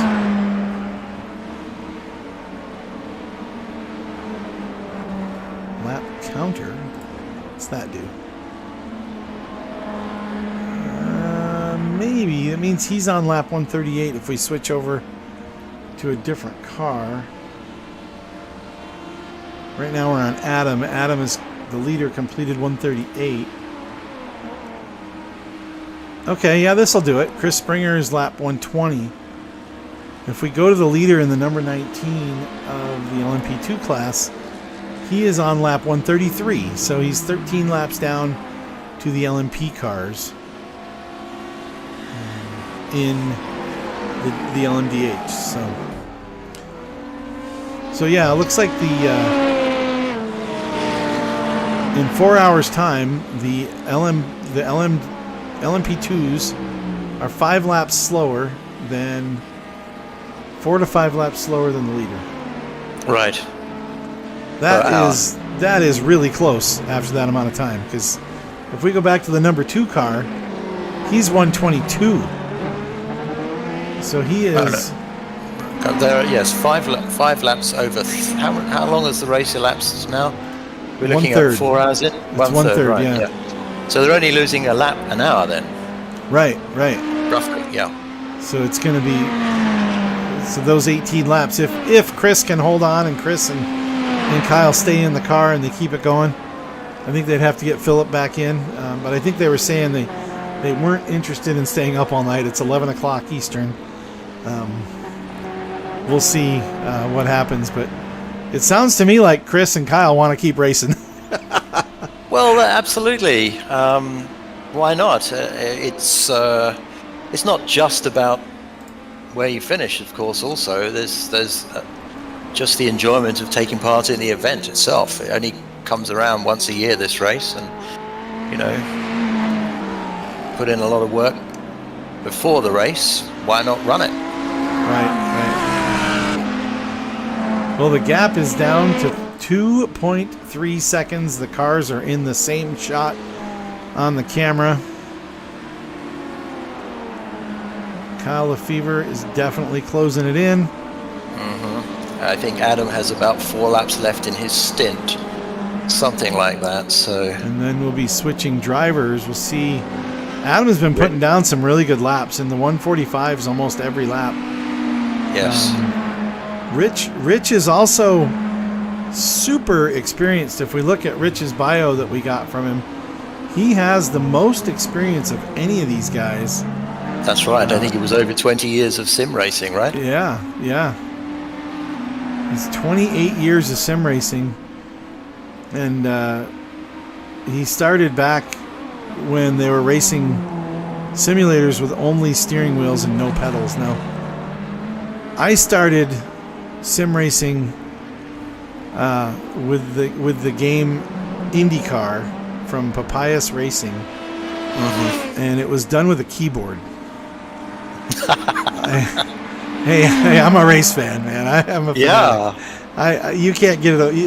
It's just in my blood through and through. So, But I bet you had just as much fun with it too as you do now.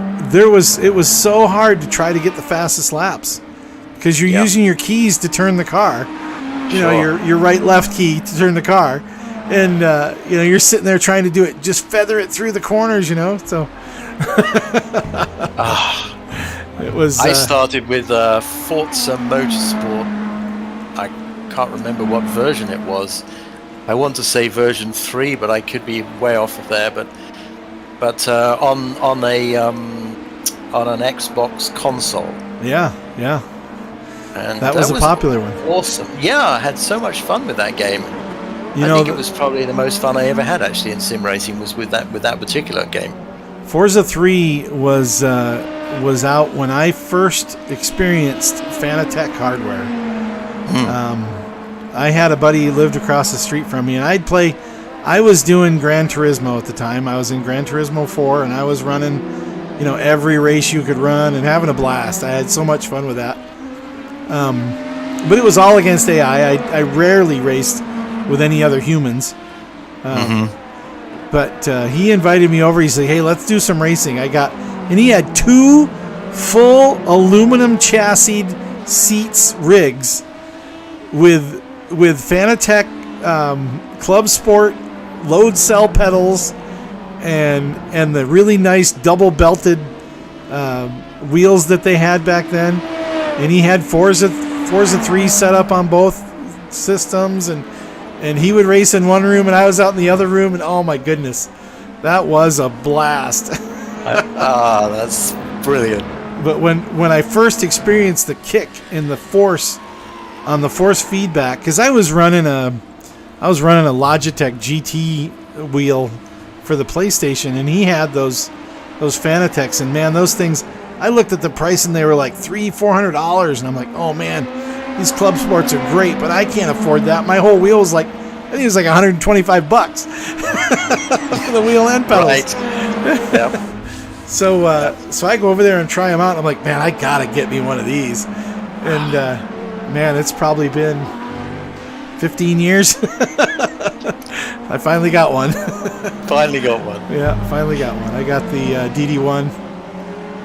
Yep. And oh man, I'll tell you what. When I first, I was using, when I came back into Sims with the wheel, I was doing Forza with the controller. But when I got my wheel again and I got going with iRacing, this is probably 2-3 years ago,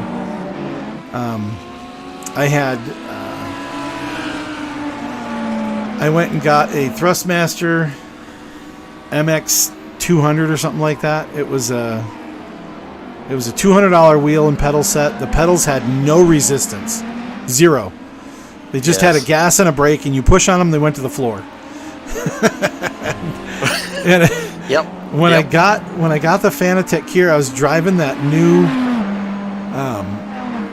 W12 Formula One car from Mercedes, and every tiny little force you could feel, and I was like, man, this wheel was made for this car. It's so cool. Yeah. No, it does increase the immersion dramatically. I don't know how much performance it gets you, but certainly it feels so much more immersive. Well, Apex are now within a second here of Buckeye Endurance Green, but I think Adam may be diving into the pit lane at the end of this lap. One more, huh? 144 is coming up, yeah. Yeah, that unless he's saving fuel, which if he is, congratulations, man. That is incredible to stay in the lead. He may be, but I'm not sure he is, because I saw him go wide a couple of laps ago in I think it was turn 15, just slightly, and I think Adam is pushing pretty hard here. Well, it's a close battle up front. If he can hold the lead, which I believe he will, he's still got a 1.4 second gap, and I think he will. I think that the Apex car, in any case, there's no reason for Kyle to make a pass here. He probably knows that Adam's going to be making a stop, and if he's smart, he will just not take any risks, and no need to. Yep, just go right by when they're in the pit lane. Easiest way to pass. Exactly. That's how we saw Buckeye take the lead earlier in the pit when the other car was in the pits. Right. Well, he's coming around turn 16, coming down Almond Straight now. Yes. The number 20 or the number 24 in tow, 1.8 seconds back. I think if I were Kyle at this point, I would start doing a nice, slow, easy fuel save run because he's going to be pulling into the lead. Although Adam's going to switch over, and they're still running a strategy where they're going to be running these 24-lap stints the whole way through, which means they can push as hard as they want. That's right. I don't know that Apex is going to get that extra stop. Will they be able to make? I mean, they're only one lap ahead on strategy right now. Will they be able to make it? I mean, if he pulls in next lap, I'd say they're pushing just as hard.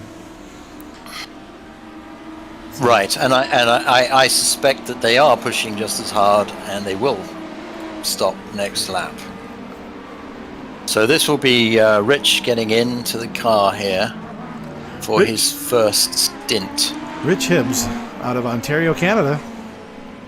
The only non-Buckeye Endurance racer on Buckeye Endurance Green. That's true. He's a non-Buckeye. That's it. It'll be interesting to see how he goes for the first 2 or 3 laps here because, of course, not having been in the car yet, there is always a little bit of a adjustment period. Well, and he's coming in the highest track temp. Yes. 97-degree track temp. Hottest part of the day. Yes. It's currently 2:30. I mean, his 2 stints are going to be through the hottest part of the day. Yep. And if I was the Apex team, I would keep my guy in the car right now and take advantage of the fact that he is up to speed and in the groove to maybe make the pass on Buckeye, but we'll see what happens. Well, if they want to not pit at all and just run out of fuel, that'd be okay.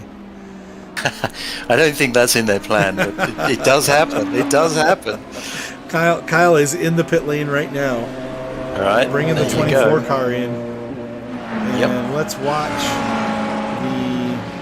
let's keep the camera here on Kyle in the pit lane, and we'll see if we can see if Rich Hibbs in the 14 coming through turns 15 and 16 now. Does he have the ability to catch up? You know, what's going to be the gap here? They went in with a 1 second difference.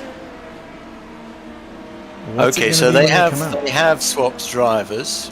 They have changed drivers in the Apex team.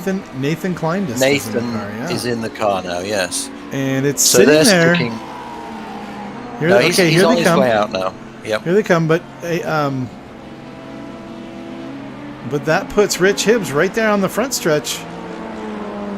This is actually going to be fairly close when he catches up. Rich on the one lap better, warmer tires, and already pulling that gap into 1.5 seconds. He did swap it out. He did get out in front of him, so that was their plan. That was their strategy. Yes, and it's going to be interesting to see now which one of these guys is quicker. Obviously, Rich has the advantage at the moment because his tires are up to temperature. But is it worth it to push at this point? I wouldn't. I wouldn't, but we'll see. We'll see if he tries the pass here. He may get a little help from the traffic. Yeah, I think it's going to be a matter of determining who. Right now, with a new driver in both cars. Yes. There's no indication of which driver has the advantage at this point. We're going to have to give it a couple laps and find out. That's right. It looks to me, well, right now we've got traffic in play, so Can't really I'll tell you what, at though, this point. talk about a baptism of fire here. Poor Nathan gets into the car. I think this is the first time he's been in the car all night. Is that right? Yeah, for both of them, for both the he drivers. finds himself not only in the lead, but with the P2 car just a second behind him. Yeah. I mean, he doesn't have any time at all to find his feet in this race. That's why I'm surprised that the Apex team didn't change their strategy and keep Kyle in the car. But maybe they didn't have the option to do that.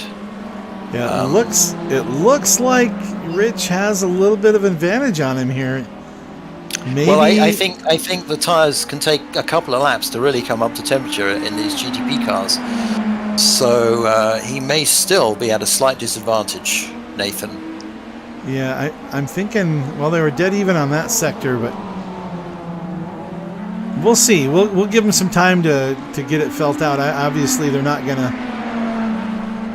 I don't think Rich is going to nosedive anything or take any big risks to get by.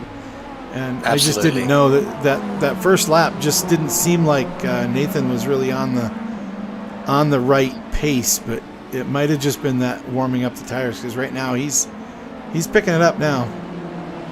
It looks that way, yeah. And these guys both are on track for a good lap because they are pulling away by leaps and bounds on P3. Now maybe that... Oh, that's why, because P3 just changed drivers. They're in the pits. Okay. All right. Well, maybe. I don't know. I can't tell what's going on here. Let's see where the 92 is. Out on track, the 92 with Luis Diaz. Full lap down. Plus, he is going through Cunningham, and the leaders are just crossing the finish line. So, yeah, lap and a half behind and losing ground. Right. What's up, guys? Hey, what's going on, Adam? How are you, man? What's happening? Good stint. Yeah, heck of a run there, man. Nice job. The first, what, like 5 laps were pretty crazy. Crashes all over in front of me, but after that, it wasn't too bad. That Lamborghini that bounced off the wall on the front stretch, I thought that was going to collect you. That was close. Yeah, I was watching to kind of see and react on how hard it would bounce off the wall, and it came off the wall far. Pretty hard, yeah. Yeah, you and the guy from F1, you both missed that one. How close was I? You were probably... I think you had a little bit more room than you think, yeah. Okay. Yeah, you were probably a car length, probably 10, 15 feet. But it felt close. Coming off of the bumps on 17, I'm sure that didn't... I'm sure that was like way too close. Yeah. Great stint, though. We got... you held the lead until the pit stop, and then he overcut you. Doing the extra lap. He was faster than me for sure. He was faster through traffic. If we had an open track, I feel like I could run with him, but I think he was taking more chances than me through traffic. So I'm happy just to get through it clean. That's all we're trying to do right now. Yeah, so how did the car feel? I mean, how does the setup and the track temp coming up? Setup feels great, even with the 90-degree temps. I mean, it's still good. We were struggling early, trying to get a nice car set up, and then I went to the real Sebring when they did the V4, so I didn't get to run it for a while, but I was talking to Brandon, and he was like, yeah, it's way better, and I came back to a very pleasant surprise where you can push pretty hard and still be pretty comfortable. Now, what brake bias are you running? I'm running a little higher than these guys. They're running like 50.25. I'm running like 50.75. Gotcha. I was wondering about that. Yeah, depending on the setup, it really moves quite a bit in these cars. Mm-hmm. It's like anywhere from 48 to 52, it seemed like, just depending on the setup. Yep.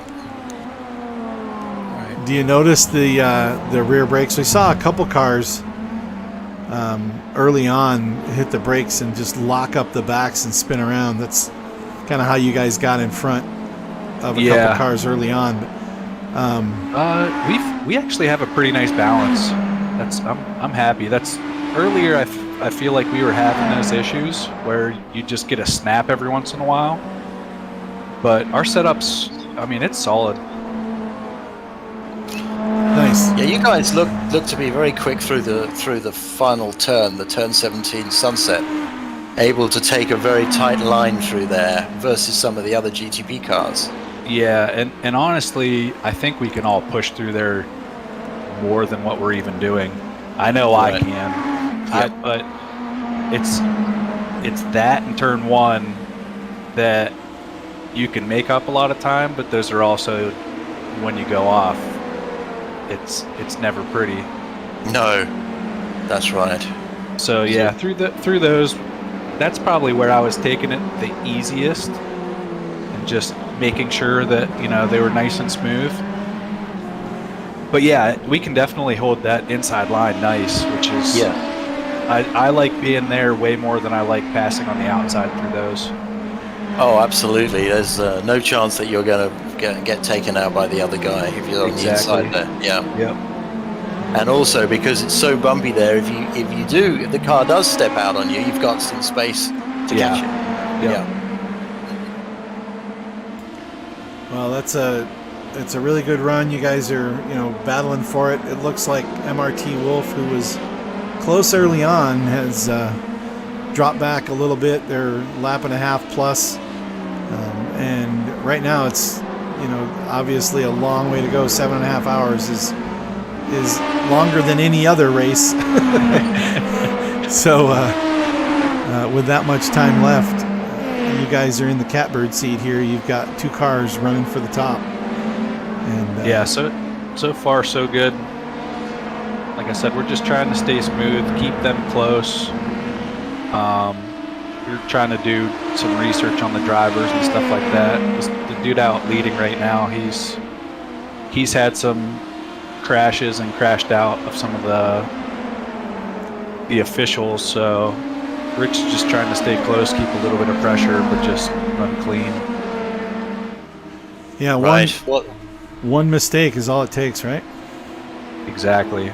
Yeah, I think that's what happened to P1 when I took over the lead. I think he either crashed it in Sunset or in 1. Yeah, I can't remember. We didn't replay that one. I thought Julian, I thought you looked at that and saw, or maybe it was Brandon. Went back and saw. I did not see that, but one of the big sweepers is where he went off. Right. It hurts when you hit the wall. Yeah, especially those corners. Yeah, I was happy to see the other Buckeye team get back out there. Yeah, they mentioned that they were throwing in the towel. We'll switch over to them right now. They're 17 laps down still, and I think they're due for a pit stop soon, so they'll probably go back to 18 down. But running some good laps. Chris is in the car right now, running in the 147s, just running some nice, clean, smooth laps. They've gotten ahead of F1 friends now. So another spot, P6, one more. That's it. I think P5 is very much on the cards for those guys if they stay with it. Yeah, with these races, you never know. I mean, that's it. That's all it takes is 2 cars in the top 5, and they're sitting on the podium. They have big offs. Yeah. Chris was behind you when you were fighting with the Apex guy, and I was wondering if he might. Poor little Williams. He did hold him up for it. Yeah. Well, I wondered if you were hoping for it. He held him up for a little bit, and I was hoping it would be longer, but unfortunately, the guy got by. So. Yeah. Oh well. Yeah, it was cool running the 2 cars right next to each other. I know Morgan was talking about it, and it's awesome that we were able to get in the same stint. That really is great. Yeah, very hard to make that happen, but that's brilliant. Those guys did some work the past couple of days. Phil, I know Kyle brought his iRating up too, because I want to say we were like 500 away, or maybe a little bit closer than that. Yep. I think Phil brought his iRating up like over 200 points. So. Right. Yeah, I think you guys were like 200 or 300 apart Yeah. going into this race. Average over the team. Yeah. Yeah, so that's awesome. It was an incredible push. It really is. And it's so much fun to have both cars in here. We actually get to go back and forth. Absolutely. That's I was hoping that they'd stay in for that too. Yeah, it does make it a lot of fun. I'm hoping at nighttime everybody's got their lights set up right so we can tell them apart. Yeah, they should be. We were taking care of that earlier. So yeah, you know, it's funny because at Daytona, and they said this many times during the regular race, and you were there at Sebring. How was that, by the way? I mean, how was being in turn one of the most treacherous corners on the racetrack? You watched the 1000, you watched the 12-hour, just some incredible action. What did you think? It's awesome. Like, to actually be there and see the speed, and especially when cars get sketchy, that's when you really notice the speed. Is when you see a car, you know, run a little wide in turn one and go out into the sand because it's not even grass. Right. And after 3 laps, the grass is gone. Yeah, all of a sudden, they go from looking like they're doing, you know, 130, 140, something like that, to looking like they're doing 250. Whoa! That is an error from the former leader, Nathan Kleindist. He just went off in turn, that was in the hairpin, trying to get around some LMP2 traffic, and Buckeye Endurance Green is at the point with Rich Hibbs pulling away as these guys are really struggling to get by these LMP2s. Wow, change for the lead. That's it. Let's go. Yeah, the P2s are tough. The P2s are fast enough that they give you a really hard time. Especially in the corners by the looks of it. Yeah, they're really quick through, like, this section right here, through Le Mans and stuff like that, where when you get behind them, depending on how aggressive they are, you're just parking it. They can hold you up quite a bit, yeah. Because you're not fast enough to really get the apex of the corner, and trying to be safe just makes it tough. You know, I think it was in the 12-hour, right at the beginning, there was an incident in turn one. I think you were there. I think you mentioned that you were there when I asked you in the chat. One of those gorgeous new Ferrari 296s went through there and lost it and flipped over, I think it was. Yeah. How was that? Was that like just absolute horror, or was that? So, yeah, at first, yes, because he was flying. How he lost it. He went like reverse into the tire wall, and I mean he was probably 8 feet up in the air, I would say. Wow, that's intense. But I mean, he got out of it. He walked away, so that's good. He got out, and it was nice to see him get out and walk away too, which is always good to see. But yeah, there was a lot of action in there. Fittipaldi put it in the wall right there. Yep. Piastri. Yeah, I mean, and then we were right there for the top 3 taking each other out, also going into turn 3. Oh, you guys were that was turn 3. Too. I thought that was down around. That would have been turn 3. Yep, okay, turn 3. Yeah. So we saw it all happening because they were 1, 2, 3 right there. Oh man, took out both Porsches and both Acuras all in one hit. Yeah, that was wild. And they were just trying to go around a lap car. Yep. So I mean, they went. I think they split the car, went both sides, and when they came back on the track, they just didn't have room to get there. Yeah, he went out into the grass, and it looked like iRacing grass. he wasn't slowing down at all. Yeah, the 10 car went through the grass, and when he came back on track, it was lights out. And what's amazing too is he started flashing his lights. Like I don't know if I would have the mental capacity to be trying to gather it together, and you know that you have 4 cars to your inside while you're on the grass. to be hitting the flash button. And you're going... Not that it helped much, but yeah. Yeah, and you're going, what, about 120, 130 miles an hour through there? Yeah, he was probably doing a little bit less because that was going into the braking zone. But yeah, probably when he started, he was pretty close to around there. That's crazy, absolutely crazy. And what was tough from our vantage point too is we didn't know who it was because it's like they all went by and then you just see tail lights and everything. Oh yeah, dust, smoke, and lights everywhere. Exactly. And then no lights because everybody Yeah. busts them all off. Yeah. So luckily it was cool because the suite that we were in had a live feed, so we were able to look in real quick and see who all got gathered. Wow. Yeah, that's pretty intense. Were you there for the Friday race as well, the WEC race? Yes. Yep. Okay. That's where that Ferrari crashed. Okay. Crashed in the wet. Which of the two was better for a spectator to watch? So honestly, they were both probably the same. Okay. I would say that I enjoyed the WIC a little bit more, only because you have more manufacturers in the top class. Yes. Oh, those Ferraris look good, didn't they? They looked lovely? awesome. Yeah. The Toyotas. Yep. They just looked hooked up all weekend. Oh yeah. Well, Yep. they've got years experience versus everybody else with these cars. It's probably going to be the same thing at Le Mans this year. Yeah, I would assume. Though, I mean, the Ferraris. Honestly, I was pleasantly surprised at how well everyone did, other than really like two manufacturers. Yeah, that Peugeot looks Because- so cool, though. I mean, they sucked yeah. on the track, but man, they look good. But I kind of expected that from them because they're a ground effects car and they have to run so much higher than everyone else with all the bumps. Yeah. So I think on a smoother track, they're going to do pretty good. Like, I think that they might be half decent at Le Mans. Yeah, well, it's going to be fun to watch them. What's next up for the WEC? I actually don't know. I don't know what's next on the schedule for either one of those series. I need to look.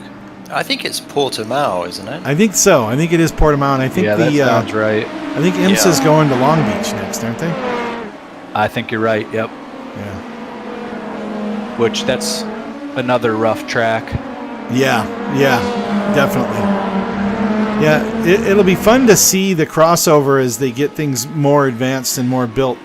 I'd like to see the Ferrari guys get into more of the IMSA race, but you know what Yes. I thought was really interesting was the difference in having a full course yellow versus a safety car. And what it did, it's kind of more like this racing with iRacing. You get out front and there's no cautions, there's no grouping up, there's no getting your lap back. Yeah. You know, those guys did like a piece of... That is something I feel like it makes the IMSA races a little more exciting to an extent because you're always getting packed up. Yeah. You know,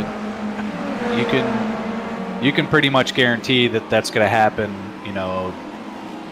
3-4 times a race where you get everyone back together so you have some really good racing. But yeah, it's definitely cool to see the difference in how strategy, it just changes the strategy completely. Yeah. Right. Yeah. Because in IMSA you can get really lucky and pit at the right time, and then all of a sudden a full course or safety car comes out and you're in first place and you have brand new tires. Yeah, case in point, Daytona 24 with the number 10 car. Yep. They were 2 laps down and get a couple breaks, and there they are fighting for the win. Yep. So I think that luck plays a little more into the IMSA series, but it's cool to see the difference. Yeah, I almost like the WEC method better because you have to be spot on all day. You definitely have to be better. Yeah. I would say that I agree with you 100% on that. Where as a driver, you're probably gonna have the best team win the race. in that series where, like I just said, you can kind of luck out into a win in IMSA depending on when a safety car comes out and when you pit. Yeah, as a spectator, I think IMSA is definitely more exciting for sure. I mean, otherwise you wouldn't have had that incident with, what was it, 15 minutes left in the race? Yeah, yep. You know, that would have never happened because they wouldn't have been bunched up on a caution, and they wouldn't have had the issue. They would have been spread apart, and everybody would just been doing their race. Yep. So, but it also gave advantage because the Whelen Engineering Cadillac was out front, and the other guys were trying to catch them, and then all of a sudden they do a pit stop, and now the Cadillac's in fifth. Yep. Because they all bunch up, everybody shuffles in, they come in and out of the pits. I get in quicker, I get out quicker, you know, and all of a sudden I'm in first, and you know, that Porsche. I was so pleased to see the Porsche out front. That was so cool. I'm definitely a Ferrari fan, but you gotta love it when Porsche puts in the homework. They do their pay their dues. You know, Penske puts in all the funding possible, and they get out in front ahead of somebody that's been winning in IMSA for the last 4 or 5 years straight. You know, those Acuras, sure, they're a new car, but that thing doesn't look that much different than the one they had last year. It's just the engine. yeah, they got it figured out. Yeah, that's really cool. I really like seeing the Porsches up front. I love seeing the Cadillacs out front. Yeah, I tell you what, the Cadillacs sound really good in person.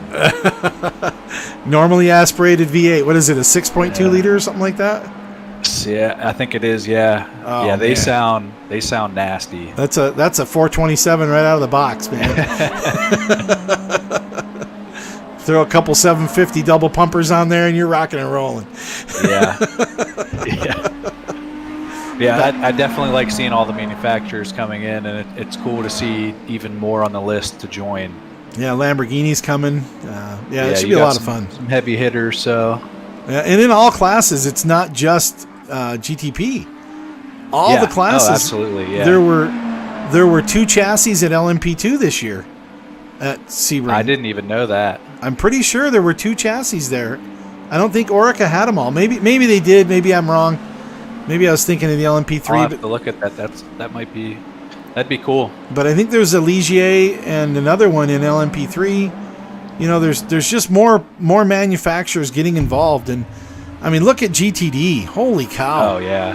I mean, next year they're going to have the new Z06 Corvette out. They're going to have the Mustang in there.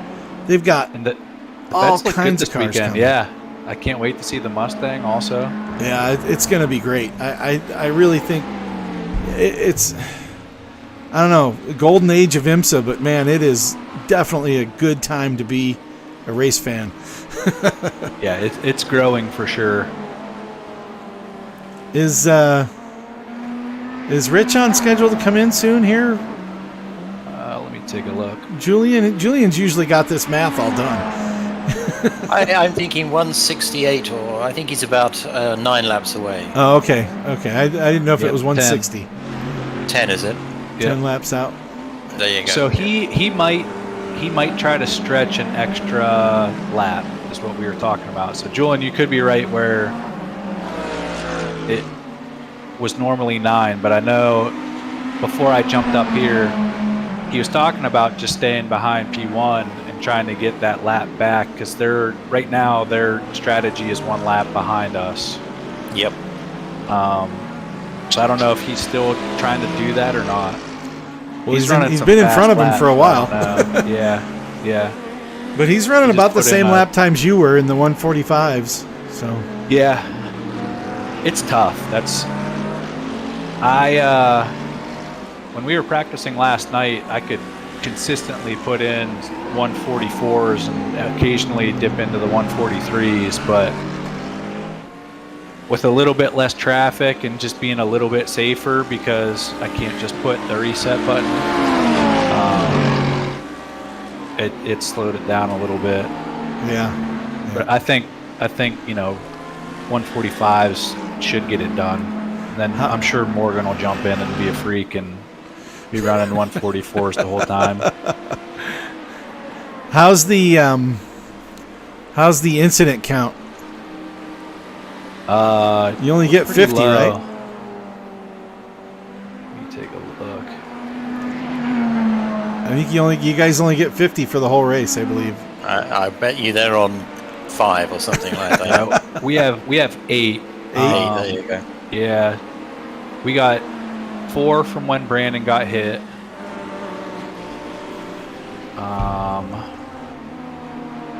I think there was another incident where someone might have gotten 2 somewhere. I don't know. Can't remember now. Yeah, we're only on 8. Let's see. Yeah, that's not going to be an issue for you guys at all. Yeah, shouldn't be. No. Keep it smooth. Those guys behind you still looking pretty good. They had a couple. This stint, they got 2 at least because he went off into the dirt. So, can you tell? Can you tell the incident counts? I think I can see them all, yeah. We do have quite a few viewers. Actually, we got 8 viewers no, here. I can't. I cannot see their incident count. Prime Time Racing on Bigg Wizurd TV. Brought to you by Stair Fittings Incorporated.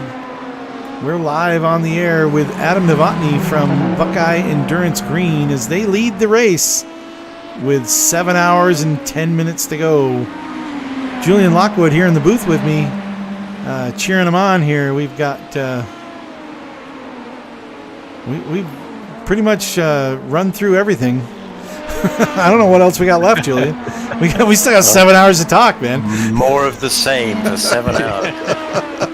Let's hope it's more of the same. I want to see these guys up front. That's right. That's exactly what we want. I noticed that the headlights are starting to pick out the track a little bit now. The light's fading. It's still only 3 o'clock. It's got to be an That must anomaly. be. Is that just the cloud cover then? Yeah. Okay, fair enough. Well, that's why the track temp dropped. It went down quite a bit. It's back up to 87. There's some cloud cover in different parts of the racetrack, dropping these track temps a little bit. Yeah, the clouds play a big role here for sure. So, Adam, I want to ask you here while we got you on the air. When you started, you were over with us in LMS Motorsports, or Last Man Standing Motorsports, and yeah, when you started in, and that was what, maybe a year and a half ago, about? Yeah, I started almost exactly a year and a half ago. And when you started out, you would get in the rookie races, and you were just learning the car, and it was probably about 3 months in. You did a rookie season, and I think you did a second one, maybe a short little season we were doing. And I think I started right at the end of a rookie series, and then I ended up doing a full one. I think I did like two races, the last 2 races or something like that of one, and then I was able to run a full rookie series with you guys. Yeah. And then all of a sudden, you're battling for the lead. I was like, where in the world did you get the ability to do that? Have you raced or done anything before, or has it just come natural to you and you just took off? Well, I've been a motorsports guy since I was a little kid. So like go-karts, 4-wheelers, dirt bikes. I raced motocross. Okay. So okay. I don't know if that helps, probably, I would assume. But I mean, it was Need for Speed does not teach you how to drive in iRacing. I guarantee you that. Need for Speed on a controller, yeah. I don't think that helped at all. I mean, honestly, I think the league helped a ton. Yeah. Everyone in the league is so helpful, and just being able to watch the guys that have been doing it for a while and that are fast, and they all give you pointers. They all kind of share their trade secrets on how to go fast, and I think that accelerated me getting to where I'm at immensely. If I was just doing officials, I don't think that I would have picked up speed as fast as I did. I'll tell you what, when I see these guys come in, and we just had it happen again, Like you came in and I'm always running mid-pack, right? I'm the king of the mid-pack maniacs. Me and Julian battle it out every season. You're not always we do. mid-pack. Yeah. We're in the middle. I like to think that we're at the front of the mid-pack. The front of the middle. Okay. I'll go along with that. Depending on what car we're running. I mean, in the GT3s, yeah, but we get into some cars where you guys are right there. Yeah, I love that open wheel stuff. I'm having a blast in that car. That is a really fun car. Yeah. So you're fast in that IR4. Yeah, the 04 and I are friends. Yeah. But I see Richard Wishon doing the same thing. He started out, and we didn't have a rookie series. He's just kind of kicking around with us in the GT3s. But man, the guy went from like barely being able to complete a lap to running up front with you guys. I mean, I've seen him up in the top 3. Yeah. So he's getting fast quick. Yeah. It happens overnight, doesn't it? It seems to be like a light switch. Something happens. Yeah. And away they go. And then there's those of us like me that, it takes me eons to make a second. Yeah. It helps too, like, as I figured out how to set up my rig and getting my rig better, like, that has definitely helped me a lot too. Just the positioning of things and stability. Positioning and having the correct FOV so that you feel the speed. Because if your FOV is wrong, like I ran a pretty wide FOV when I first started because I was like, I want to see everything, Right. And when you do that, it takes away your feeling of speed and where you're naturally thinking of, this is where I need to start braking for this corner. Right. And once you start putting all that together and you get, a set of load cell pedals and that's consistent, then you get a direct drive wheel and you're feeling so much more out of your wheelbase. It just helps with the consistency, and then you're more confident, you can push harder, and it just all kind of adds up to overall pace. Right. And the consistency is the thing, right? I mean, that is definitely the biggest thing, and that's what I really struggled with early in the series with you guys. Is okay, I'd be fast, and it's I could get up to 6th or 7th place, but then I'd have a big off and have to go in for a fast repair. And then it's like I'm back in the back trying to catch up again. Right. Yeah. Many times I'd see you do that, and I knew at that point you were getting the hang of it. You were getting close, and I think Morgan working with you and helping you guys with that. He's helped me a ton. Yeah. With that F1 series, watching you over there in the ProCraft Formula 1 series. Getting the pole position and stuff, and that you're going up against. You got Morgan out there. You had at the time you had Brandon and Chris and Christian Bishop. We had a lot of fast guys. In that series for a little while. Extremely fast. That car definitely helped because you were just on edge, nonstop, and when you get back into a GT3 and it actually starts feeling normal again, it's like, oh wow, this is like easy to drive now. I don't have to worry about lockups. I don't have to worry about losing the rear end. It's like it's quite a different animal. Control is my friend. Yeah. Well, and I see that with Todd Schwartz. He's been running that F1 this last couple seasons, and you can see the consistency. He's still working mid pack, but man, so much better than he was.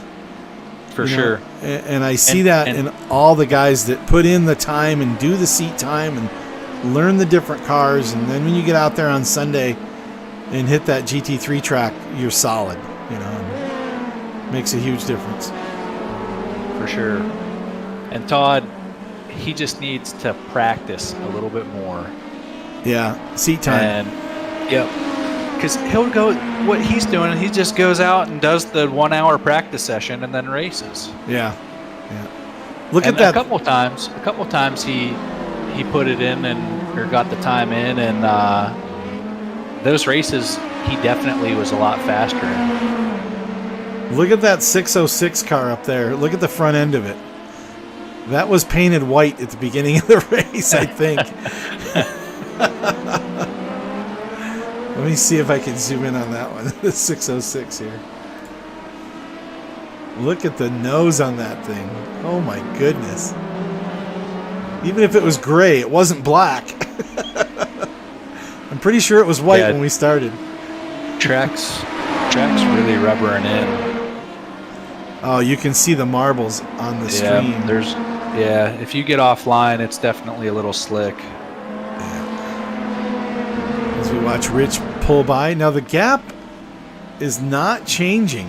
I think the guys at Apex are just kind of holding their own back there, or Rich is just kind of doing the fuel save. Running 146s, he might be doing that fuel save. We got a couple laps to go. He's clicking off 165 right now. He's got a couple to go before he comes in. We'll see if he tries to push it and match the pit strategy of the number 24. But you know what could happen also, because if he's saving fuel, the 24 can save fuel. I wouldn't be surprised if both teams are just kind of playing off each other, and everyone's just saying stay clean, stay close. We'll start battling it out with 2 hours left. Chess match to the close. Yep. Yeah, everybody holding their pieces and saying, I don't think I want to take anything quite yet. But hey, it's a good spot to be in P1. It is. MRT Wolf dropped down another lap. Now 2 laps down. So that puts the race pretty much in the hands of Buckeye Endurance, Green, and Apex Everything Racing Carbon. Still 7 hours to go. We're nowhere near halfway. Well, I guess we're an hour from halfway. But an hour is a really long time. That's a full race in our league, right? Yeah, our league race, an hour is I don't think I do any hour-long races anymore. Yeah, still a long way to go, but glad to see, as long as we keep it clean, should definitely be on the podium. Yeah, well, you're in the right place. You got the right team. You got the right drivers. You got the right car. So we'll see. We'll see how it turns out. With a little bit of luck, as you said, with a little bit of luck, anybody can win an IMSA race, right? That's right.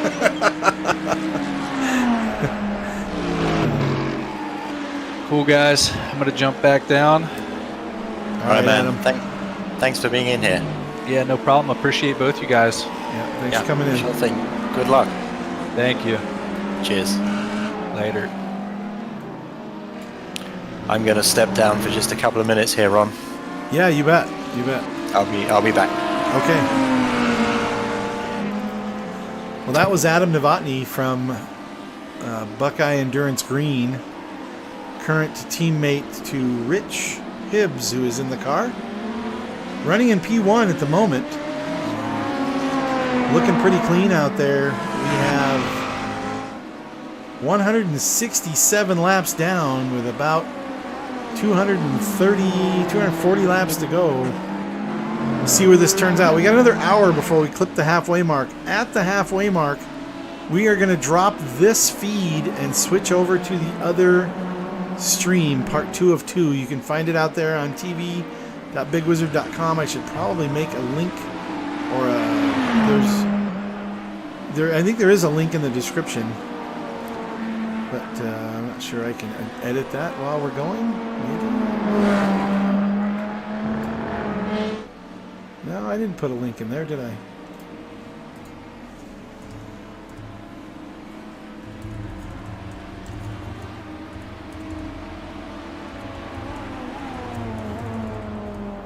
Okay, well, there's a link in the description now. But I'll put one up on the screen as well. It's pretty easy. tv.bigwizurd.com. If you know how I spell Big Wizard, then you wouldn't have any problem at all. You can also go to YouTube and search for Bigg Wizurd, and you'll find Bigg Wizurd TV out there. But you got to spell it a little off to get it right. Let me see if I can add a text box to the screen. That would be helpful, I believe.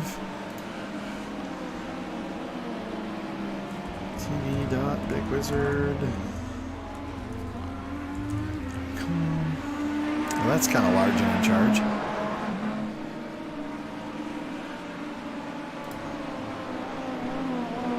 That's kind of big, but hey, there it is. Let me see if I can make it a little better. Pretty sure I can squish it. There you go. tv.bigwizurd.com. That's where you're going to find section 2, part 2 of this 12-hour race. The YouTube will not let you have more than 8 hours in a single stint of a stream, or it will cause a problem. So we will switch over to part 2 in about an hour's time. We've got right at the 6-hour mark. I'll go ahead and end this stream and fire up the new one. It will take a minute to get it all launched, but shouldn't be a problem at all. You will only miss a little bit of the action, and if anything happens, we'll keep you up to date as these cars are still going around. As here we go on lap 168, as planned, no extra lap at all for Rich Hibbs as he's coming in now for his stop. This is the intermediate stop for him. No driver change. He'll get fuel and tires and go back out on the racetrack. Rich Hibbs in the number 14, just relinquishing the lead to Apex Everything Carbon right now as they went by just a few seconds behind, which they will probably go either 1 or 2 laps additional before they come in, and we'll see where we all roll out. Let's see if there's anything else I need to do here.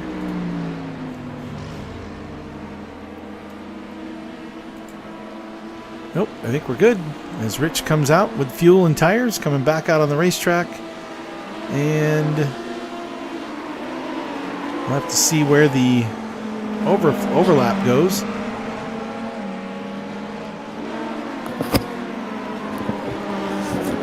He's come in to get fuel and tires on lap 168, the end of 168, Apex Everything. Still on the racetrack right now. We'll keep an eye on them as they're coming around turn 16 right now. And we'll see if they push an extra lap to try to get 2 laps ahead.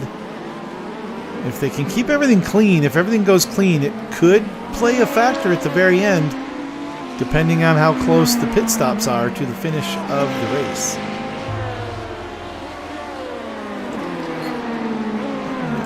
I want to adjust another one of these. Am I really bad moving all these things around like this, making them adjustments? I want it just right. You guys probably didn't even notice what I did.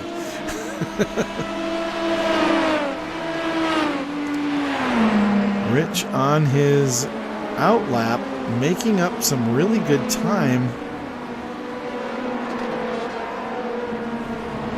As the 24 is in, the 24 car in pit lane, getting its fuel and tires. We'll watch the blend as they come back out. Rich is currently coming around Sunset Bend now. The car is down off the jacks. The fuel load is still going in. Kyle Lefevre moves into the car. Kyle's one of their quick drivers as the 14 goes by right there as Kyle pulls out of the pit lane. That gap is going to be about what it was when he went in. Right now 1.3, but I think he's going to have a little advantage as 14 car dealing with traffic. It's got a couple LMP2s and a GT3 car in front of him. That is going to let the 24 gain a little bit of time. Now just a second and a half as Rich has to wait to get through the hairpin behind a couple of LMP2s. It shouldn't really slow him down that much. The LMP2s are pretty quick in the corners, but here we go down the straightaway down into Cunningham, and we'll see. He does get one of them. He's still got to get the other one. As we know, Kyle Lefevre is quick in that number 24 Apex Everything Racing Carbon BMW Hybrid V8.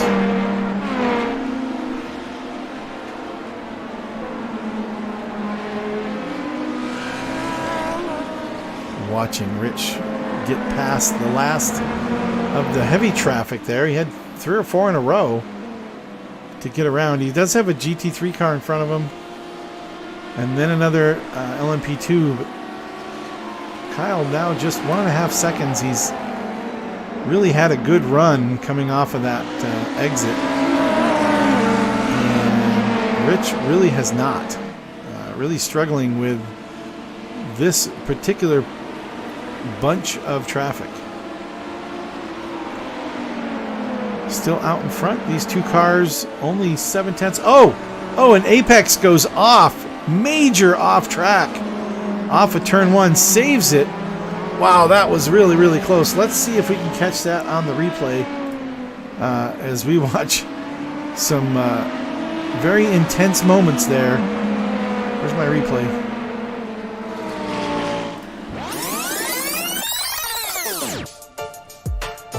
Yeah, he just ran wide in turn 1 there. I think there was an LMP2 car that was in his way, and he was maybe focused on that and just lost a little bit of concentration. Went all the way outside that cone. Came back on. Luckily, didn't lose anything at all. He didn't even really lose any time. Let's go back to live. Amazing.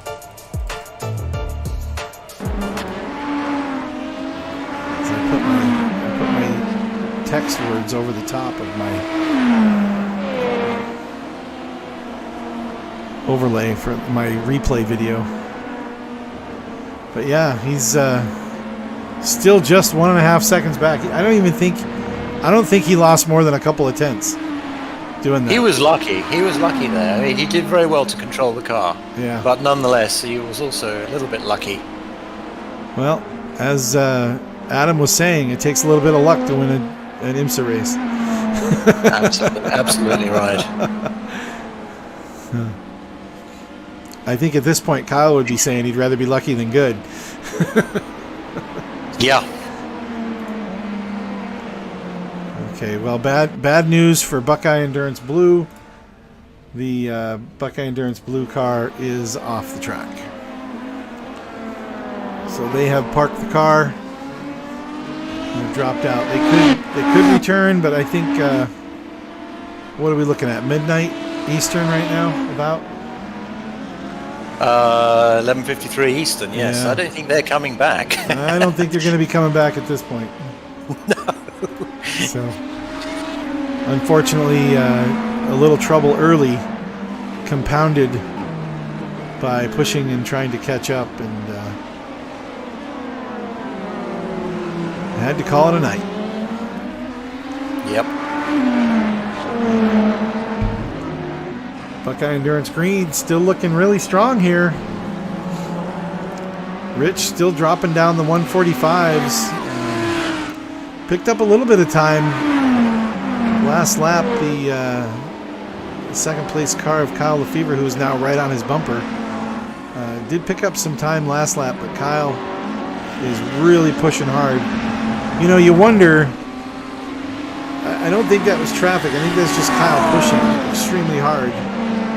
And, you know, you wonder at this point in the race, we're not even quite to halfway. Is pushing really hard the answer, or is doing what Rich is doing? Just run a nice, smooth, clean 145, 145, 145, and not trying to get the fastest lap of the race with halfway to go. Yeah, it really depends on how much latitude or how much Kyle is really pushing, or if he actually has even more speed and he's only at 98%. You know, Morgan can set a 45 lap and not be at 100%. Right. So Kyle may not be pushing at 100% here, but I don't think Rich is going to defend too hard here. If Kyle sticks his nose in, I think Rich will pragmatically let him by. I would hope so. At this point in the race, Yeah. There's really no sense in risking damage to the car or putting us in a position, putting them in a position where they're not the only 2 cars on the lead lap with no one a lap down. Yeah. Exactly. I mean, a 2-lap advantage at halfway for 2 cars. That's a not a guaranteed anything, but it's a really strong push for a podium finish. And one of the toughest races you can do in iRacing. I mean, these endurance races are no picnic. You and I have both been out there. We both run the laps, and I'll tell you what, it is a nail biter when you're up in the front or you're up in the top positions. It's a nail biter from the time the flag drops until the time the checkered flag falls. It really is, and you're completely fried by the end of these races. Yeah, here he goes around the outside trying to get around. Looks like he's trying to do a little over and under up this front straight. He might try something up into turn 1 here.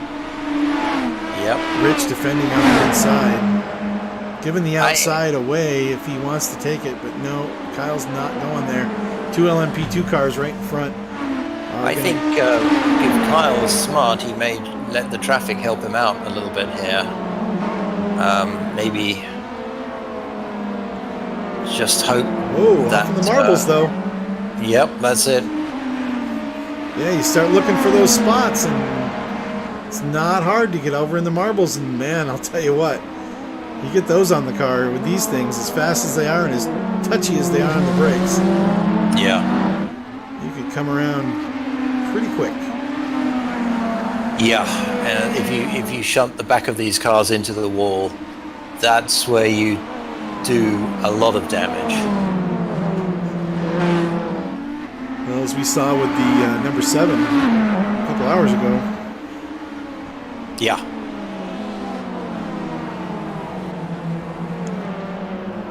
Yeah, it looks to me like Nathan's pushing a little, or Kyle's pushing a little harder than Rich here.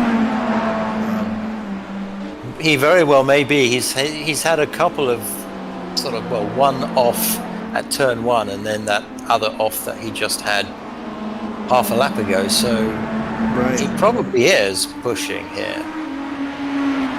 Looks like he might be setting up. Although the Buckeye car is very quick through turn 17, so I don't think he's going to get past here.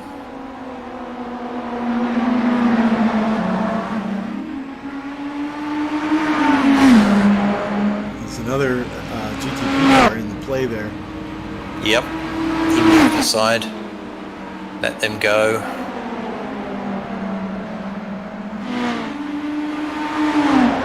Maybe he's just trying to see if he can get Rich to make a mistake. I guess he doesn't know who Rich is. Well, it definitely can pay off to put people under pressure, but of course, he's also putting himself, out there as well by pushing hard. So I find that if I'm behind, if I'm the one chasing, I have a lot harder time seeing and judging the braking points. Absolutely. And obviously the experienced drivers, these guys, which definitely are experienced drivers, can do it. And that's how you put the pressure on them. A slight mistake is all it takes. One off, one bad maneuver around a lap car, and you're by. That's kind of how it works. So. Yep. And if you notice, they just went around the Flying Penguin Racing team, and that is an Audi in the GTD class, leading the field for the first time tonight, ahead of the Vermilion Motorsports Ferrari. So maybe the Ferraris did go in and get tires and got it the wrong time. Well, it may be that might be a pit stops that are out of sequence. Could be. Very well could be that the Flying Penguin car still has a stop. That's very possible. It's possible, yeah. 2.3 seconds the gap there on. Not quite as close as the gap is here, as Rich again defends on the inside. Gives the outside up to Apex. And holds on going into turn 2. Yeah, that Buckeye car has a very, very good turn in. I think they have that car set up very well, and it goes around the corners he can really hold the apex around the corner, and it makes it difficult for the guy behind to make a move, even if he might be just a little bit quicker. This race right here, this battle, could be what we see at the last. Something Absolutely. very similar, because these two cars seem to be very evenly matched. The drivers seem to be evenly matched. Even if we can get our alien back in there, after this stint, we'll see how long Kyle runs. Kyle did a single stint early, I believe. I think he just did a single stint. Maybe he did a double, but I thought he just did a single. Okay. And this is his second, but we're halfway, so not even. We still got 45 minutes to halfway. Yes. Right. Now, at the halfway mark, I was saying while you stepped away, at the halfway mark, we will be switching to YouTube stream part 2. So we'll be still here. We'll still be here right where we're at. But the stream will change. So you'll have to get... this stream will end. And you'll have to get over to the other one to catch the rest, the second half of the race. iRacing doesn't really approve of 12-hour stream sessions. Well, iRacing doesn't care, but YouTube does. Yeah. YouTube won't let me do a 12-hour stretch. And I will share the actual link of that race in the chat. I'm making a mess. Don't make a mess. No, I don't need to do that. I can just do it from here. Get the link. I'm going to put it in the race chat for this race. And then I'll drop it in your chat. Okay.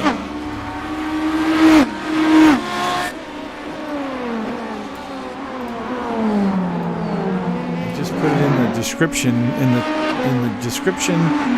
I'll also drop it here in the chat. There's the next sequence. And then I'll put it in your chat so you have it. Right there. That's part 2 of 2. And then I'll put it in East to West Racing chat.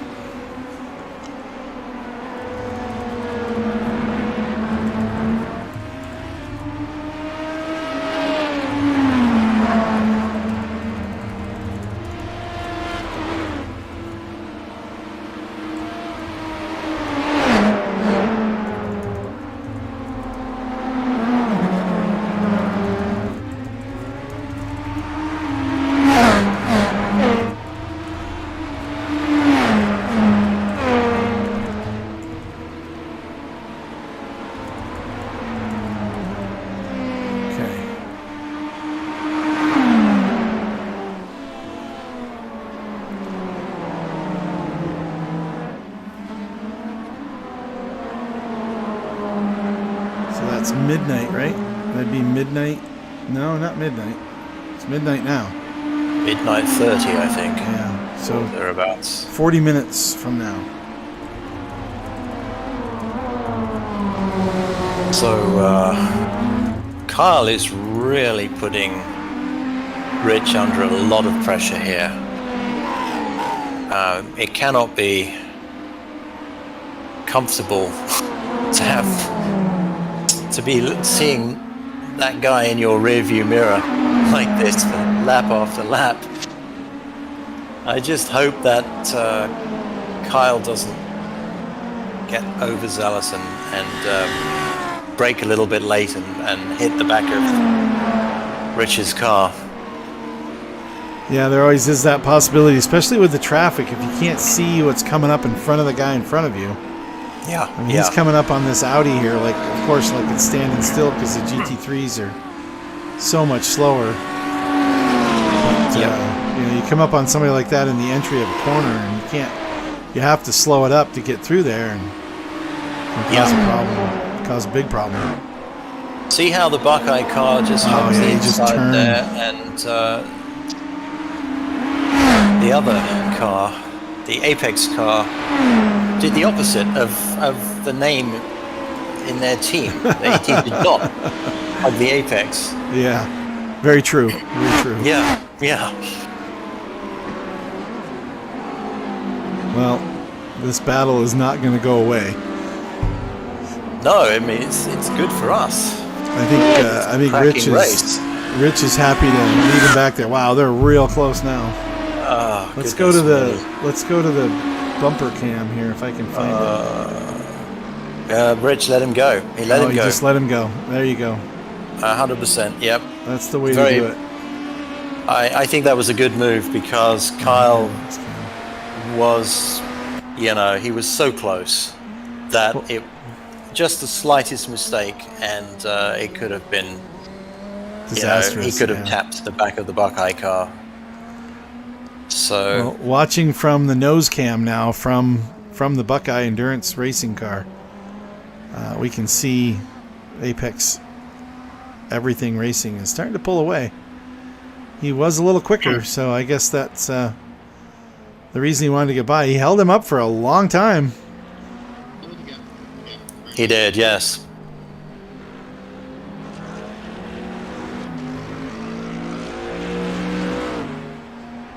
This is a really cool view, really cool angle.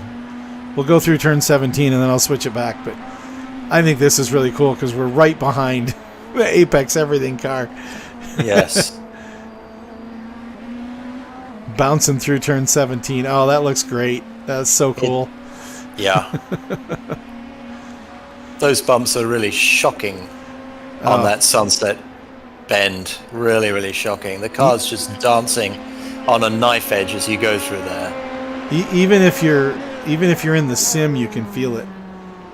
Absolutely, yeah. It's not. I'm sure it's much worse in real life, but. Oh yeah, must be. But you get a lot of feedback through your wheel when you go through there, and it gives you. It jerks it out of your. It tries to rip it out of your hand. Yeah. Very nearly, yes. So.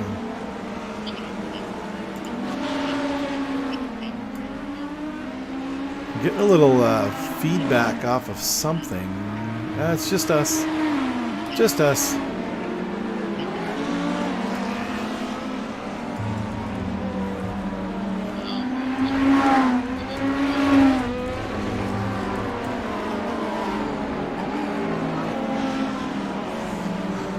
All right. Well, the message has been given. The info has been posted. Everybody knows where we're going in 35 minutes. We'll be going over to the second stream. Yeah, I got something feeding through on my mic. I don't know what it is. Sounds a little weird, but hey, we're still here anyway. We sure are. Why would we go anywhere? There's a 0.4 second gap between P1 and P2 after nearly 6 hours of racing. That's extraordinary. Yeah. Kyle has pulled ahead now, 2 seconds. The gap as they cross the line. 2 seconds now. Yes, yeah. My gap was out of date a little bit there, but still very, very close. 2 seconds. Gosh, after 6 hours. 2 seconds after 5.5 hours. Yeah, yeah. Insanity. It really is. Rich is really running smooth. 145s, 146s, just really running clean, smooth laps. We've got, I believe, Morgan in for a triple coming up next. So he just stopped at 168, so that puts him at 192. So another 10 laps after this time by? That's right, yes. I think they'll be stopping at 192, and I think the Apex team will be at 193 or 4. At the speed they're going, it better be 193. Yeah, they're not fuel saving. Neither of these teams is fuel saving, in my opinion, right now. No, I think they've figured out the strategy is the 24 laps, and I don't think either one of them's going to have an advantage. One lap isn't going to make a difference. If one lap were to make a difference in the end, these guys would fuel save and get it back. Well, it's going to be interesting what happens if they are still very close at the end of the race. Right. I mean, we will see Well, I don't know who is scheduled to be in the Buckeye car at the very end. Is it Rich? I believe it is Rich from what they were saying. I think the original plan was to have Morgan at the finish, but I think Morgan's going to do this triple coming up in about 20 minutes. Right about our switch time, close to it. And he's going to do that triple, and that's going to make it so he's going to have his race finished. Okay, so does he have a scheduling conflict? He can't be in the car at the end? I don't know. I don't know why they did that. They had it double all the way through, and it put him in the car in the last stint. But I think they're going to do triple with him and Brandon through the night. Well, we're already through the night. It's midnight. Through the night, they're going to do the double or the triple, and then finish it off with Adam followed by Rich for the finish. Right. I think that's what Brandon was saying when he was in the booth earlier.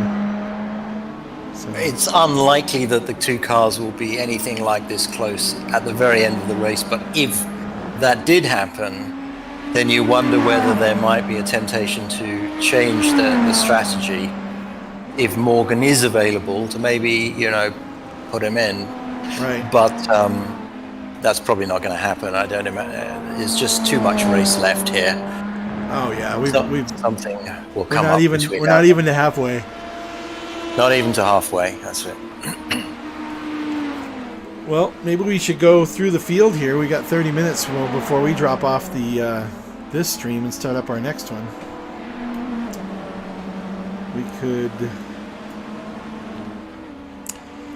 up front, as we know, because we've been talking about him constantly, is Apex Everything Racing here in the front of the race. 3.5 second lead now.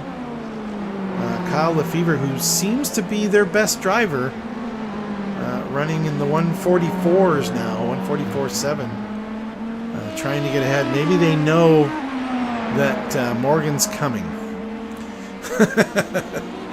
And Morgan's not going to run. Yes. Morgan's not going to run high 144s. So maybe they saw that from earlier. But they probably do.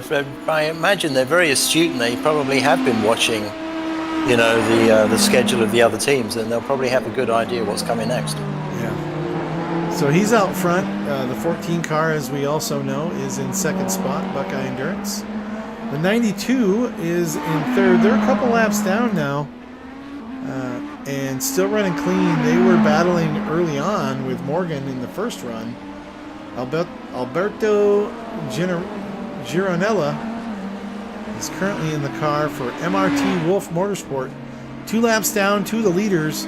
If something were to happen to the leaders, this guy here was in the catbird seat. He has quite a lead over the next spot. He's 2 laps down and currently 4 laps ahead of this number 23 car in TTR Sim Racing 69. These guys are 6 laps down to the leader. Still running pretty good laps. Alberto in the third spot. He's still running 145s. Here, Jacob Havel in this 23 car in the 148, so not as quick, but still on the racetrack, 6 laps down off the lead and still cruising. The number 88. There are a lot of numbers on my screen. The number 88 car in P5, 12 laps down, 6 lap gap to P4. It seems odd when you say 12 laps down to the leader, but endurance races are like that. You have one incident, he goes into the wall and has to go in for a repair, bumps into another car. Could take 10-15 minutes to get that fixed. Well, as it stands there in P5, which even if they didn't improve, is very respectable in class. Yeah, right? yeah. Nothing wrong with that. P5 finish in a 12-hour race with 15 cars in the field in your class. Yep, that's it. So not bad. P6 is Twitchy Foot Racing Orange in the 76 car. These guys in the 146s as well. Everybody's running about the same lap times. It's not some grand big difference. The difference usually, from what I've seen so far, the difference is incidents.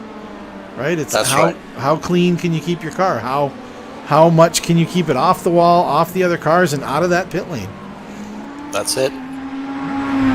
Number 7, last car running. These guys have had their problems. They are not the fastest. 150.2. Oh, wait. They're in 7th. Twitchy Foot was in 6th. We missed one. 80. No, I didn't. I don't think there are any more P1 cars running, are That's there? it. Yeah, that's it. It's the number. Yeah. This guy's in 7th. Yes to Rick Racing in the 784. Running 150s, a little slower, a little off the pace from the other guys out there, but still out there. And has run 144 laps. He's a few laps down. Just 40 laps down. So maybe had some time for repairs. Had a little trouble maybe maneuvering around the LMP2 cars, maybe? Could be. I'd say that's a very good possibility. Very good. So let's see what's going on in LMP2. We haven't gone through the LMP2 field, but this is still in contention. This field is definitely the closest field. Well, it's much closer than the top field. Let's put it that way. It really is. There's very little attrition in the LMP2s. Yeah. So the Old Firm Racing 3, I haven't seen them. Haven't noticed them out front much. 13 car. But they are currently in the lead, 8 seconds ahead of the number 17 car. My favorite number. This car has been through the ringer. You can see all the tire wear on the front of it. But this is Flying Farts, number 17. Shane Vickery is behind the wheel. Interesting livery.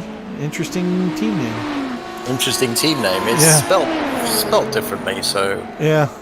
Perhaps it means something totally different. It means something we don't know. Let's hope. Otherwise, you probably wouldn't want to be driving for that team. Cobalt Racing Black running in the red and black car. Dwayne Burns behind the wheel, coming into the pit lane here in P3, and he's going to give up that spot to Aries Autosport in the 38 as they're going to go by. Oh, not yet. They're in the backstretch, so they're not going to go by anytime soon. But still on the lead lap here in the number 38 from Aries Autosport in P4 right now, and they are a lap ahead as they catch up to another LMP2. And that can't be the 88. We just talked about. I thought we just talked about the 88. Oh, that's an LMP3 car. Okay, that makes more sense. P5, the 124. And he is just 2 seconds behind P4 trying to gain there. And it looks like he is gaining. As the GT3 cars being upset and anxious as the LMP2s go around, flashing their lights at them like they did something wrong. As they're trying to drive around the track. 27 car, IKR Racing, and he's well back. Well, 3 seconds, 39 seconds back. He's a lap down. This is the first car a lap down. So top 5 cars in the LMP2 class on the lead lap. This is the first car a lap down, the number 27. Pierre Thompson behind the wheel, IKR Racing Elite, Twitch.tv. So they're broadcasting. They're out there. More coverage for our race. Yes. We got the number 20, Michael McCabe, running in the 150 range. Pretty decent lap times for these cars. I think quick for these guys is around a 47, I believe. Yeah, some of the guys are in the 47s. You can see. 47.2 is the fastest lap of the race so far for the LMP2s. Number 300. That's quick. That's quick when you think that the GTP cars are frequently turning 46 laps. Right. Absolutely. Yeah. Number 300 here. Wow, his car looks brand new.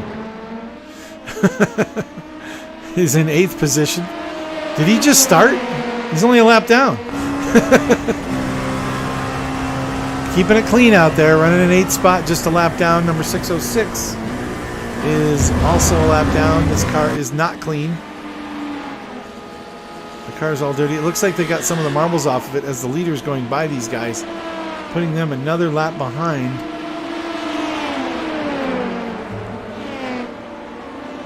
As Matt Fries is in the 606 B9. Quite a few more cars out here in the LMP2 class. We go to P10. Undisi Scudiera. This is the other half of that Scudiera team that's running in the GT3 class in the Ferrari.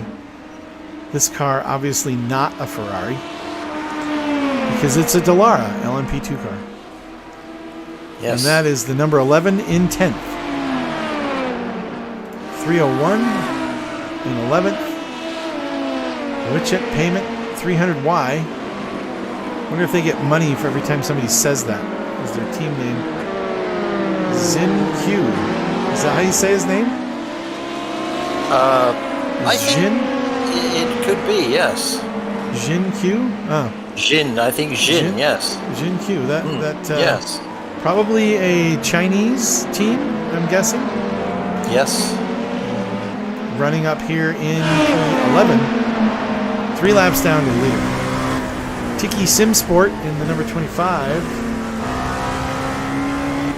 Oh, these guys have the tribal paint on the front. Oh, it's just kind of a stretched, looked like a tribal paint on the front of that car. 25 car. Yes. Justin Barrera behind the wheel. I could actually put up where they're from. It would take more real estate on the screen, though. But moved up 3 spots from their starting spot at the beginning. And in 13th, the 299.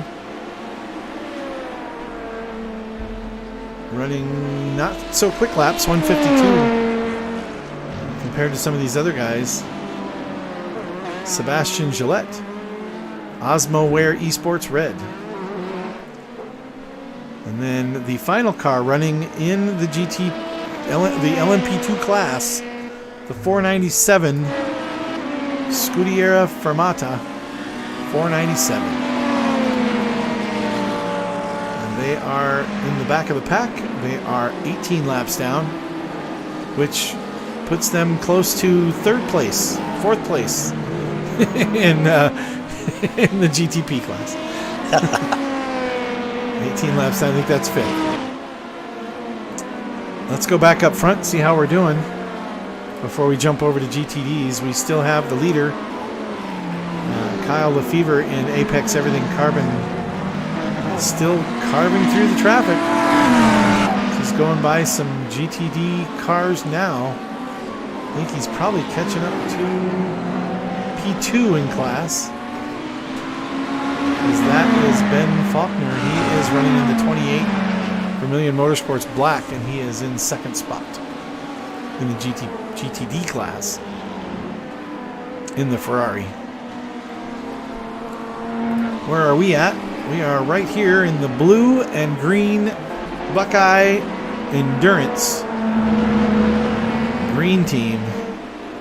2nd place, about 7 seconds off the lead as our leader goes around to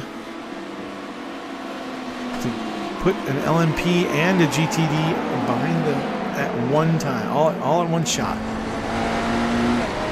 You see that LMP2 car go really wide. That's the 38. Yes. Chris Taylor went really wide through there. As Rich has to do some maneuvering as the LMP2 also passing a slower GTD car at the same time. Right through these corners, through this 3, 4, 5 section, those LMP2s are right there with him. Look at, he's not even getting away. Yes. So Kyle is really pushing on here, just at a 44.9, and he's starting to eke out a gap now. So he's on a charge. I have a feeling they know Morgan's going to get in the car. They very well may, yeah. And if everybody else can hold with them or stay close to them, and Morgan can pull away, then they've got their hands full trying to stay out front for the long run here. Coming up on the pit stop, just 2 laps to go. 2 laps. Yep. Hey, I'm gonna step away for a minute. I've got to stretch. Get another Very good. drink. All right. I got the cherry Kool-Aid is the drink of choice tonight. Keeping me awake all night long. Does it have any caffeine in it? It does not. It does not. Okay. So Right. We'll see. We'll see how I do. We've got 6 hours, 17 minutes to go. That's it. You may need to spice that cherryade up a little bit. Maybe. We'll see. We'll see what see. happens. I'll be back in a few. Okay.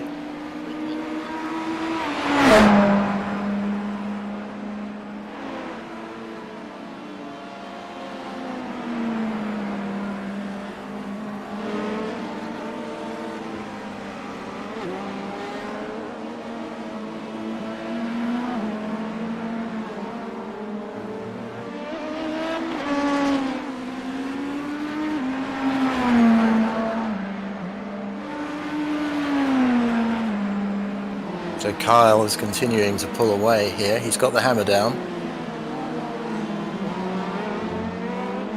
Gap nearly 10 seconds.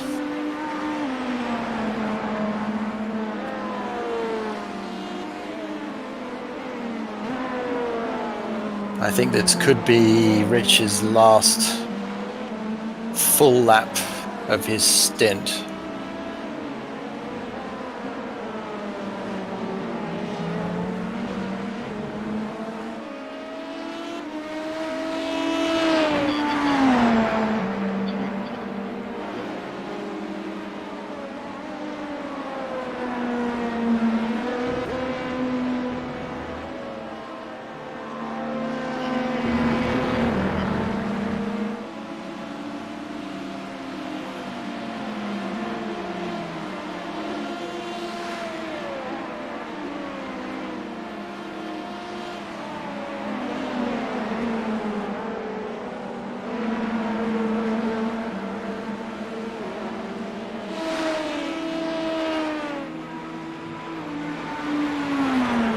Rich clicks off a 1:44.8. That's a quick lap.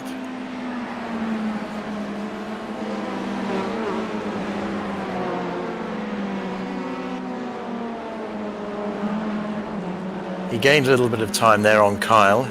Kyle's lap was a 45.8.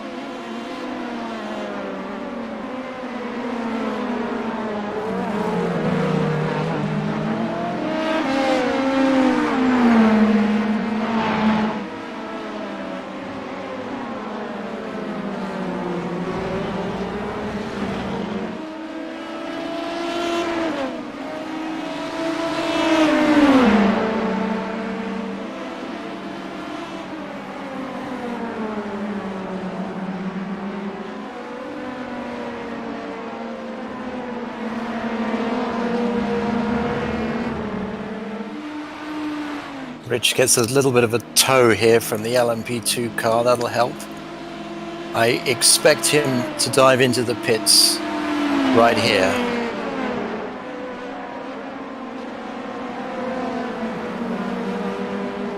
Nope, he's staying out one more lap.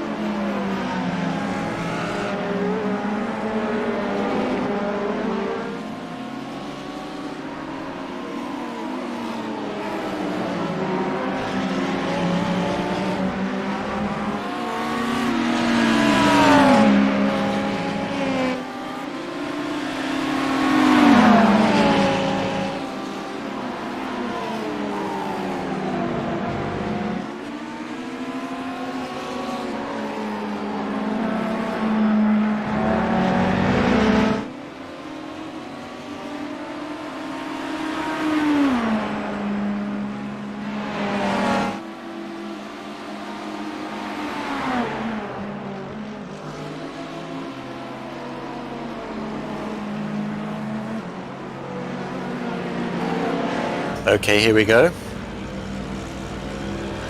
Rich will be handing over to Morgan.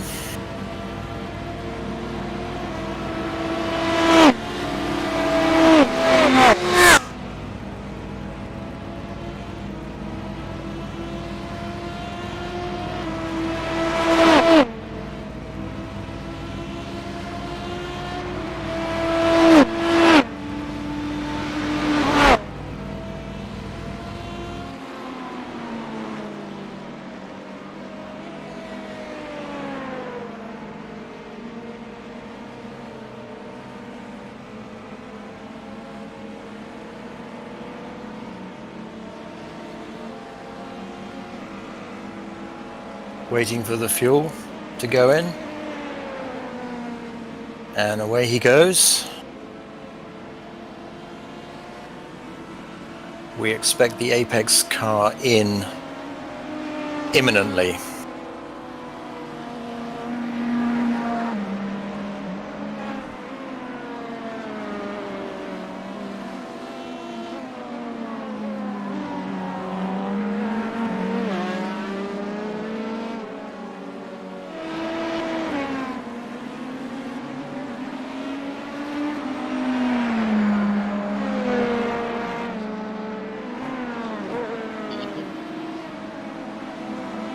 And Kyle brings the Apex Everything racing car in. So it looks like the two teams are on the same strategy now, the same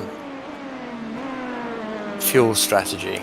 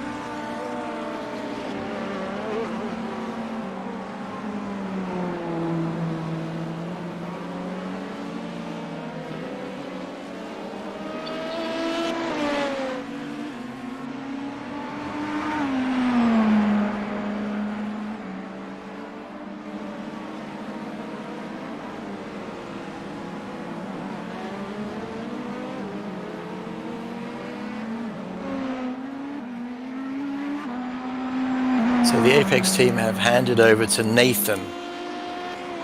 Nathan Klinedist is now in the car, and Morgan is in for Buckeye. So this is going to be interesting to see how these two measure up.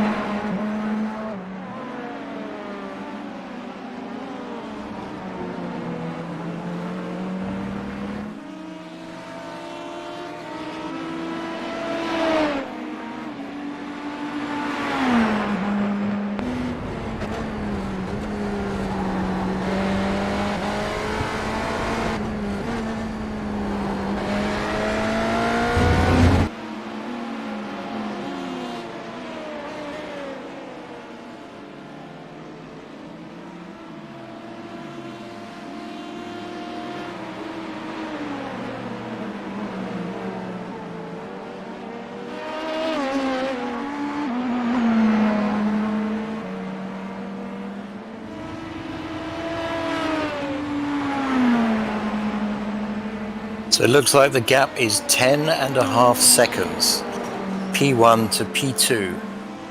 We'll see if Morgan can eat into that gap. He should have a little bit of an advantage on warmer tyres for maybe another lap.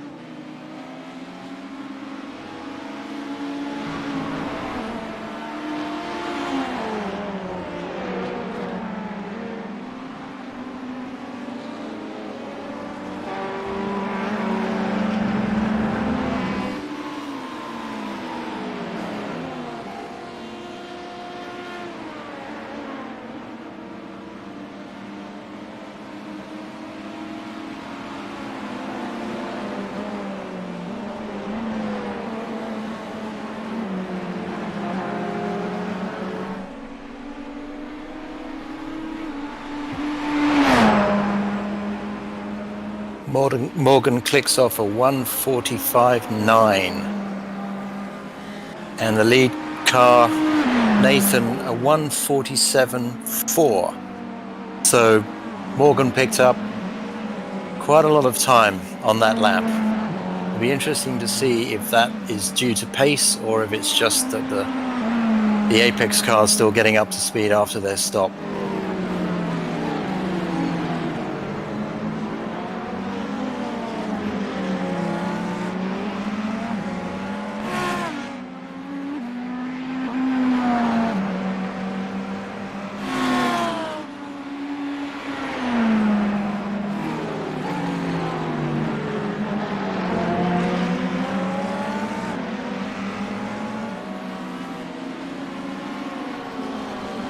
Morgan held up a little bit by these GT3 cars. That will not do him any favors.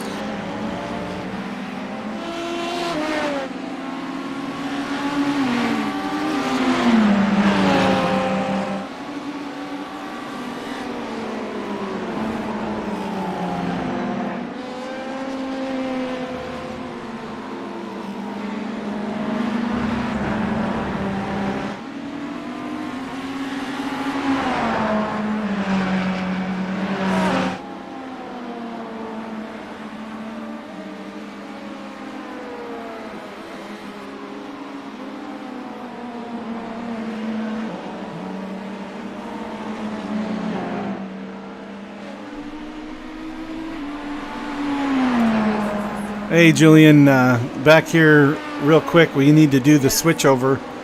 Okay. We are at the 6:04 mark right now. We've got just 4 minutes to go. I do have a pile of spectators here in the room with me, so it's a little noisy down here. They're trying out the race rig behind me. Very good. So, having a good time. Yep. So, it looks like Morgan has jumped into the car. Yes, and he's eating into the lead quite quickly here, by about 2 seconds a lap. So yeah, it looks like Kyle jumped out as well. Nathan Kleindist is back in the car. He was not their quickest driver, so yeah, Morgan's going to overtake him quite quickly. Yep. You guys are fine. You're fine. It's just us here hanging out as friends. We got a half a dozen people. How many people on the stream? We got 6 people watching online. So, and three of them are probably the drivers from the race. Yes, so they're probably not actually watching. They just have the feed running in the background. Yeah, not a big fan base here at Bigg Wizurd TV, but hey, we have a good time either way. Well, I'm sure there'll be a lot more hits later. Yes, I believe that's true. After the event, yes. We actually have had over 98. Well, we're almost to 100. Almost to 100 views. 98 views so far since we've been on the air. And average duration of those 98, 32 minutes. That's not bad. Most people are watching that Jew joined. So yeah. Well, Morgan just clicked off at 44.8 there. Closing that gap another second off the lead, now down to 6.1. Right. Yes. Nathan has picked the pace up a little bit, but not enough. Not enough. Don't know if he's got Morgan's pace, though. I doubt it. But, everybody, they might be able to stay up there and stay in front. I mean, or stay close. That's the trick, right? Stay close and stay clean. Exactly.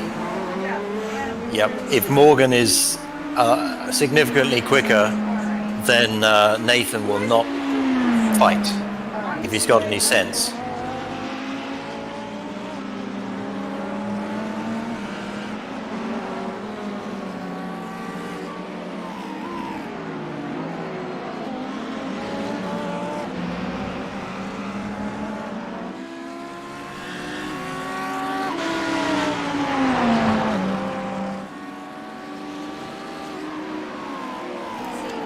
Coming up on the halfway mark, just a minute and 15 to go here. And Apex Everything Racing is still out front. And Buckeye Endurance, the only other car on the lead lap. We went through the field, showed you a lot of the cars. We're going to hit the GTD field after the break here. Please find us over on part 2 of 2. Check it out at tv.bigwizurd.com. It's on the screen. You can find it there. There's also a link in the chat that'll take you directly to the next session. You can go that way, or you can find it on tv.bigwizurd.com, which is just youtube.com with the Bigg Wizurd name at the end. But still got 8 or so cars in the GTP class running here, with only 2 on the lead lap. Morgan within 4 seconds of the lead. Yeah, he's really... Any final words on the stream before we shut it down here, Julian? I think the only words I have is stay tuned, because this race is really shaping up to be a cracker. All right, we're going to head over to the other channel. We'll see you over there. Thanks, everybody, for tuning in, and we'll catch you in just a minute.